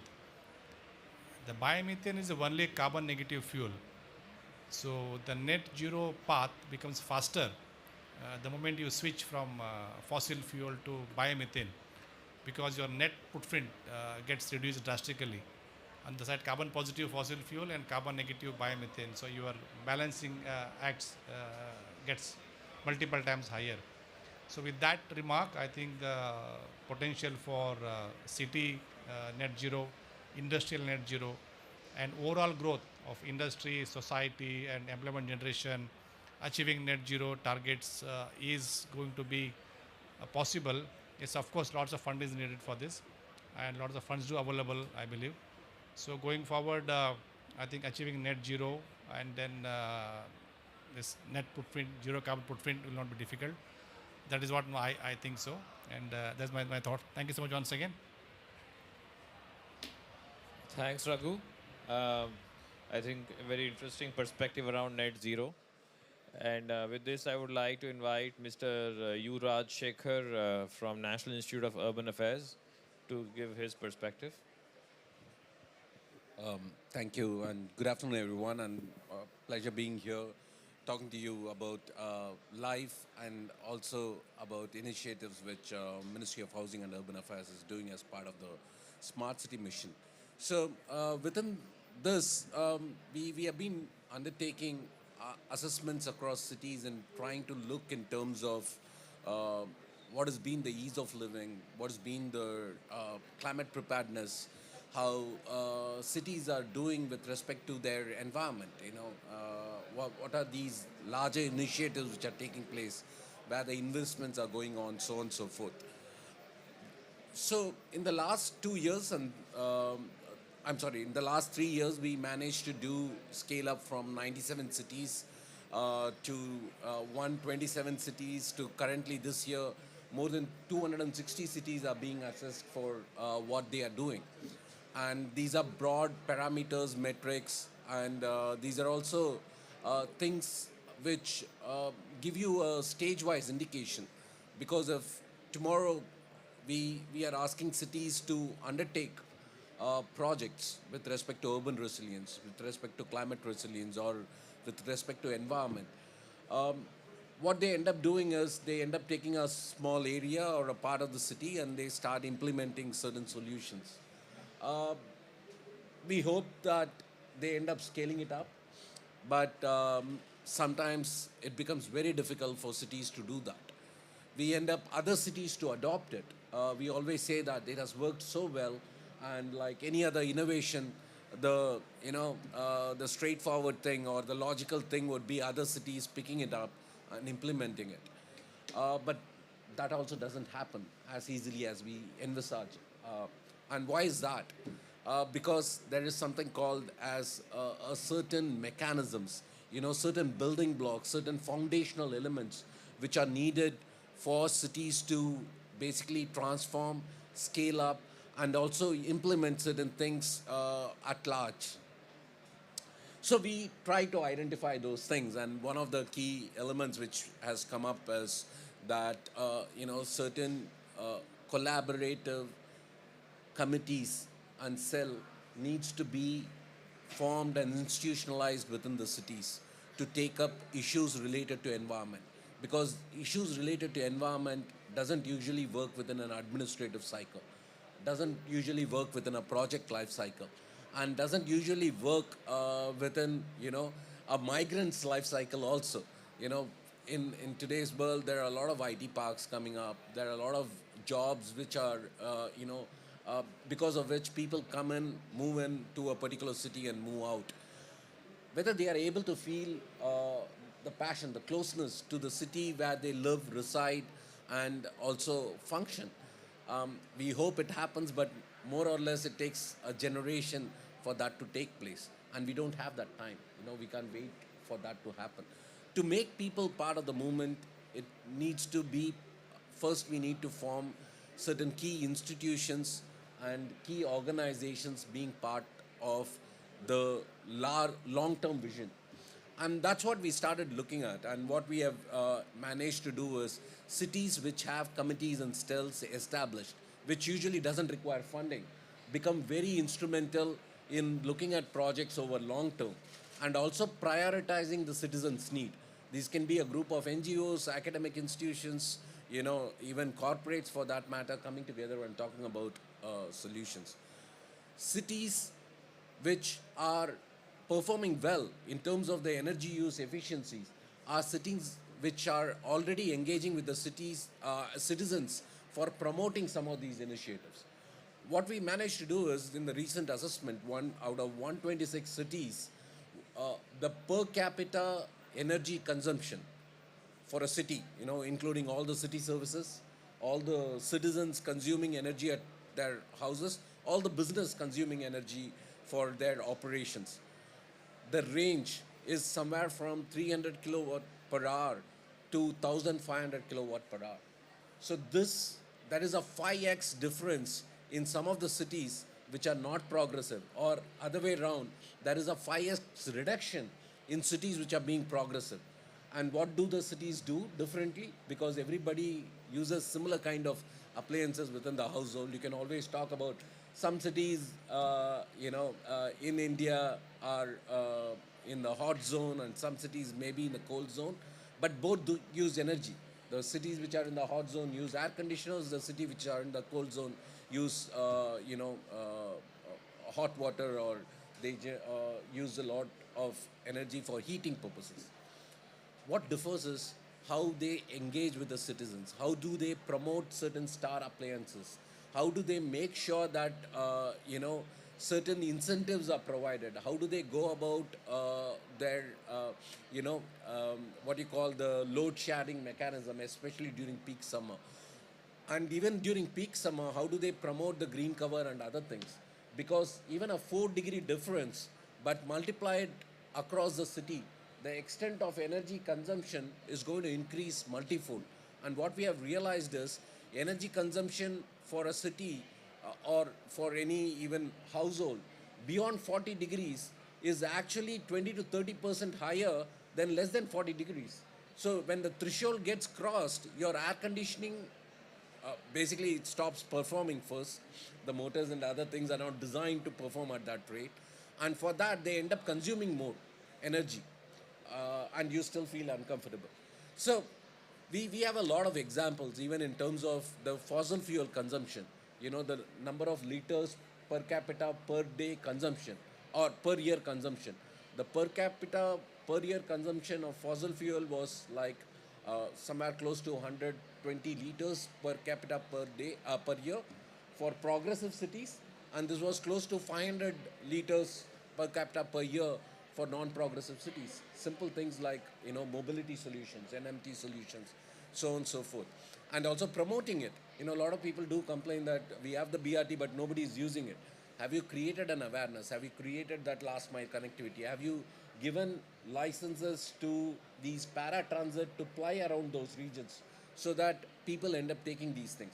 So I think the LIFE is a very good initiative because ultimately it is not providing the infrastructure. Usually the municipal government end up providing the infrastructure and thinks that things are going to get solved. No, it is creating that connect. It is making people aware. It is making sure that whatever initiatives are being done for the environment are sustainable over a long term and not only an initiative or a project which is done in a year or so. So with that, I'll stop, but we'll be happy to share a few of these work, what we have done, the analysis, everything is available online. And I think there are areas such as green cover, mobility, energy efficiency, green buildings, and also something like ENS, the Econivas Samhita, which India is promoting for low-income housing, so on and so forth, are very much related to the lifestyle for environment, because everything connects to the people and every citizen wants to have a better lifestyle. So they basically would end up going an additional mile to make sure their environment is, better for them while they are in that particular city. With that, I'll stop here. Thank you. Thanks, Mr. Rajshekhar. I think you gave a clear perspective around how cities should operate and what are the to-dos and not to-dos for them for making the lives of citizens better. So with that, I would like to invite our next panelist, Mr. Manoj Rastogi from JSW, to share his perspective.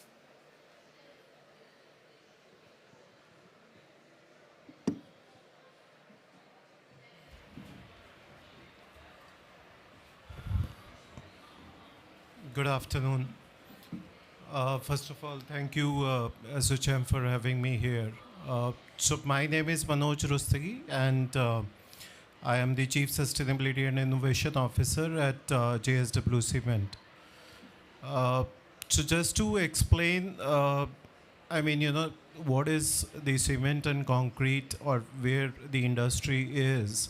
So in India, the production, which is, or the demand, which is there, is around 360, 370 million tons, which is the second highest in the whole of the world.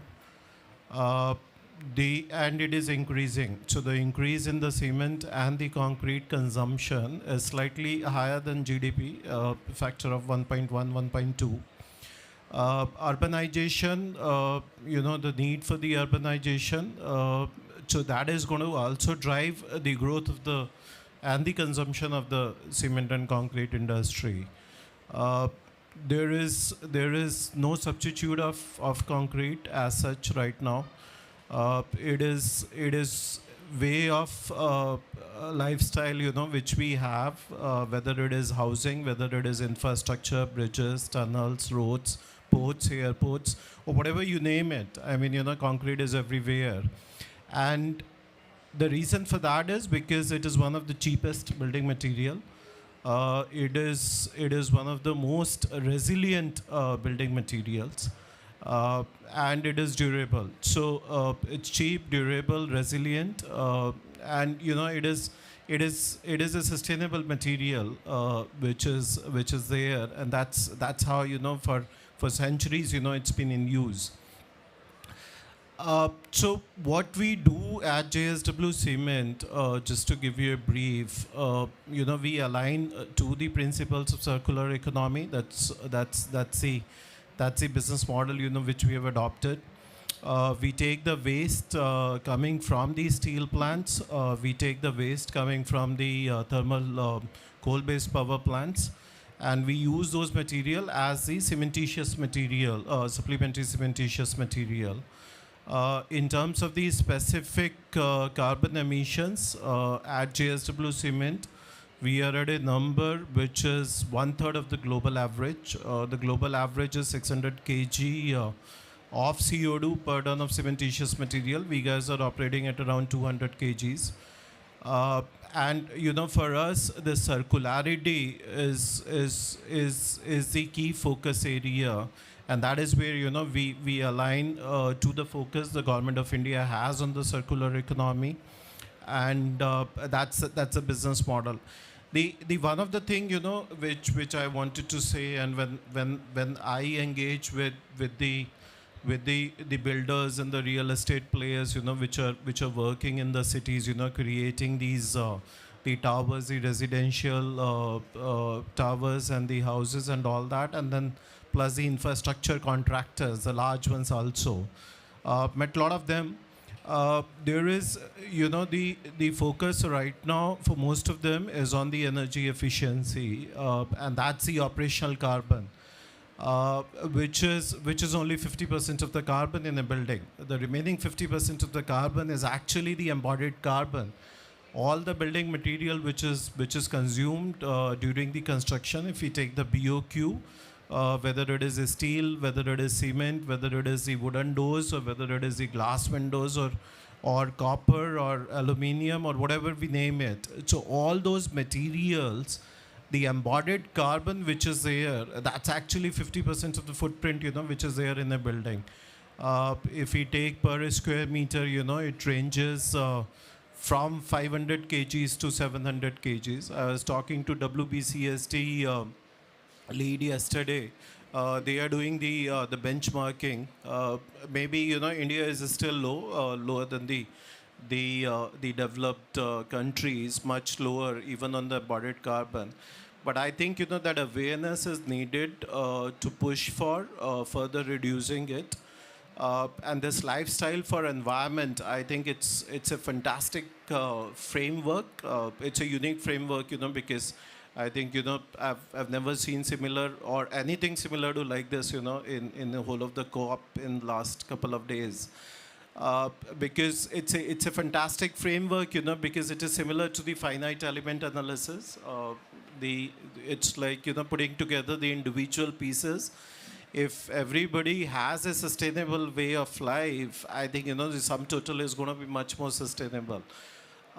So the circularity, the some of the understanding on the where the carbon is residing is going to help us make it more sustainable. One of the things which we also do, and which is important in the framework, is utilizing the municipality solid waste or the RDF. So Ministry of Housing and Urban Affairs, they've got a policy in place for the RDF. Some of the municipalities are better than the other municipalities. But there is a lot of scope, to clean up all the landfills, which are there in the cities, the old cities and the new cities and whatever. And then create something, which is it's a value product, the refuse derived fuel, and give it to the cement players. As a process, cement, has got a lot of flexibilities, and the usage of the alternative fuels, like RDF and all that, it's a win-win thing, for the cities, for the sustainability of the cities, and also, good for lowering the carbon footprint of the cement manufacturing. So with that note, again, thank you very much, and it's a fantastic framework to have, and we will work on aligning ourselves with that. Thank you. Thanks, Manoj. And now we have the last speaker for today, who's Ram Babu from Greenco. Yes, to share his perspective.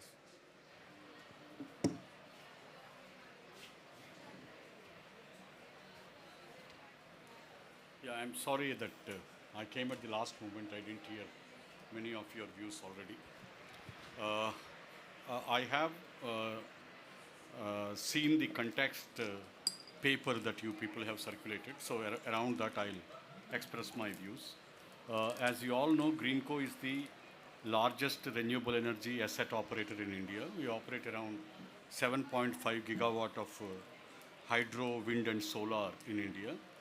And last 3 years, we have been investing significantly into energy storage. Possibly by 24, we will have a 50 gigawatt hour per day energy storage, which could even be largest at that time in the world. And subsequently, using this storage and renewable energy, we will be able to provide dispatchable renewable, and using the storage and renewable assets, we will be able to provide the dispatchable RE, which will be used to produce green hydrogen.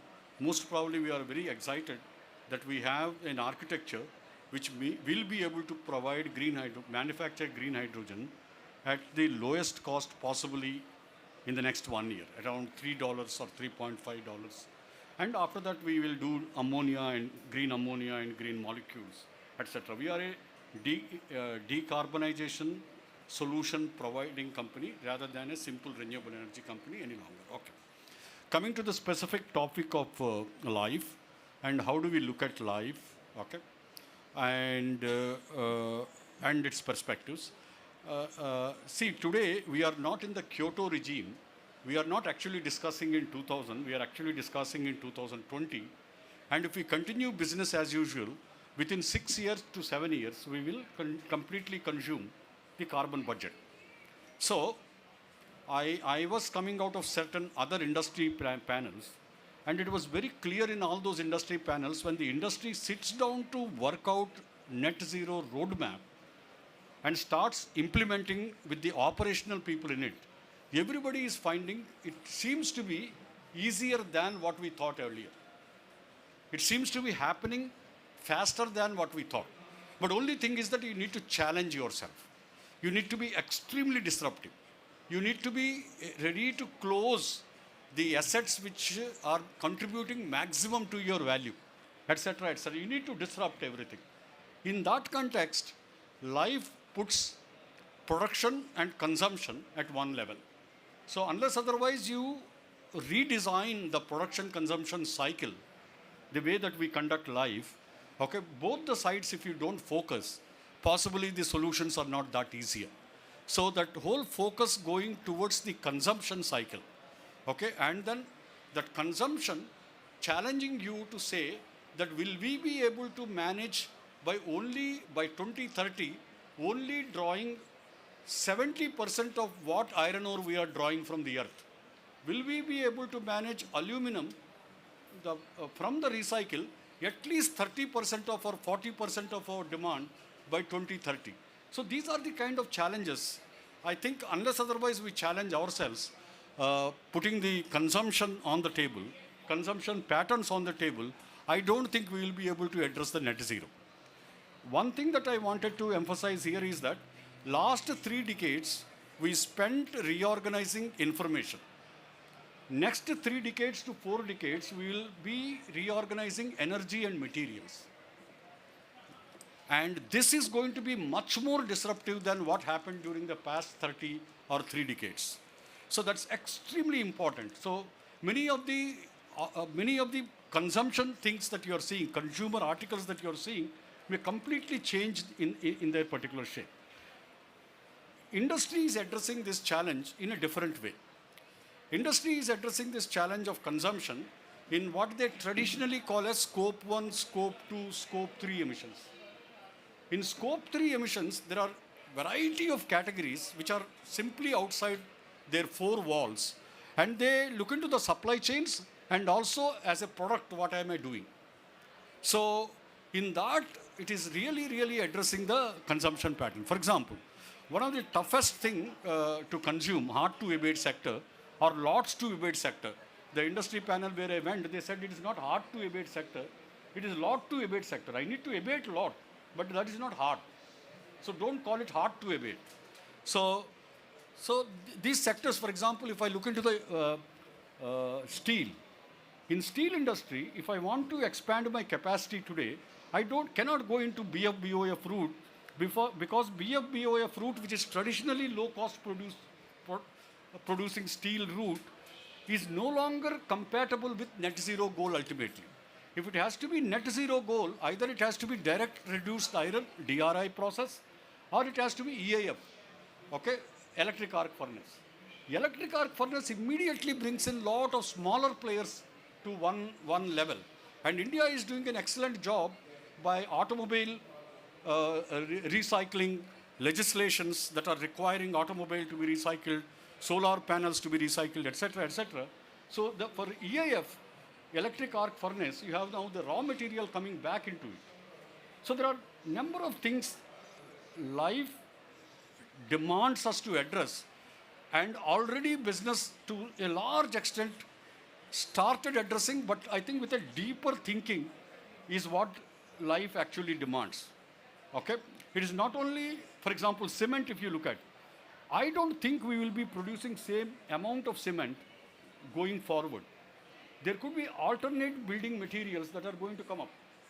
In this hall itself, there is one technology in RTCC pavilion which is talking about stones, carbon fiber, replacing both concrete and the steel in the building structures.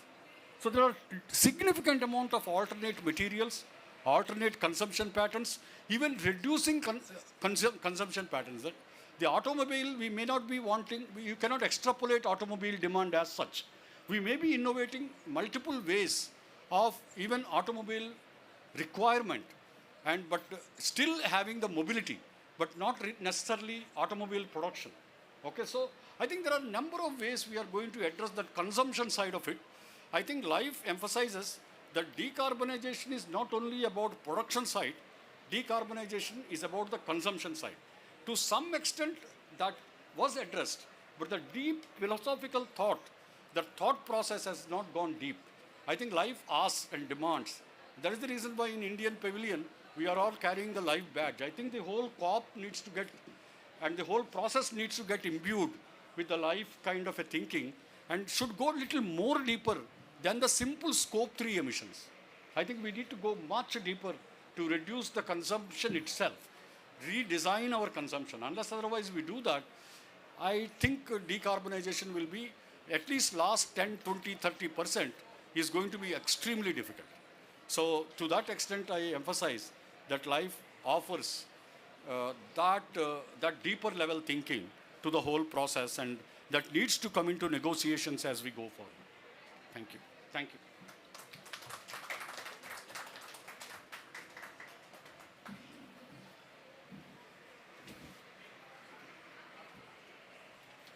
So I think we've had a very interesting session where different panelists have given a clear perspective, what can happen, what needs to happen, and what could happen.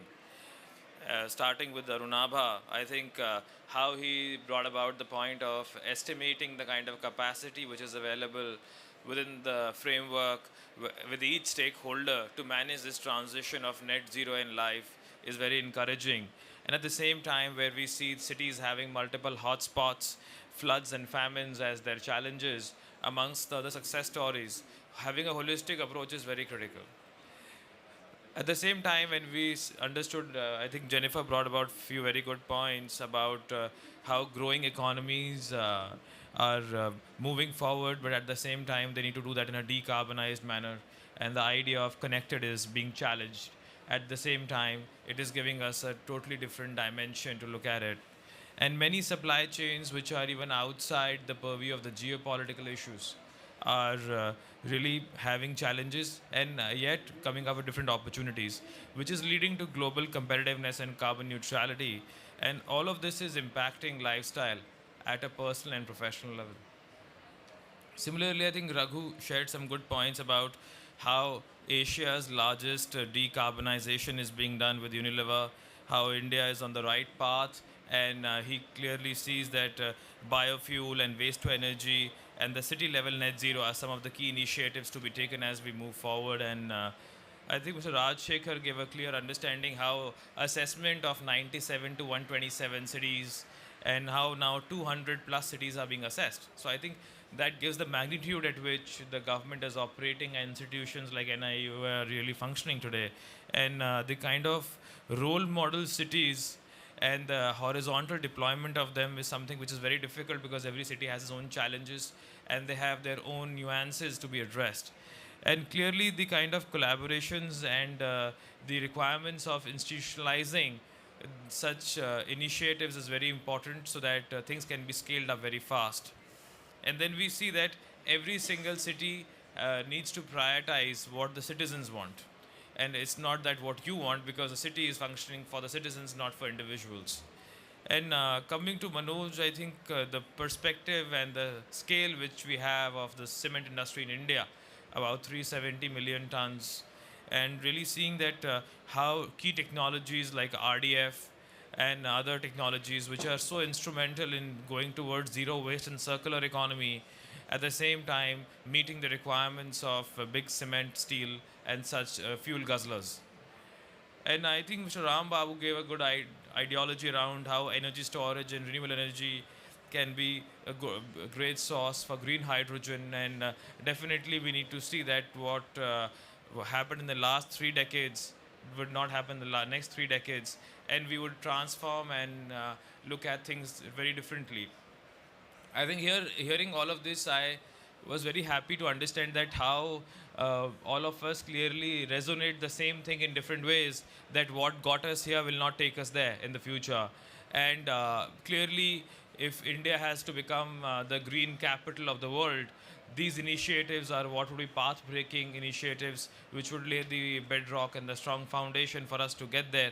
And at the same time, we need to clearly see that how are we not losing our nimbleness and agility in this process, and seeing that the initiatives are not just at a 30,000 feet level but reaching the grassroots.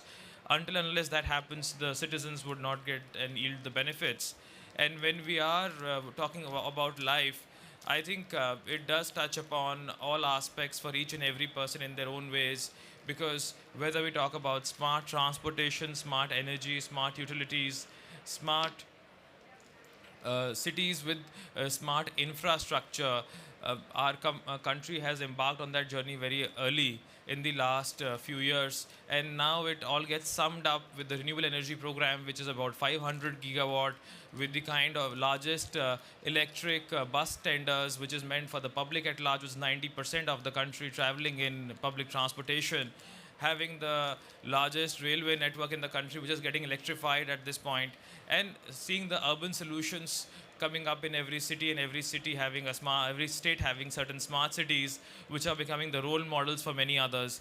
And clearly having a roadmap where different states and cities are competing to be amongst the best, but the end result is that all of them come up as champions, and that is what would redefine the India of tomorrow.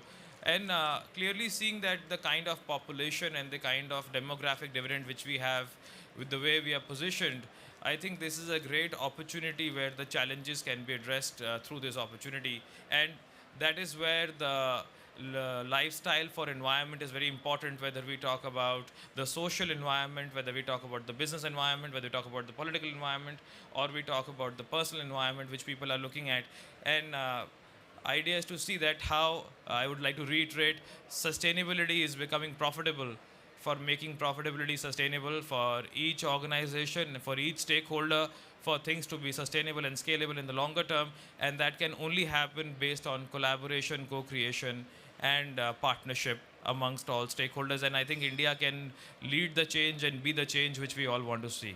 Thank you. Thanks a lot. And with this, I would like to invite Mr. Pinaki Das Gupta for his vote of thanks.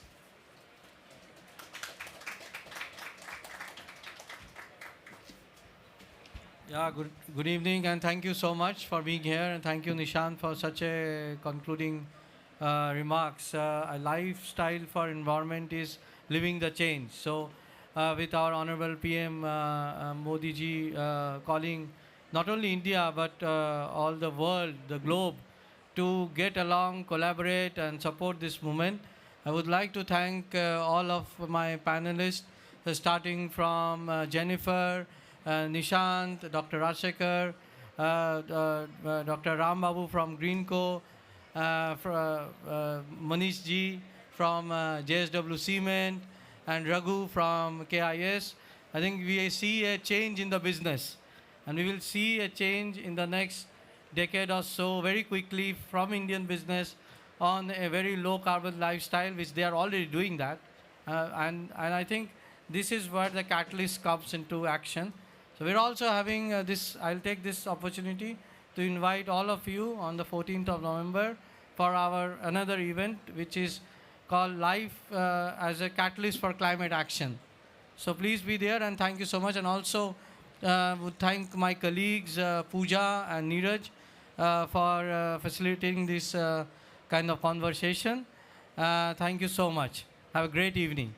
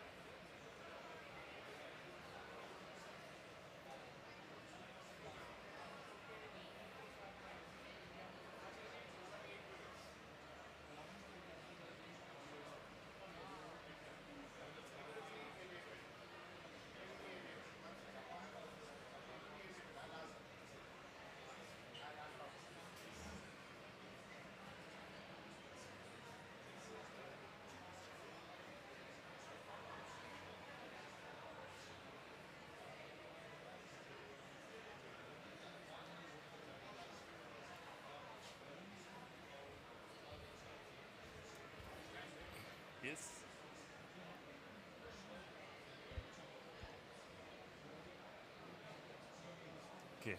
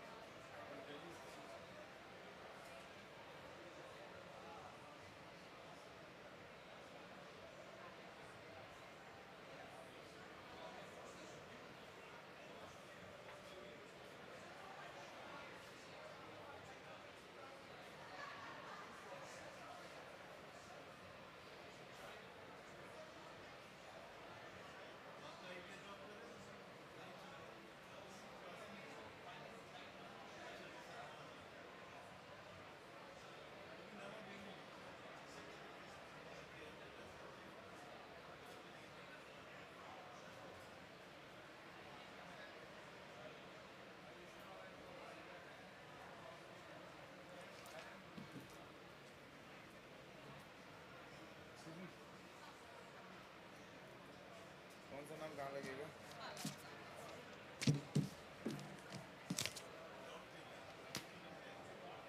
ये नहीं आ रहा है। ये इसको he is the moderator, इनको last में बैठा।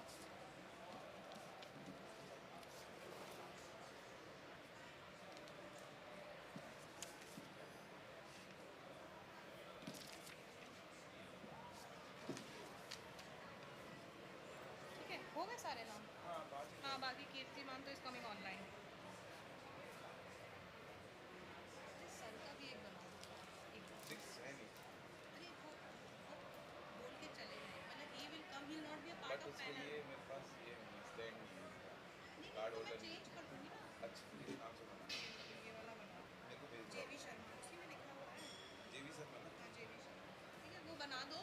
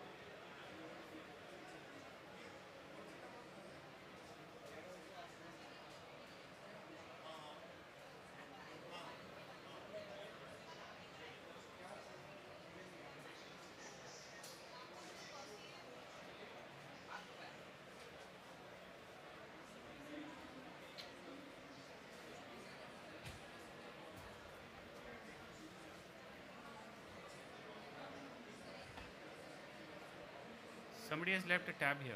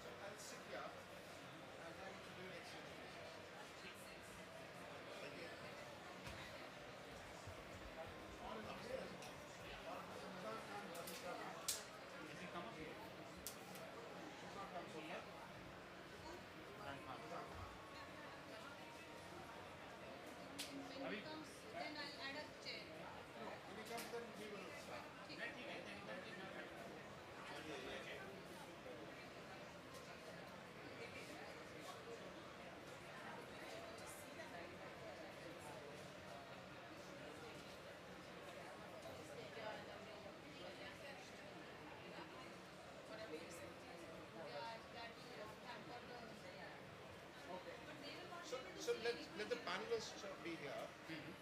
Oh, but then they want to see.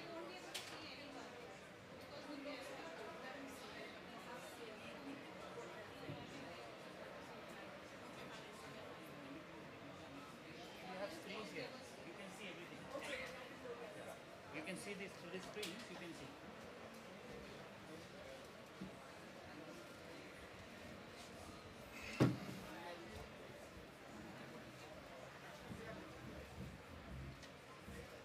I thought you want to be close to the moderator. No, no. Keep him as far away from the moderator as possible. Last seat.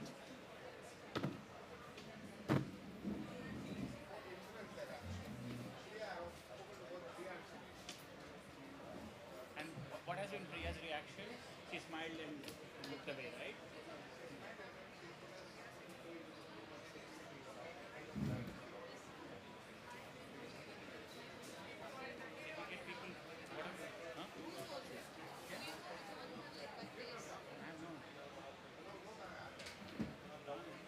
We're about to start a session.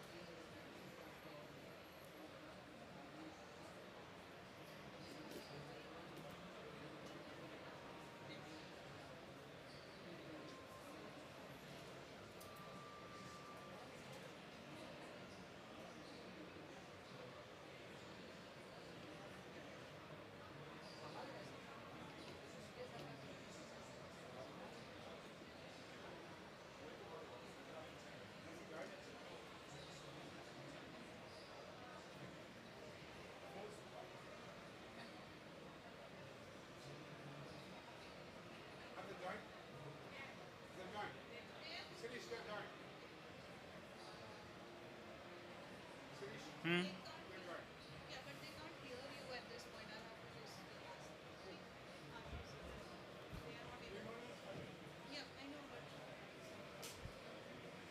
Good evening, everyone. Thank you very much for joining for this session on Road to Resilience 2030, Innovative Approaches for Localizing Climate Action at the District and Village Level. This session is hosted by the government of Uttar Pradesh, and I would also say a perfect example of how digitally we can work together. The officials of the government of Uttar Pradesh are online. Together with the rest of the panelists here, we will manage the session jointly. This is co-hosted by GIZ and with support of Vasudha Foundation, which has been leading all the background work to make this session happen.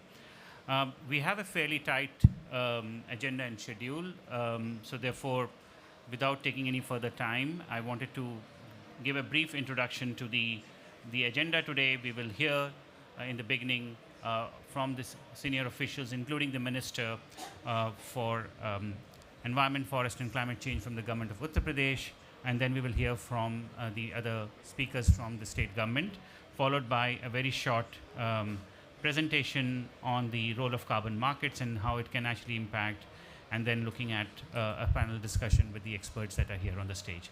So with that, and without any further delay, we will first request Honorable Minister for Environment, Forest and Climate Change, Government of Uttar Pradesh, Shri Arun Kumar Saxena. Dr. Saxena is an Indian physician, a politician and a member of Uttar Pradesh Legislative Assembly. He represents the constituency of Bareilly of Uttar Pradesh. And I would now request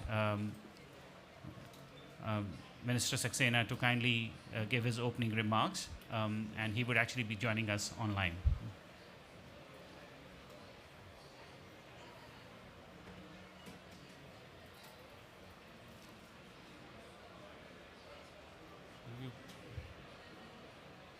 In my government, I express my heartfelt gratitude to the government of Egypt and the government of India for extending the invitation to me and my delegation and facilitating our participation virtually at the Conference of Parties of the UNFCCC.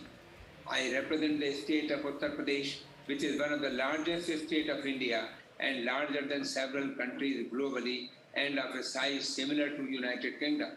The population of Uttar Pradesh is about 230 million, making it the most populous state of India and having a population which is higher than many countries of the world because of its large size and huge population, and also being a largely agrarian economy, hugely dependent on the monsoon and glacier-fed rivers. The state of UP is especially vulnerable to climate change. As per the analysis carried in the preparation of our state climate change action plan, we now know that the maximum and minimum average annual temperatures have significantly shot up by 0.29 degrees centigrade and 0.84 degrees centigrade, respectively, during the last 4 decades. Further, there has also been a change in the rainfall patterns in the state, with many days progressively decreasing across the state. We have one sun, one world, one grid, and a common environment. If we do not take immediate and well-coordinated action, we will reach to a point of no return. Nearly 90% of annual rainfall in Uttar Pradesh is concentrated in the southwest monsoon months of June to September. The increasing variability in rainfall have made certain parts of Uttar Pradesh prone to recurrent episodes of drought, leading to widespread crop failure and therefore rural to urban migration. Due to high population dependency on agriculture for livelihood and having major share of population belonging to lower income group, it has high vulnerability for climate change. 21 out of 75 districts of the state have very high vulnerability for climate change, leading to decreased agriculture production per hectare. However, our state's contribution to climate change is minimal. In other words, Uttar Pradesh has a relatively low carbon footprint with per capita emissions of approximately 1.32 tons of CO2 equivalent below India's per capita emission 2.24 tons of CO2 equivalent and way below the global average per capita emission of 6.48 tons of CO2 equivalent. Nevertheless, the state has been highly proactive in taking climate actions at multiple levels and in line with the vision of our Honorable Prime Minister of India, Mr. Narendra Modi, and Honorable Chief Minister of Uttar Pradesh, Mr. Yogi Adityanath ji. We are also ensuring that Uttar Pradesh is on the path to achieve the United Nations Sustainable Development Goals, keeping in mind the vulnerability of our people as well as ensuring a sustainable and just future for our state. We have been working on a strategy to empowering our rural communities by localizing climate actions and reducing their vulnerability.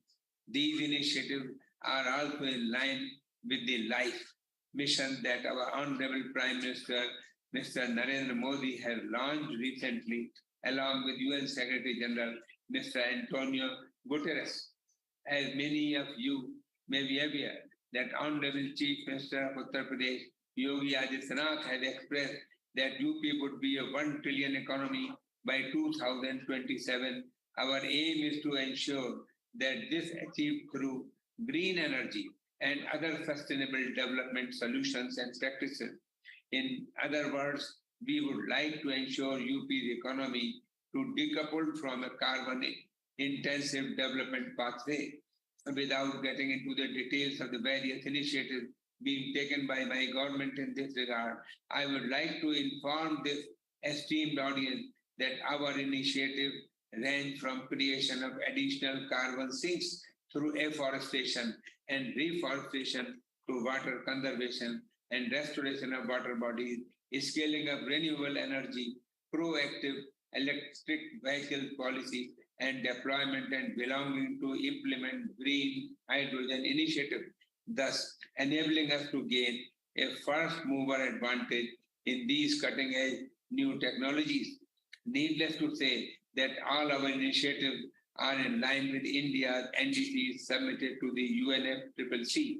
I would like to conclude my address by saying that my state of Uttar Pradesh, with its large population, is trying to meet the development needs through a sustainable way, but we need increased financial support, technology transfer, and knowledge sharing.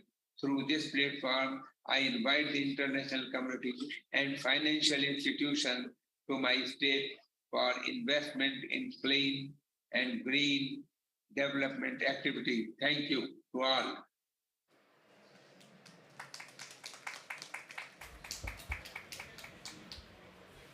Thank you, sir. Thank you so much for spelling out and setting the overall context of the leadership that under your guidance, the Department of Environment, Forest and Climate Change is taking on several initiatives on climate change actions, and we really appreciate.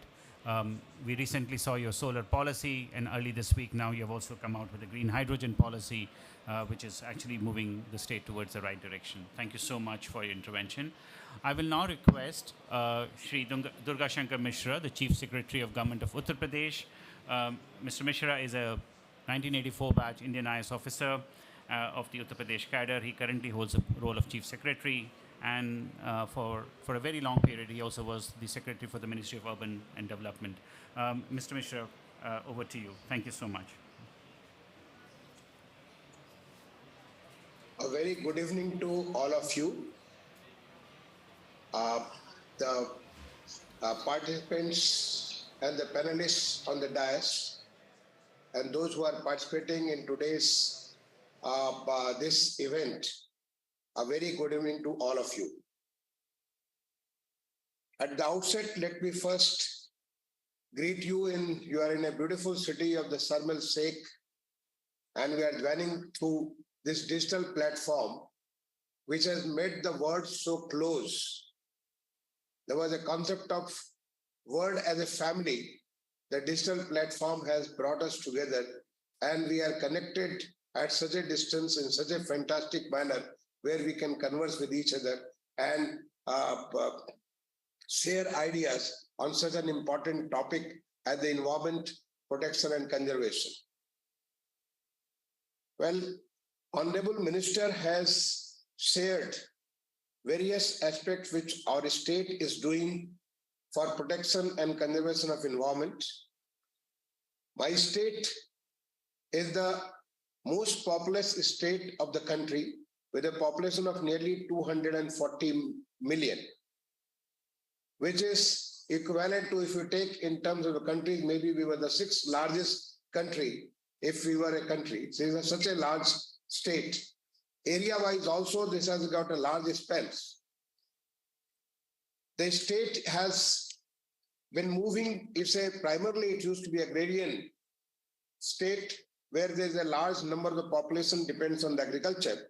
But over last few years, there have been change as the change in the whole country.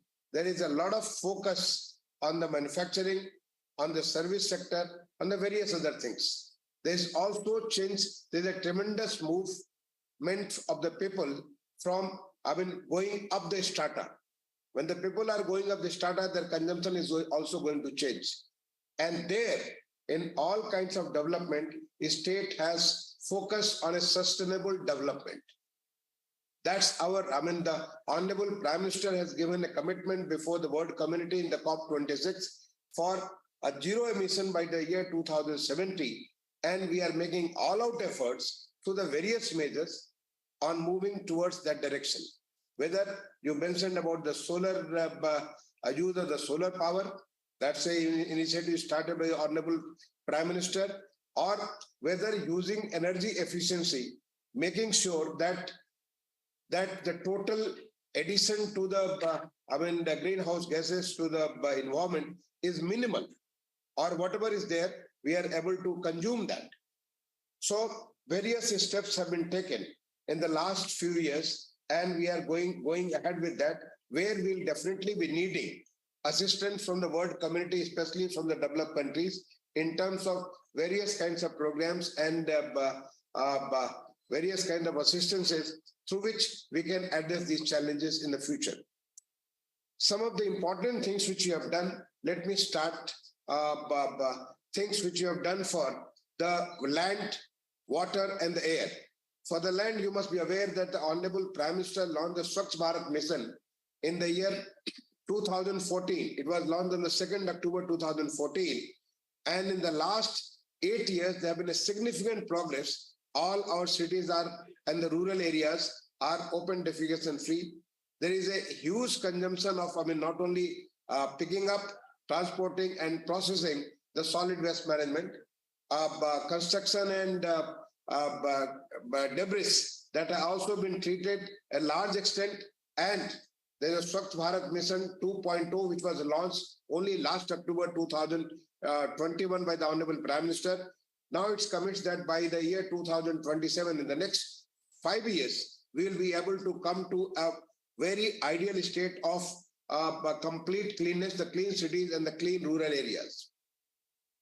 We have, as far as the water is concerned, there are various programs. One, consumption of water has been reduced through the various agricultural practices by changing the different kind of the cropping pattern, which are consuming less water. In fact, the next year is going to be the year of millets. And there again, state and the country is focusing on diversifying our agriculture in such crops where we are able to consume less water. There's a focus on the drip irrigation, focus on such practices where we consume less and less water so that the water is conserved. On the other hand, in the urban areas, so that we are able to make our cities water secure, we want to use every drop of water.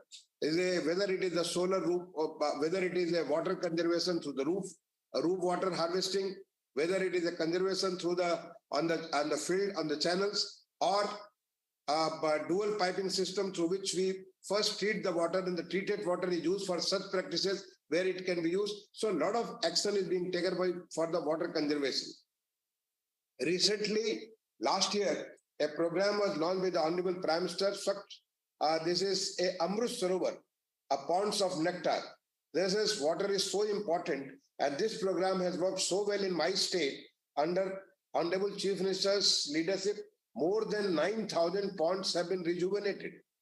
So many rivers, I mean, which were extinguished, or they have the total water in the rivers as a river or riverets has gone down.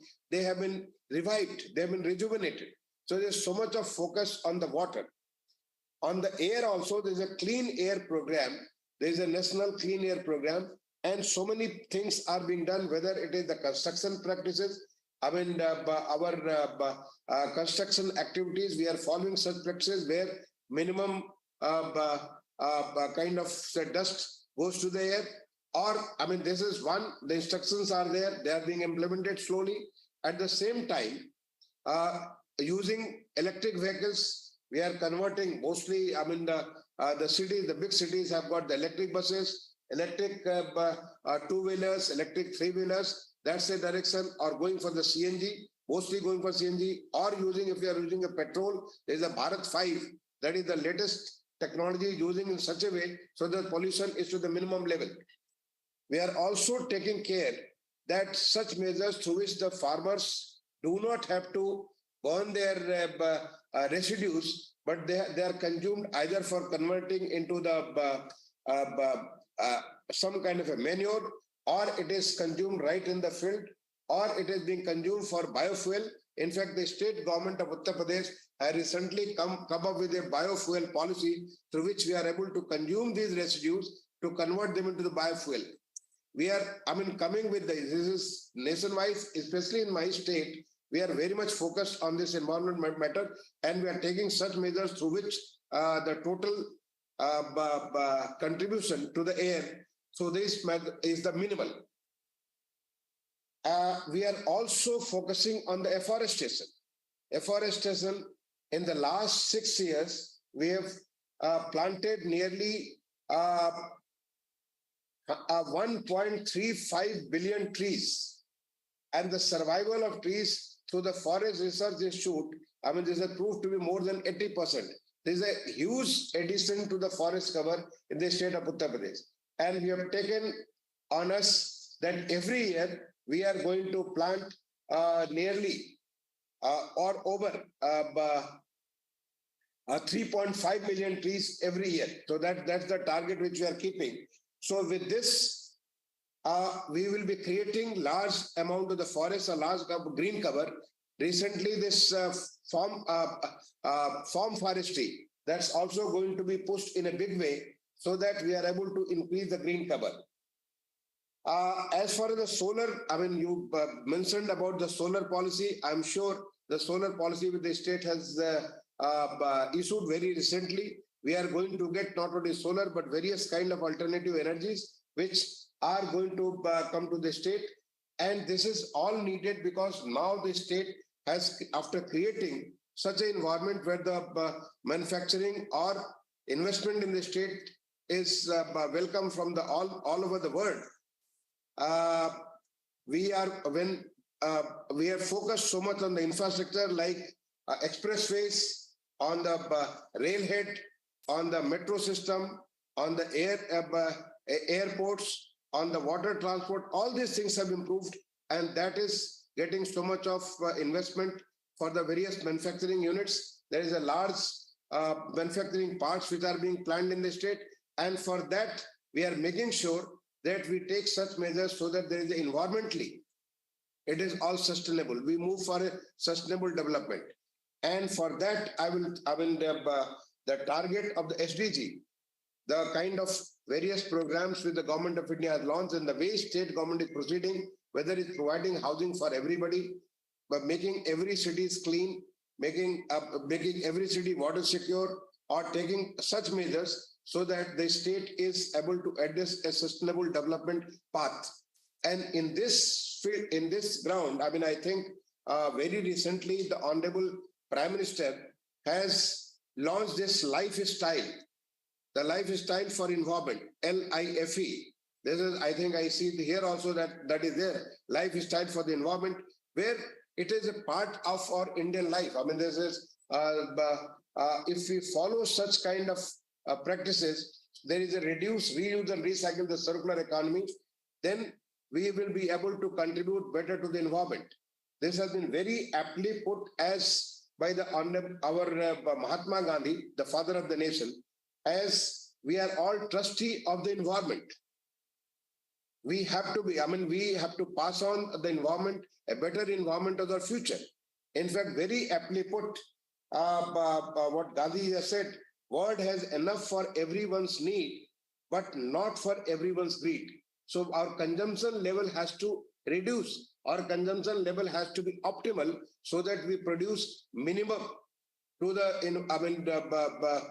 minimum damage to the environment, and whatever is greenhouse gases are there, they are sequences to our such measures like afforestation or improving the water cover through our Amrit Sarovar or rejuvenating our rivulets, etc. So that is what our state is doing. So with this, I wish all of you a very good discussion in the next 1.5 hours. And I'm sure with this COP27, which is happening at Sharm el-Sheikh, there'll be a lot of commitment from the developed world, because we'll need their assistance in terms of the technology, we'll need their assistance in terms of the funding, so that we are able to, because we are moving very fast, we have to cover a long distance in terms of development, and their environment, which is everybody's concern, we should be able to address with their assistance. I wish you all the very best for today's this 1.5 hour deliberation. Thank you. Thank you, sir. Thank you so much for restating the importance of sustainable development at the core of all the development initiatives, and how we can ensure that these are achieved through a climate-compatible growth plan. And for the message of life, which is actually the core theme of the India Pavilion here. So thank you so much for highlighting that. I would now like to move to our next speaker and invite the Additional Chief Secretary, Shri Manoj Singh of the Environment, Forest and Climate Change Department, to talk about an overview of the UP State Action Plan on Climate Change, which actually is a very comprehensive set of documents which talks about how it is aligned not just to the national policies of the NDCs, but also initiatives that are to be done at the local level. Mr. Singh is an IS officer from the Uttar Pradesh cadre of the 1988 batch. In addition to, in his current role as Additional Chief Secretary, he has also held in past, he also holds the position of Horticulture Department, and has been the Mission Director for prominent programs of Uttar Pradesh on Namami Gange, Swachh Bharat Mission, Amrut and Smart City. So Mr. Singh, over to you. Thank you so much.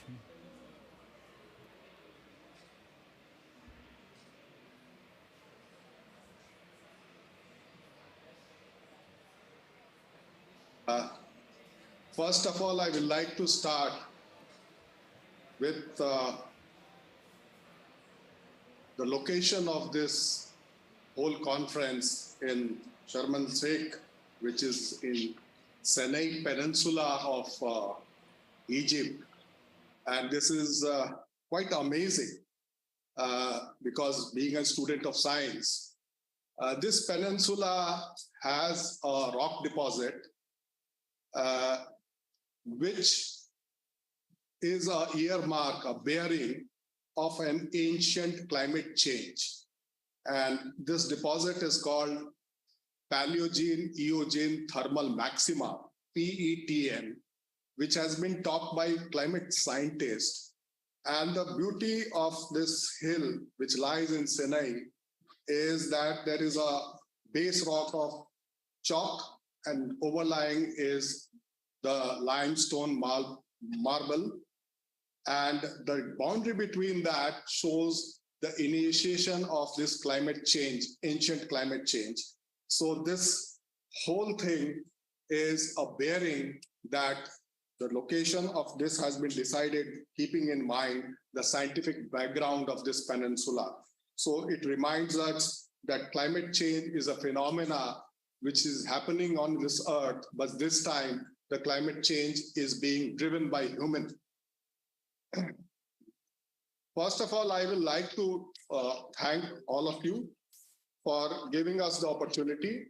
We have done lots of work. It started with last year UP Climate Change Summit, which was attended by all the delegates from all over India, and the Honorable Chief Minister inaugurated that. The deliberations went for 2 days, and there were lots of points which percolated down. Subsequently, we sat with all departments and tried to make our climate change action plan. And it's a beautiful action plan that we have prepared. You must be knowing that UP is a vast, as our Chief Secretary and Honorable Minister both have pointed out, that it's a vast state. It has lots of population, and the geographical area is also, it covers almost heartland of India. And that's why lots of sensitivity, climate sensitivity and vulnerability is there. So we have to have a responsive mechanism for resilience, because every year we are seeing somehow there is some areas are going through witnessing drought, or some areas are witnessing flood.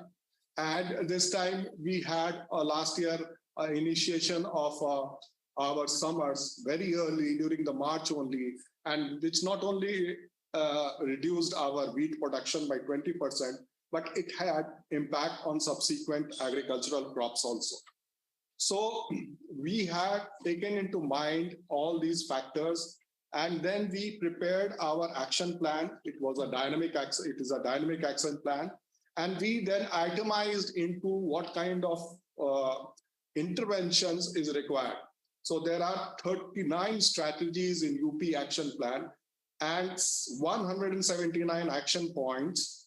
And out of this, we thought that we should go for details of the finances required. As this year, the Climate Change Summit is addressing to the issue of climate finance. So we, within our departments in the state, we try to earmark the climate finance within our own program, our own budget.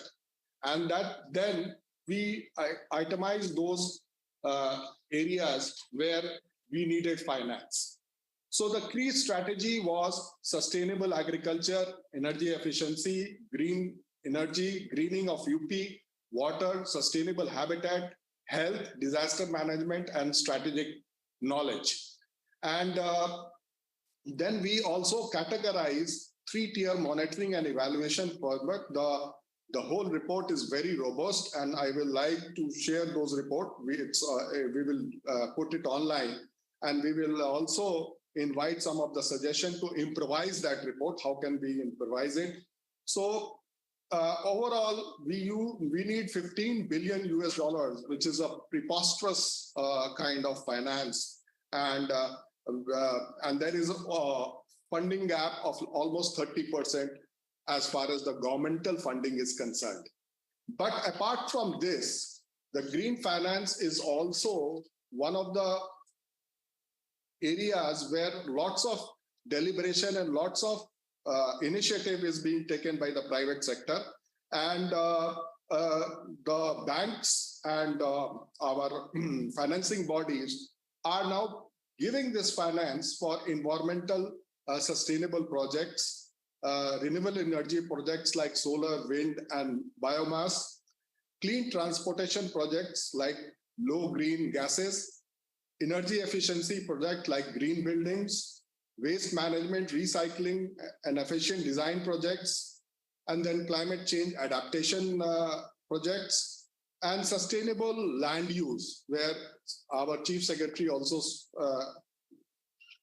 earmarked that sustainable land use entails that our agriculture should be tailor-made to use less water. And lastly, even green finance is available for biodiversity. One of the best things that we have done in last 1 year, the Environment Department has now in 4 divisions, almost pertaining to 20 districts of UP, the agroforestry farmers who have planted trees on their land, we have linked it with carbon credits. So there is not only doubling of farmer income as our Prime Minister has initiated this program, there is a tripling of it, and the carbon credits is directly going to the account of farmer without, it's in a very transparent way.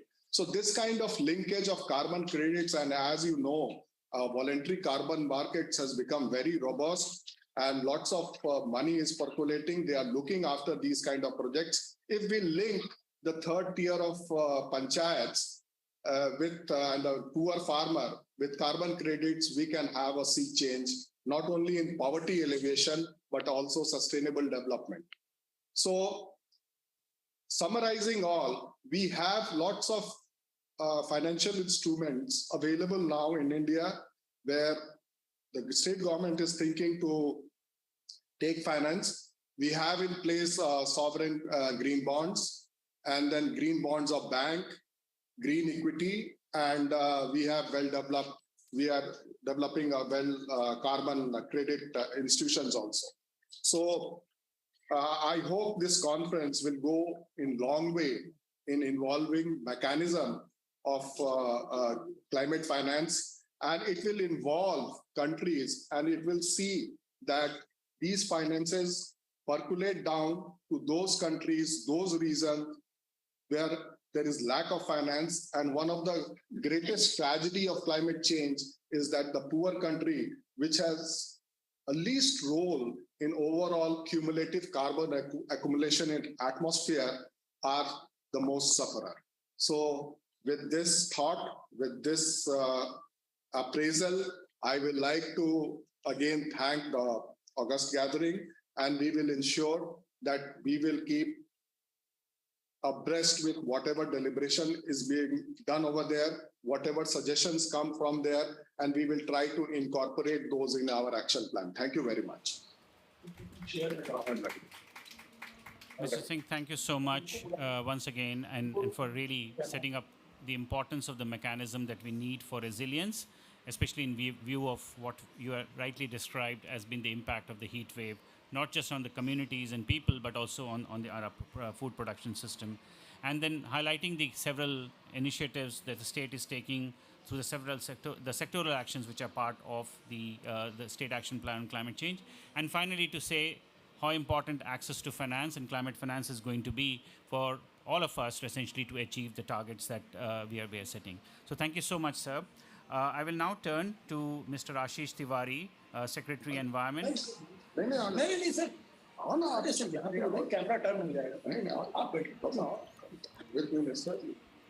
is Mr. Ashish Tiwari is the Secretary, Department Environment, Forest and Climate Change with the Government of Uttar Pradesh, an Indian Forest Service officer.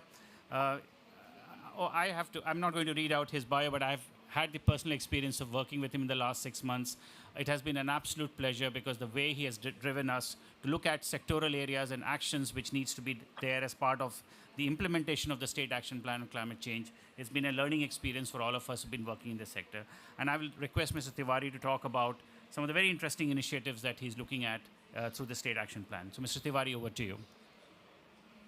Thank you so much, Shirish, from there. First of all, on behalf of the state of Uttar Pradesh, on behalf of our minister, we want to extend our sincere thanks to our partners there to have organized this participation virtually. Thank you so much. And whatever you were speaking about the state of Uttar Pradesh, I will upfront say that it is the guidance of our Honorable Minister and our visionary Additional Chief Secretary, sir.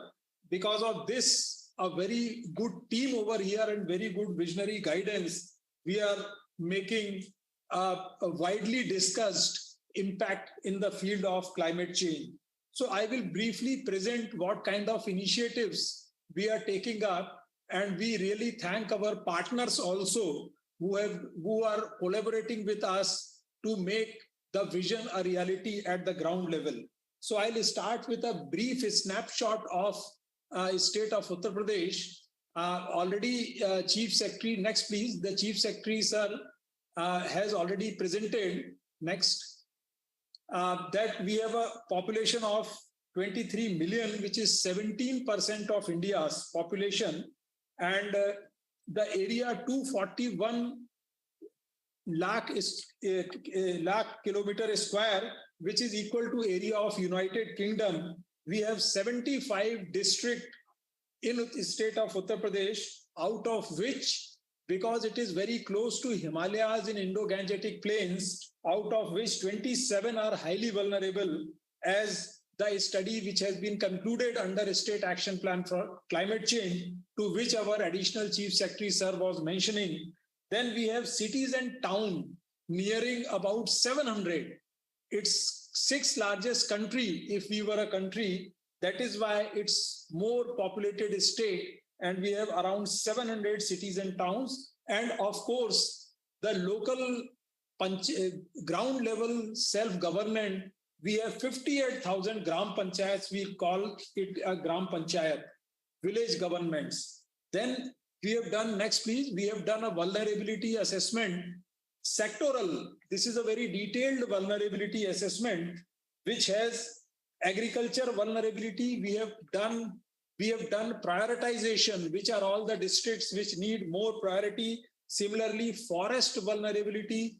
We are a small forested state, but we are doing a mammoth intervention in the field of agroforestry, as Mr. Manoj Singh sir has mentioned, and we have linked it with carbon financing. So this is how we are doing. We are trying to minimize forest vulnerability. Then water vulnerability, our chief secretary sir has also mentioned on water fronts the initiatives of a state of Uttar Pradesh. Energy vulnerability mapping has also been done. Then rural development vulnerability has also been done. Human health, because so far as the impacts of climate change is concerned, human health is the prime area of concern. That vulnerability has also been assessed. Urban development, because Indo-Gangetic plain is mostly the urban agglomerated kind of a landscape. So urban development vulnerability has also been assessed.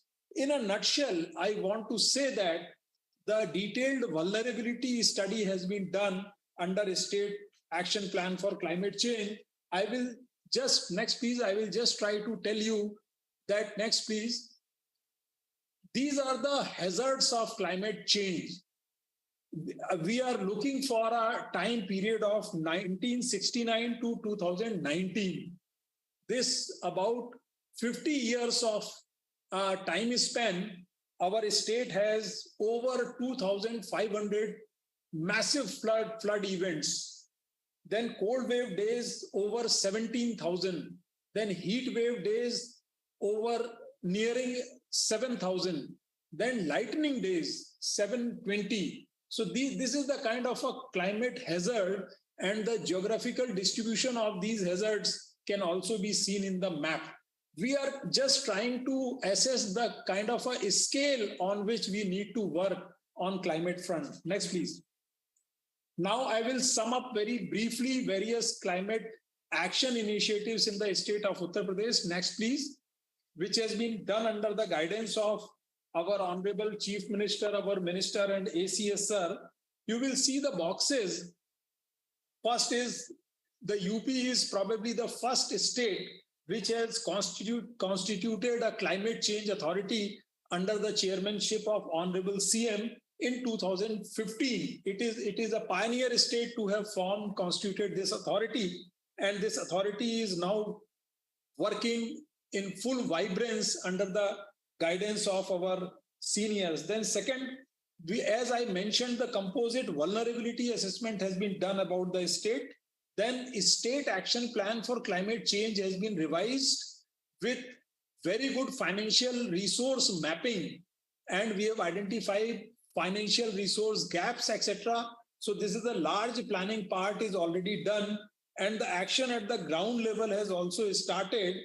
And the state has also pioneered in organizing the national level climate conclave, wherein we can pool in the expertise from global and national levels, and also cross-sharing of ideas with different states for making our climate action more effective at the ground level. Then we organized, as I mentioned, UP has 58,000 village governments. So the real work has to be done over there. The journey from COP to conference of panchayats down at the ground level has to be completed. So we organized a conference of panchayats to kick off the climate action at the ground level. Then we have a development of capacity building package. When you want to do work at the ground level, the capacity for climate change adaptation of the vulnerable target groups have to be built up. For that, we have a very good capacity development project, and we are working at the village level for capacity development. Then the climate change adaptation and disaster risk reduction at Gram Panchayat development planning. India is a country where the local village governments have been given power to plan their works down to up manner. So the climate action has to be a part of the village level planning. This is the intervention which we are aiming for, and it has started at the village level. Then we have developed trainings, guidebooks, manual, etc., capacity building of local institutes to handhold training program, capsules, etc. That has also been done. And a capacity building package has been rolled out. And lastly, we have also started climate samvad program, wherein we can have a conversation with the experts, and the audience is the common students, youth, and the common people, so that they also can participate in climate action. So this is a very, you can say, comprehensive approach which UP state has adopted. Next, please. I will show you, next, please. I'll show you the few glimpses of climate action in Uttar Pradesh. These are all just pictorial representation what I have spoken. We have, under the guidance of our additional chief secretary, we are coordinating with 19 departments and agencies in the state to make the climate action a reality. And all the departments have been well consulted while preparation of action plan, and also their ownership of this action plan is really making the implementation of this plan very effectively. Next, please. Then, as I'll not repeat this, already ACS sir has mentioned, we have got 39 strategies, and total budget which is there has been mapped for implementation of climate action plan is $15 billion, and the funding gap is only 28%. And I am appealing to the international community through you and through the panel over there. Come to Uttar Pradesh, you will get a very conducive atmosphere to work and just help us in filling in this small gap. The state has done so much in the field of climate change by way of their own resources and support of Government of India. 72% finances of implementation of action plan has already been arranged. Next, please. This is the snapshot of actions and strategies. This has already been deliberated by ACS sir. Next, please. Then I'll focus upon few achievements which have been there for the state of Uttar Pradesh. Next, please. Plantation. UP is doing huge plantation, whether in the field of agroforestry, whether in the field of roadside plantations. UP is a state where all roads are green. We don't have forest area, but we have roadsides. We have agricultural fields where agroforestry can be done. We have panchayat lands. You can see, you can visit Uttar Pradesh and see actually what mammoth work has been done for matching the targets of nationally determined contribution of creation of additional carbon sinks. Next, please. Then forest area has also increased. I have taken figure of a longer time frame, that 700 square kilometer forest area, which is 5% increase, is between 2004 and 2019. Next, please. Which will also support the NDC of creation of additional carbon sinks. Then the solar policy. The recently state has revised the solar policy, and the UP is a state of rooftops, solar power plant. We have less of a land for solar power plant, but more roofs. You can see the state is gearing up for rooftop solar power plants. Next, please. Green hydrogen policy is also in the pipeline. The state is mulling over this policy, and there is a green hydrogen production plant of 7 KTPA is also going to be in place in Mathura refinery. Next, please. Then biofuel initiatives, Chief Secretary Sir has mentioned in detail. I would be very happy to present before you this encouraging figure that UP has highest number of electric vehicles in India. And UP accounts for 18% of India's electric vehicles, and proactively revised to scale up uptake of electric vehicles in urban mobility and urban transport and light motor vehicle sectors. The policy has been revised recently and the sale has zoomed. The figures are coming. Next, please. Then the river water bodies rejuvenation. You can see small rivers have been rejuvenated by a very joining the hands with civil societies, common villagers, people, etc. Mass participation is there for river rejuvenation, rejuvenation of Gomti, and rejuvenation of Paudhei River in Saharanpur is an example. Next, please. Then local level climate action initiatives, they are all in line with the LIFE movement. UP was the first state under the guidance of our minister and our additional chief secretary to come out with a mobile app which can calculate the carbon footprint of an individual and motivate him to become a carbon neutral individual. So that kind of a life event next please, we are focusing upon. These are the glimpses of Conference of Panchayat, which was inaugurated by Honorable Minister Panchayati Raj Government of India and also addressed by our Honorable Chief Minister. And the main theme of this conference was to take action at the ground level from discussions at the COP. Next, please. Then the UP also organized a race movement to ensure the phasing out of single-use plastic and mass involvement for adoption of circular principles in their daily life. This race event was a big success in which over 500 tons of plastic was collected through various operations, including plogging drive. You can see in the photographs that our minister, sir, and our chief secretary, sir, have actively participated in the plogging drive. Then climate change. Next, please, the climate change conclave. Sir has already mentioned about it. It has become an annual feature, and this year also it will be organized proposed to be organized in the month of December. I will place an invite to you all, warm invite to you all to participate in that. Next, please. The UP is a state which has come out with a vision document on climate change, which is Ideas for Future. It was released by Chief Secretary of the State of Uttar Pradesh. Next, please.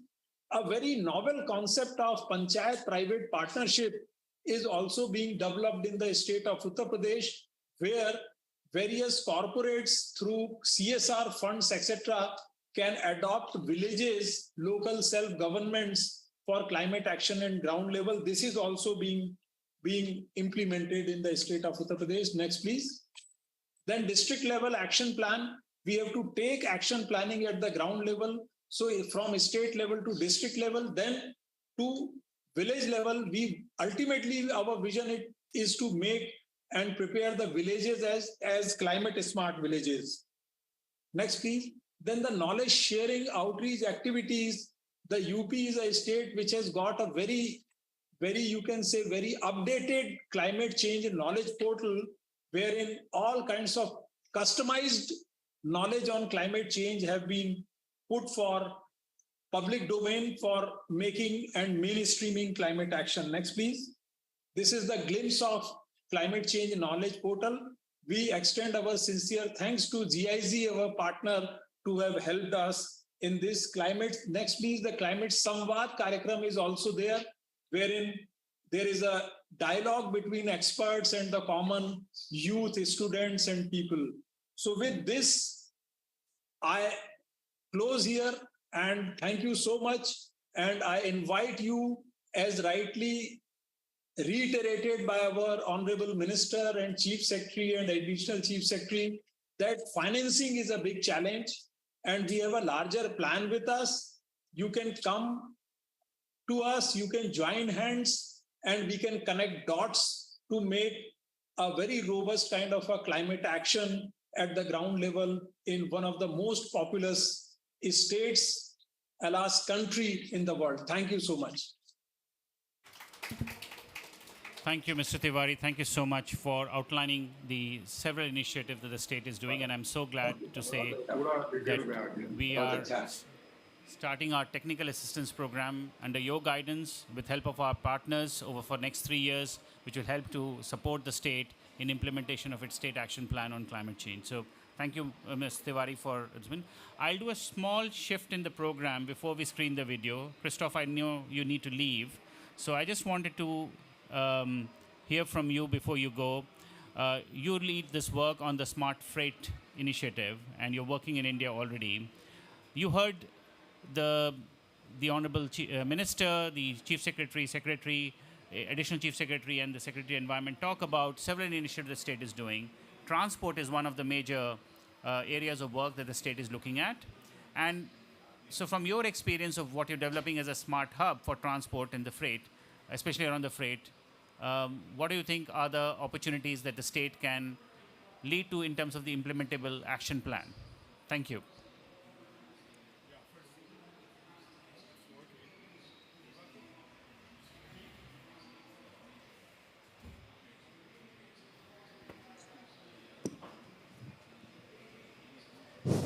Yeah, oh, seems to be working.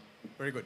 Well, first of all, thank you very much for inviting me to join the panel, and I'm very impressed by the comprehensive program that the state is putting on for climate change.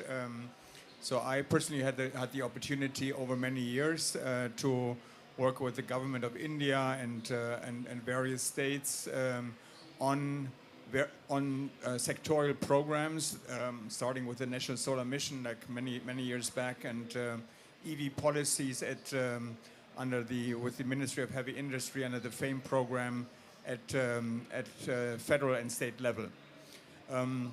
I have, with a lot of joy, I've seen this particular slide where you showed that UP is the state with the largest adoption of electric vehicles.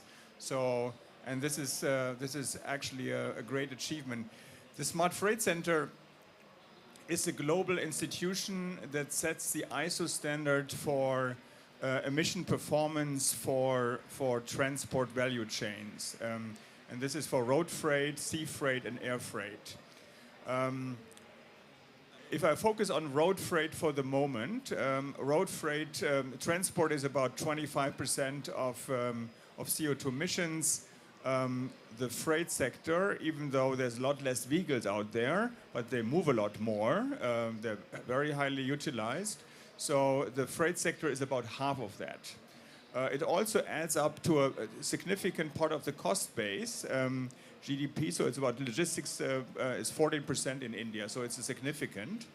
So the Smart Freight Center is working specifically with global shippers, yeah, so the Flipkarts, the Amazons, the DHLs and others who want to work on their Scope 3 emissions to decarbonize the value chains, yeah, and what's great in India is that over the last 2 or 3 years, I mean, the EV policies have gone through all states, and I think are there. There's especially on the last mile, there's a thriving ecosystem. I'm personally involved with a number of companies in India that work on that, and there's also more and more vehicles. So the supply of electric vehicles is coming on. So even also the big ones, the Mahindras and Tatas, so they all have now vehicles out there.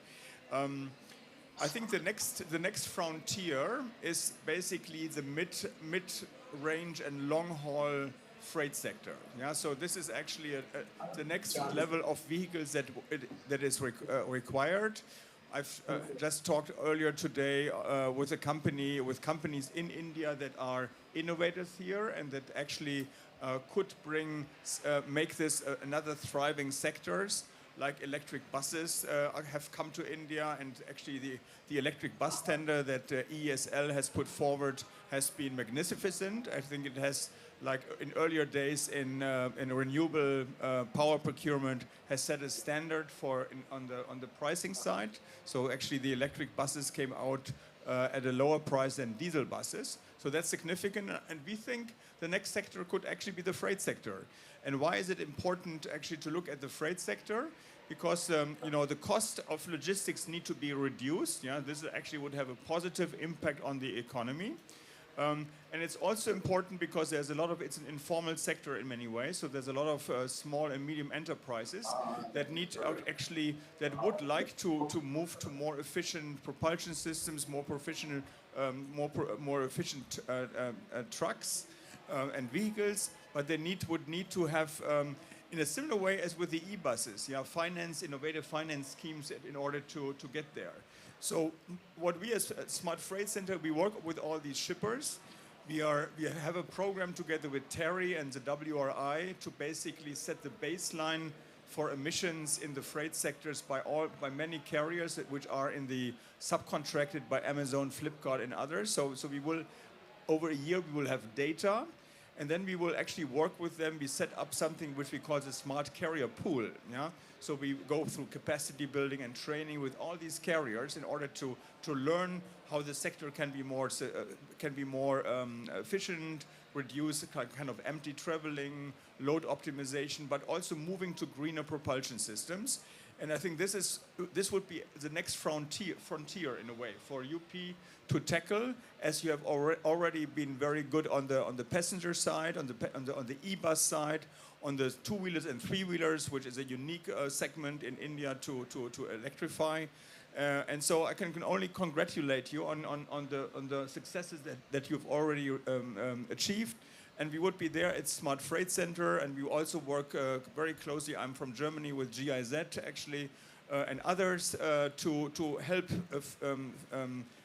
federal and state in order to implement these types of programs and to find the right policy and the right financing framework to make that happen. So looking forward to that very much. Christoph, thank you so much, and I completely appreciate the way you said about the next focus on the freight. There's one initiative that Niti Aayog is currently leading at the national level. I'm sure you would have heard of it, called Shunya. And Shunya is basically electrification of the last mile delivery vehicles, irrespective of whether it's a four-wheeler or two-wheeler. And I think that campaign is growing with a lot of commitment from industry, and I'm sure this joining of these initiatives would actually lead to much better success programs. So thank you so much for your intervention. I would now turn to Dr. J.V. Sharma, who's a director with the Land Resources Division of TERI. Dr. Sharma will talk about carbon financing through voluntary markets, especially looking at, we heard the role of agroforestry from the speakers before, and I think, again, Dr. Sharma is an IS officer for the Indian Forest Service officer of several years and brings a lot of experience bringing to the UP cadre. Dr. Sharma, to you.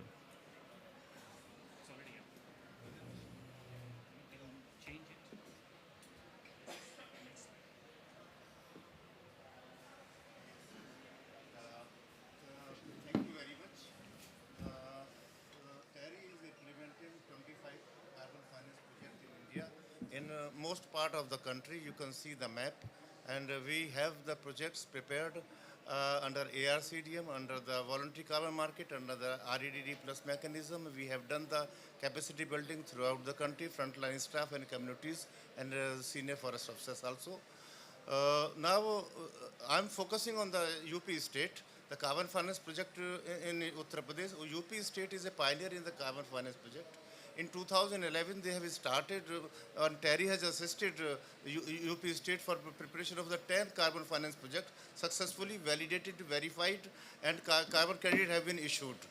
And at present, we are developing six carbon finance project in UP state covering 27 districts. And even not only the carbon finance project with the six forest circles in 27 districts, ITC Bhadrachalam has also assigned us the responsibility to prepare the carbon finance project, the 5 districts of UP. Of course, some districts of Haryana and Punjab also included in that. And the Star Paper Mill has assigned the responsibility of the preparation of the carbon finance project in Saharanpur district of Uttar Pradesh, and also in some districts of the Haryana and Punjab also. And we also are preparing the REDD plus project in Dudhwa Tiger Reserve. This project is going to be validated, and the validation period, validation team is coming in 24th to 26th of November very soon, and this project will be validated very soon. Very soon. If we see that glimpse of the kind of the carbon finance project in the UP state, and over 5 million, average 5 million annual estimated emission reduction will be there. More than 25,000 farmers, and on an average 50 to 60,000 INR will be available to the farmer. This is an average, and it is in Lucknow, Moradabad, Meerut, Saharanpur, Gorakhpur and Bareilly Mandal. And these are the species, and I will show you that how much the emissions reductions and credits per annum in Saharanpur project is 900,000 per annum credits, and we are assuring the $6 per credit rate to the farmer. Moradabad 600,000 credits per annum. And Meerut project 450,000 credits per annum. In Lucknow 400,000 credits per annum, and in Bareilly 750,000 credits per annum, and Gorakhpur 400,000 credits per annum. This is the kind of a scenario when we are tapping, and the limitation is only at present 5 to 10% of the potential. If we can use the potential more than 50 to 60%, you can imagine how much benefit will be passing on to the farmers. These are the mobilization stakeholder consultations, and we need to apprise the farmers regarding, and we have to take their consent regarding the preparation of the project. And in all 6 projects, conservative forest is the project proponent, and this consent has already been given by the farmers. These are the glimpses of the consultation of the stakeholder consultations, and this is a project implementation steps. Definitely TERI is a project developer, and we follow all incepts. We have experience of doing this work, and we have signed the MOU on 27th December 2021, and we assured the UP state that within 24 months the first transaction will be done, and definitely we are on the track, and we have covered all the steps except the last 3 steps, and last 3 steps will be taken in the 4 or 5 months, because validation and the verification is involved in that. That will take a bit time, and by November or December 23 the transaction will be done in all agroforestry projects. And yeah, salient features of the MOU, what we have done: tripartite MOU, and agreement within forest department, who is the project proponent, the technical expert is the TERI, and the investor. Entire cost of the project will be facilitated by the investor. The forest department or the beneficiary will not have to undergo any investment. Fixed rate of the USD6 is ensured for the 1 credit from the investor. Implementation of the project will be result in a win-win situation for the forest department, farmer, forest dependent communities and the investor.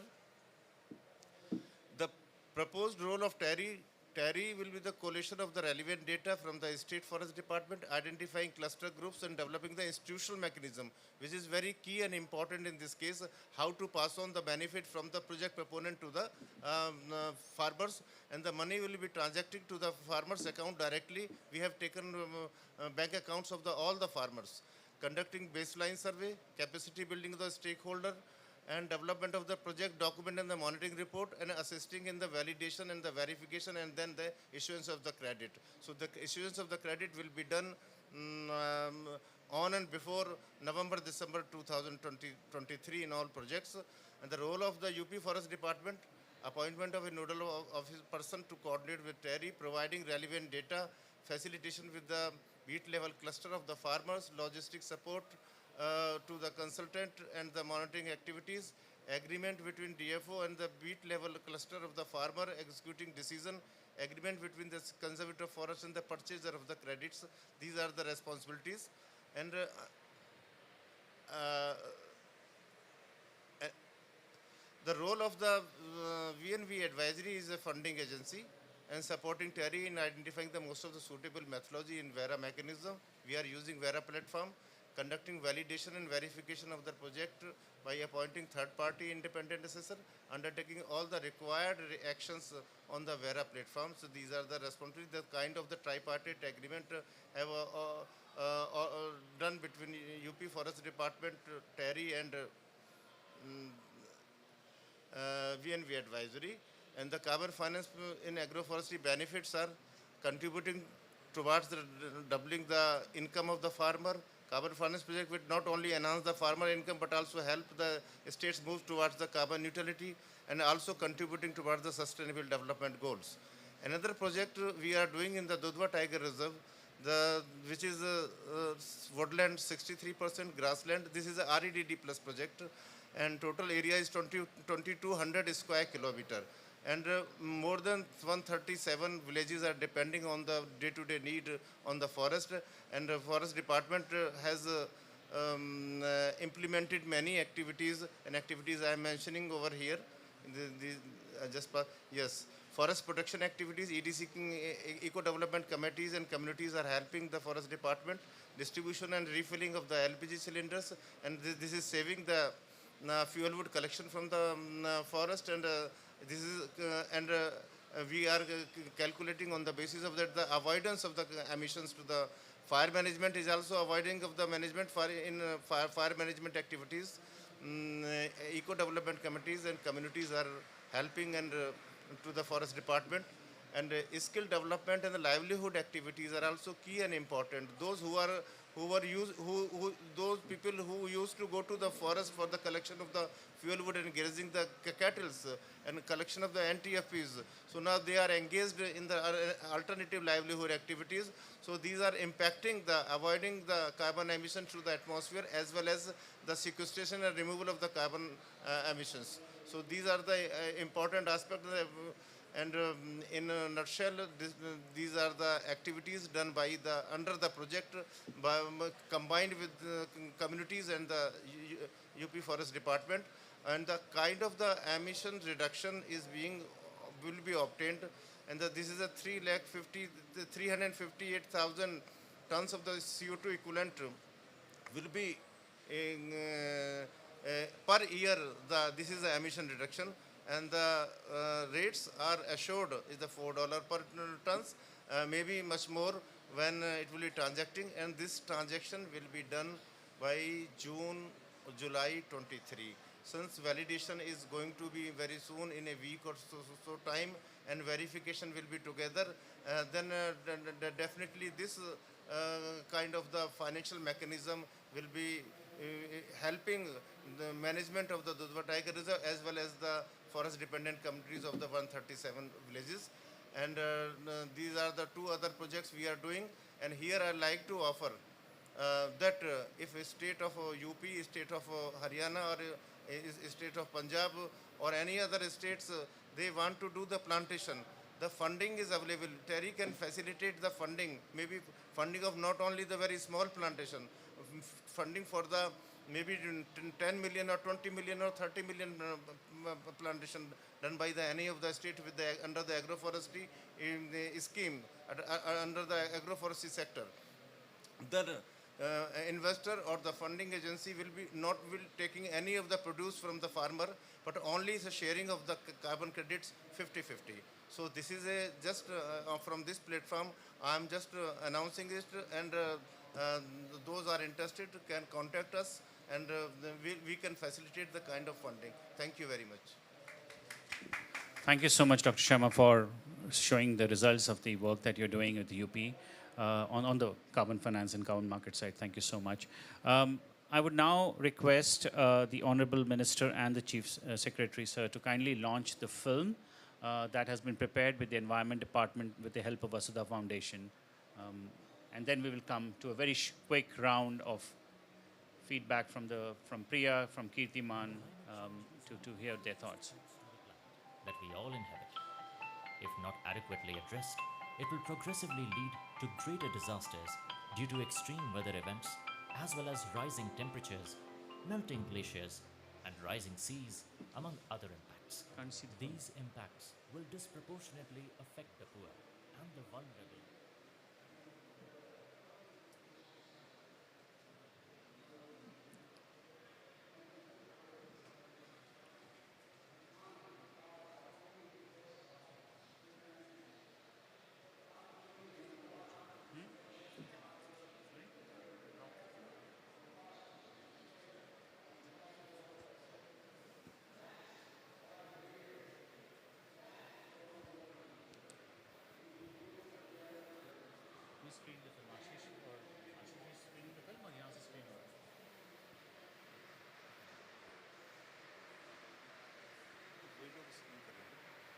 Screen to यहाँ से।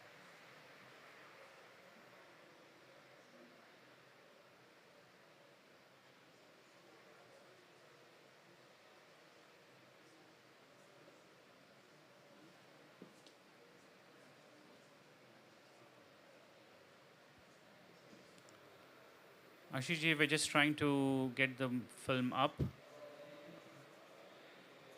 Just give us a couple of minutes.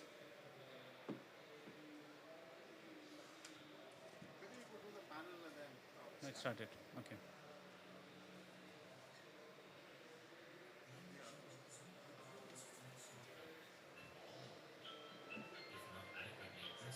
It will progressively lead to greater disasters due to extreme weather events, as well as rising temperatures, melting glaciers, and rising seas, among other impacts. These impacts will disproportionately affect the poor and the vulnerable among us. The world is waking up to the threat of climate change, and India is not lagging behind. Prime Minister Shri Narendra Modi is greatly concerned with the issues of climate change. At the Glasgow Climate Meeting, November 2021, the Prime Minister unveiled the highlights of India's updated nationally determined contributions with the ambitious targets, which include the LIFE mission.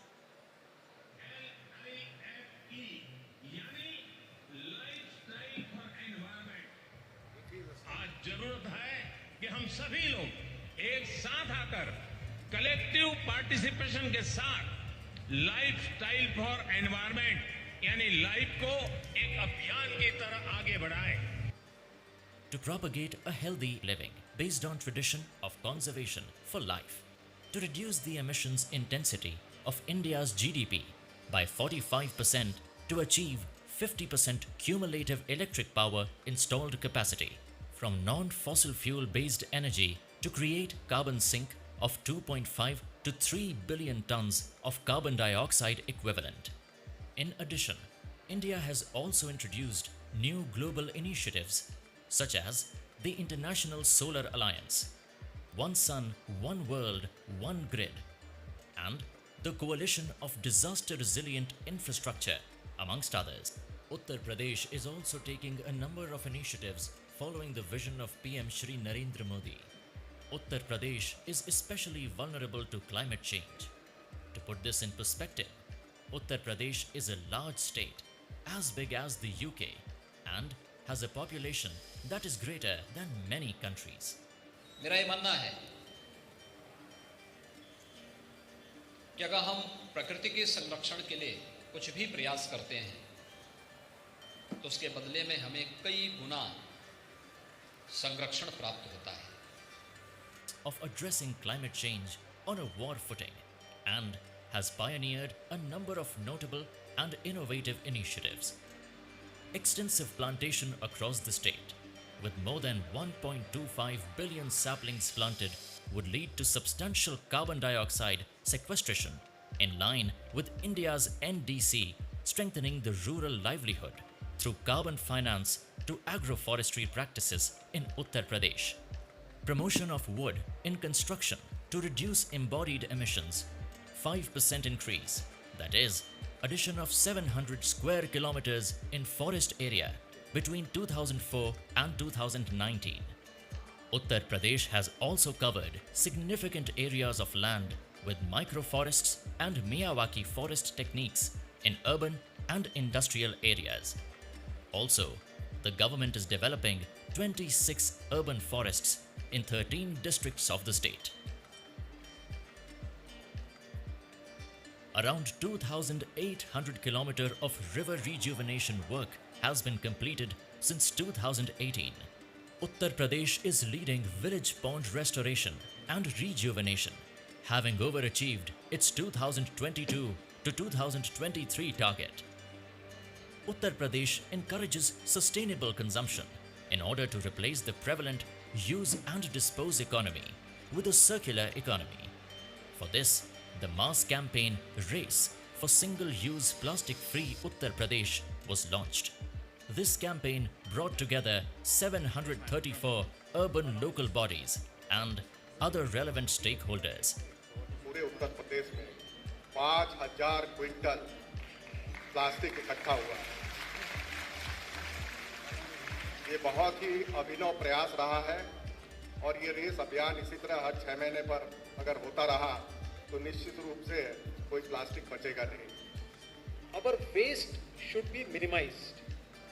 Our waste should be replaced by biodegradable alternatives. Uttar Pradesh is also empowering its rural communities by localizing climate action and reducing its vulnerability. These initiatives are in line with the LIFE mission. Recently, the state government recognized the initiatives taken by Gram Panchayats, which are village governments, in addressing climate change and is further working with them to develop full-fledged climate smart action plans that would strengthen climate action at the grassroots level. आप कम से कम कूड़ा पैदा करिए और जो कूड़ा पैदा करिए उसको ट्रीट करके वापस प्रकृति अपने आप पे चक्रीय तौर पे चलती है, एक चीज दूसरे को खाती है, एक दूसरे को एक चक्र में चलती है। उस चक्र के मुताबिक आपका जो कूड़ा होता है उसको ट्रीट करिए। आज हर गांव में स्वच्छ भारत मिशन से सारे गांव तुम्हारे ओडीएफ हो ही गए हैं, अब वो ओडीएफ प्लस होने जा रहे हैं, तो उसका जो भी गंदा पानी भी ट्रीट होकर के वहां पे कहीं गंदा पानी नहीं। These action plans will be eventually prepared for all 58,000 village governments covering 170 million people. मैंने कृषि विभाग से जुड़ा तो हमारा उससे बहुत बड़ा फ़ायदा हुआ। इसलिए फ़ायदा हुआ कि देखिए बैगन का बिया और सरपुतिया का बिया, वो कोहड़ा का बिया, सब कुछ बिया सरकार ने। For the outstanding contribution towards localization of climate action, the government of Uttar Pradesh has been recognized at the Economic Times Global Sustainability Congress 2022. Recent policy initiatives of Uttar Pradesh include, but are not limited to, Solar Policy 2022,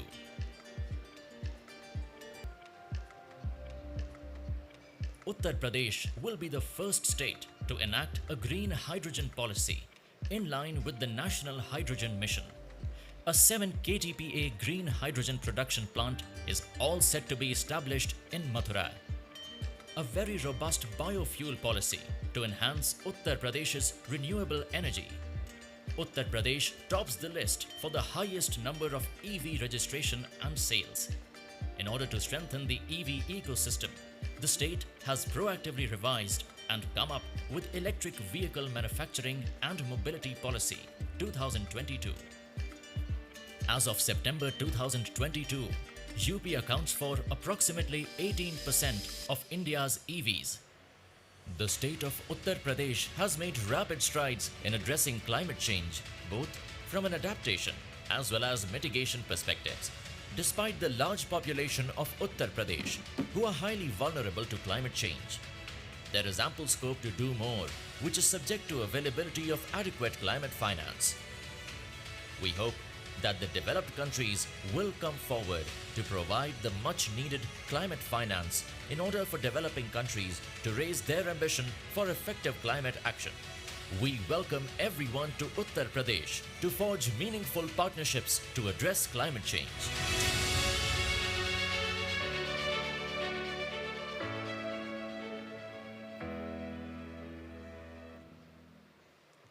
Thank you so much for this interesting film which talks about the initiative of the state. Priya, I want to turn to you. I know we are very short of time, but I want to take your thoughts and then Kirtiman's thought before we close. You need no introduction. You've been leading Bloomberg's work on climate action in India, but also lead several other initiatives on subnational. So my question to you was that given the work that you've been managing on the subnational action plan, what has been the experience so far, your global as well as in-country experience, and how do you plan to translate some of them specifically to Uttar Pradesh work that we are so glad that you will be able to join this larger initiative that we are putting together? Thanks so much, Shirish. And given the time, I'm going to try and be as brief as possible, but please feel free to cut me off as well.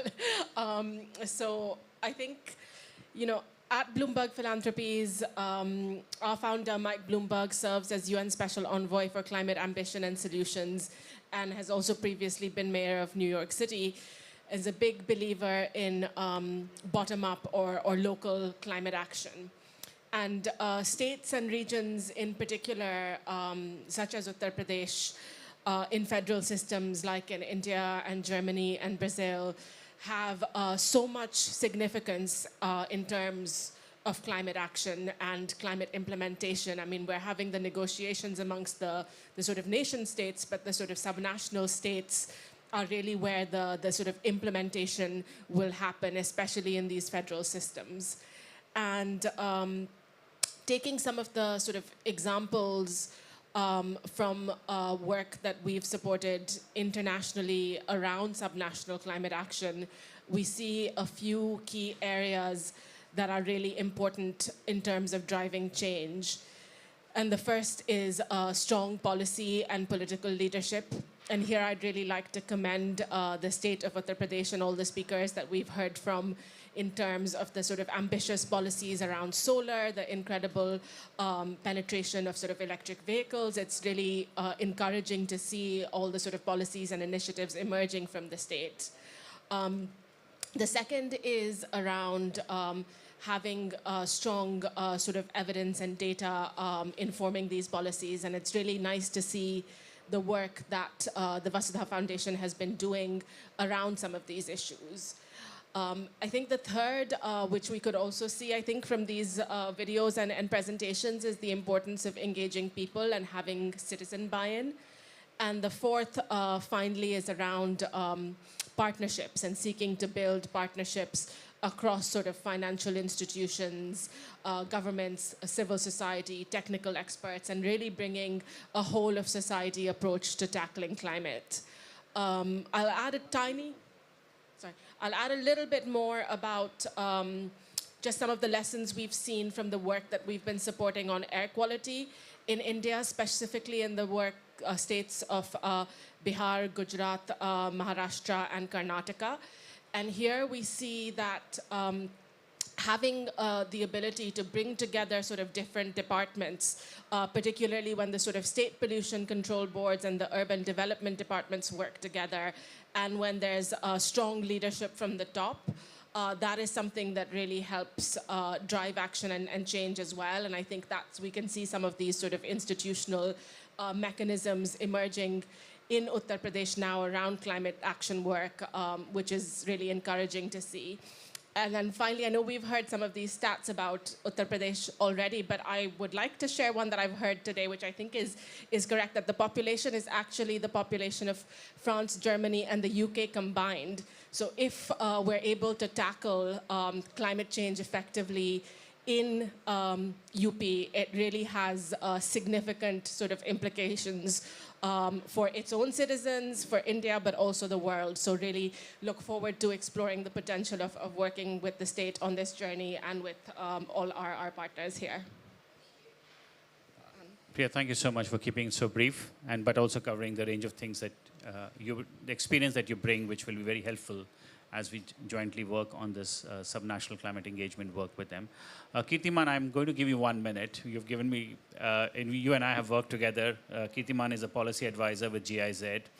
He has given me a lot of griefs in the past, so I'm going to give him only 1 minute.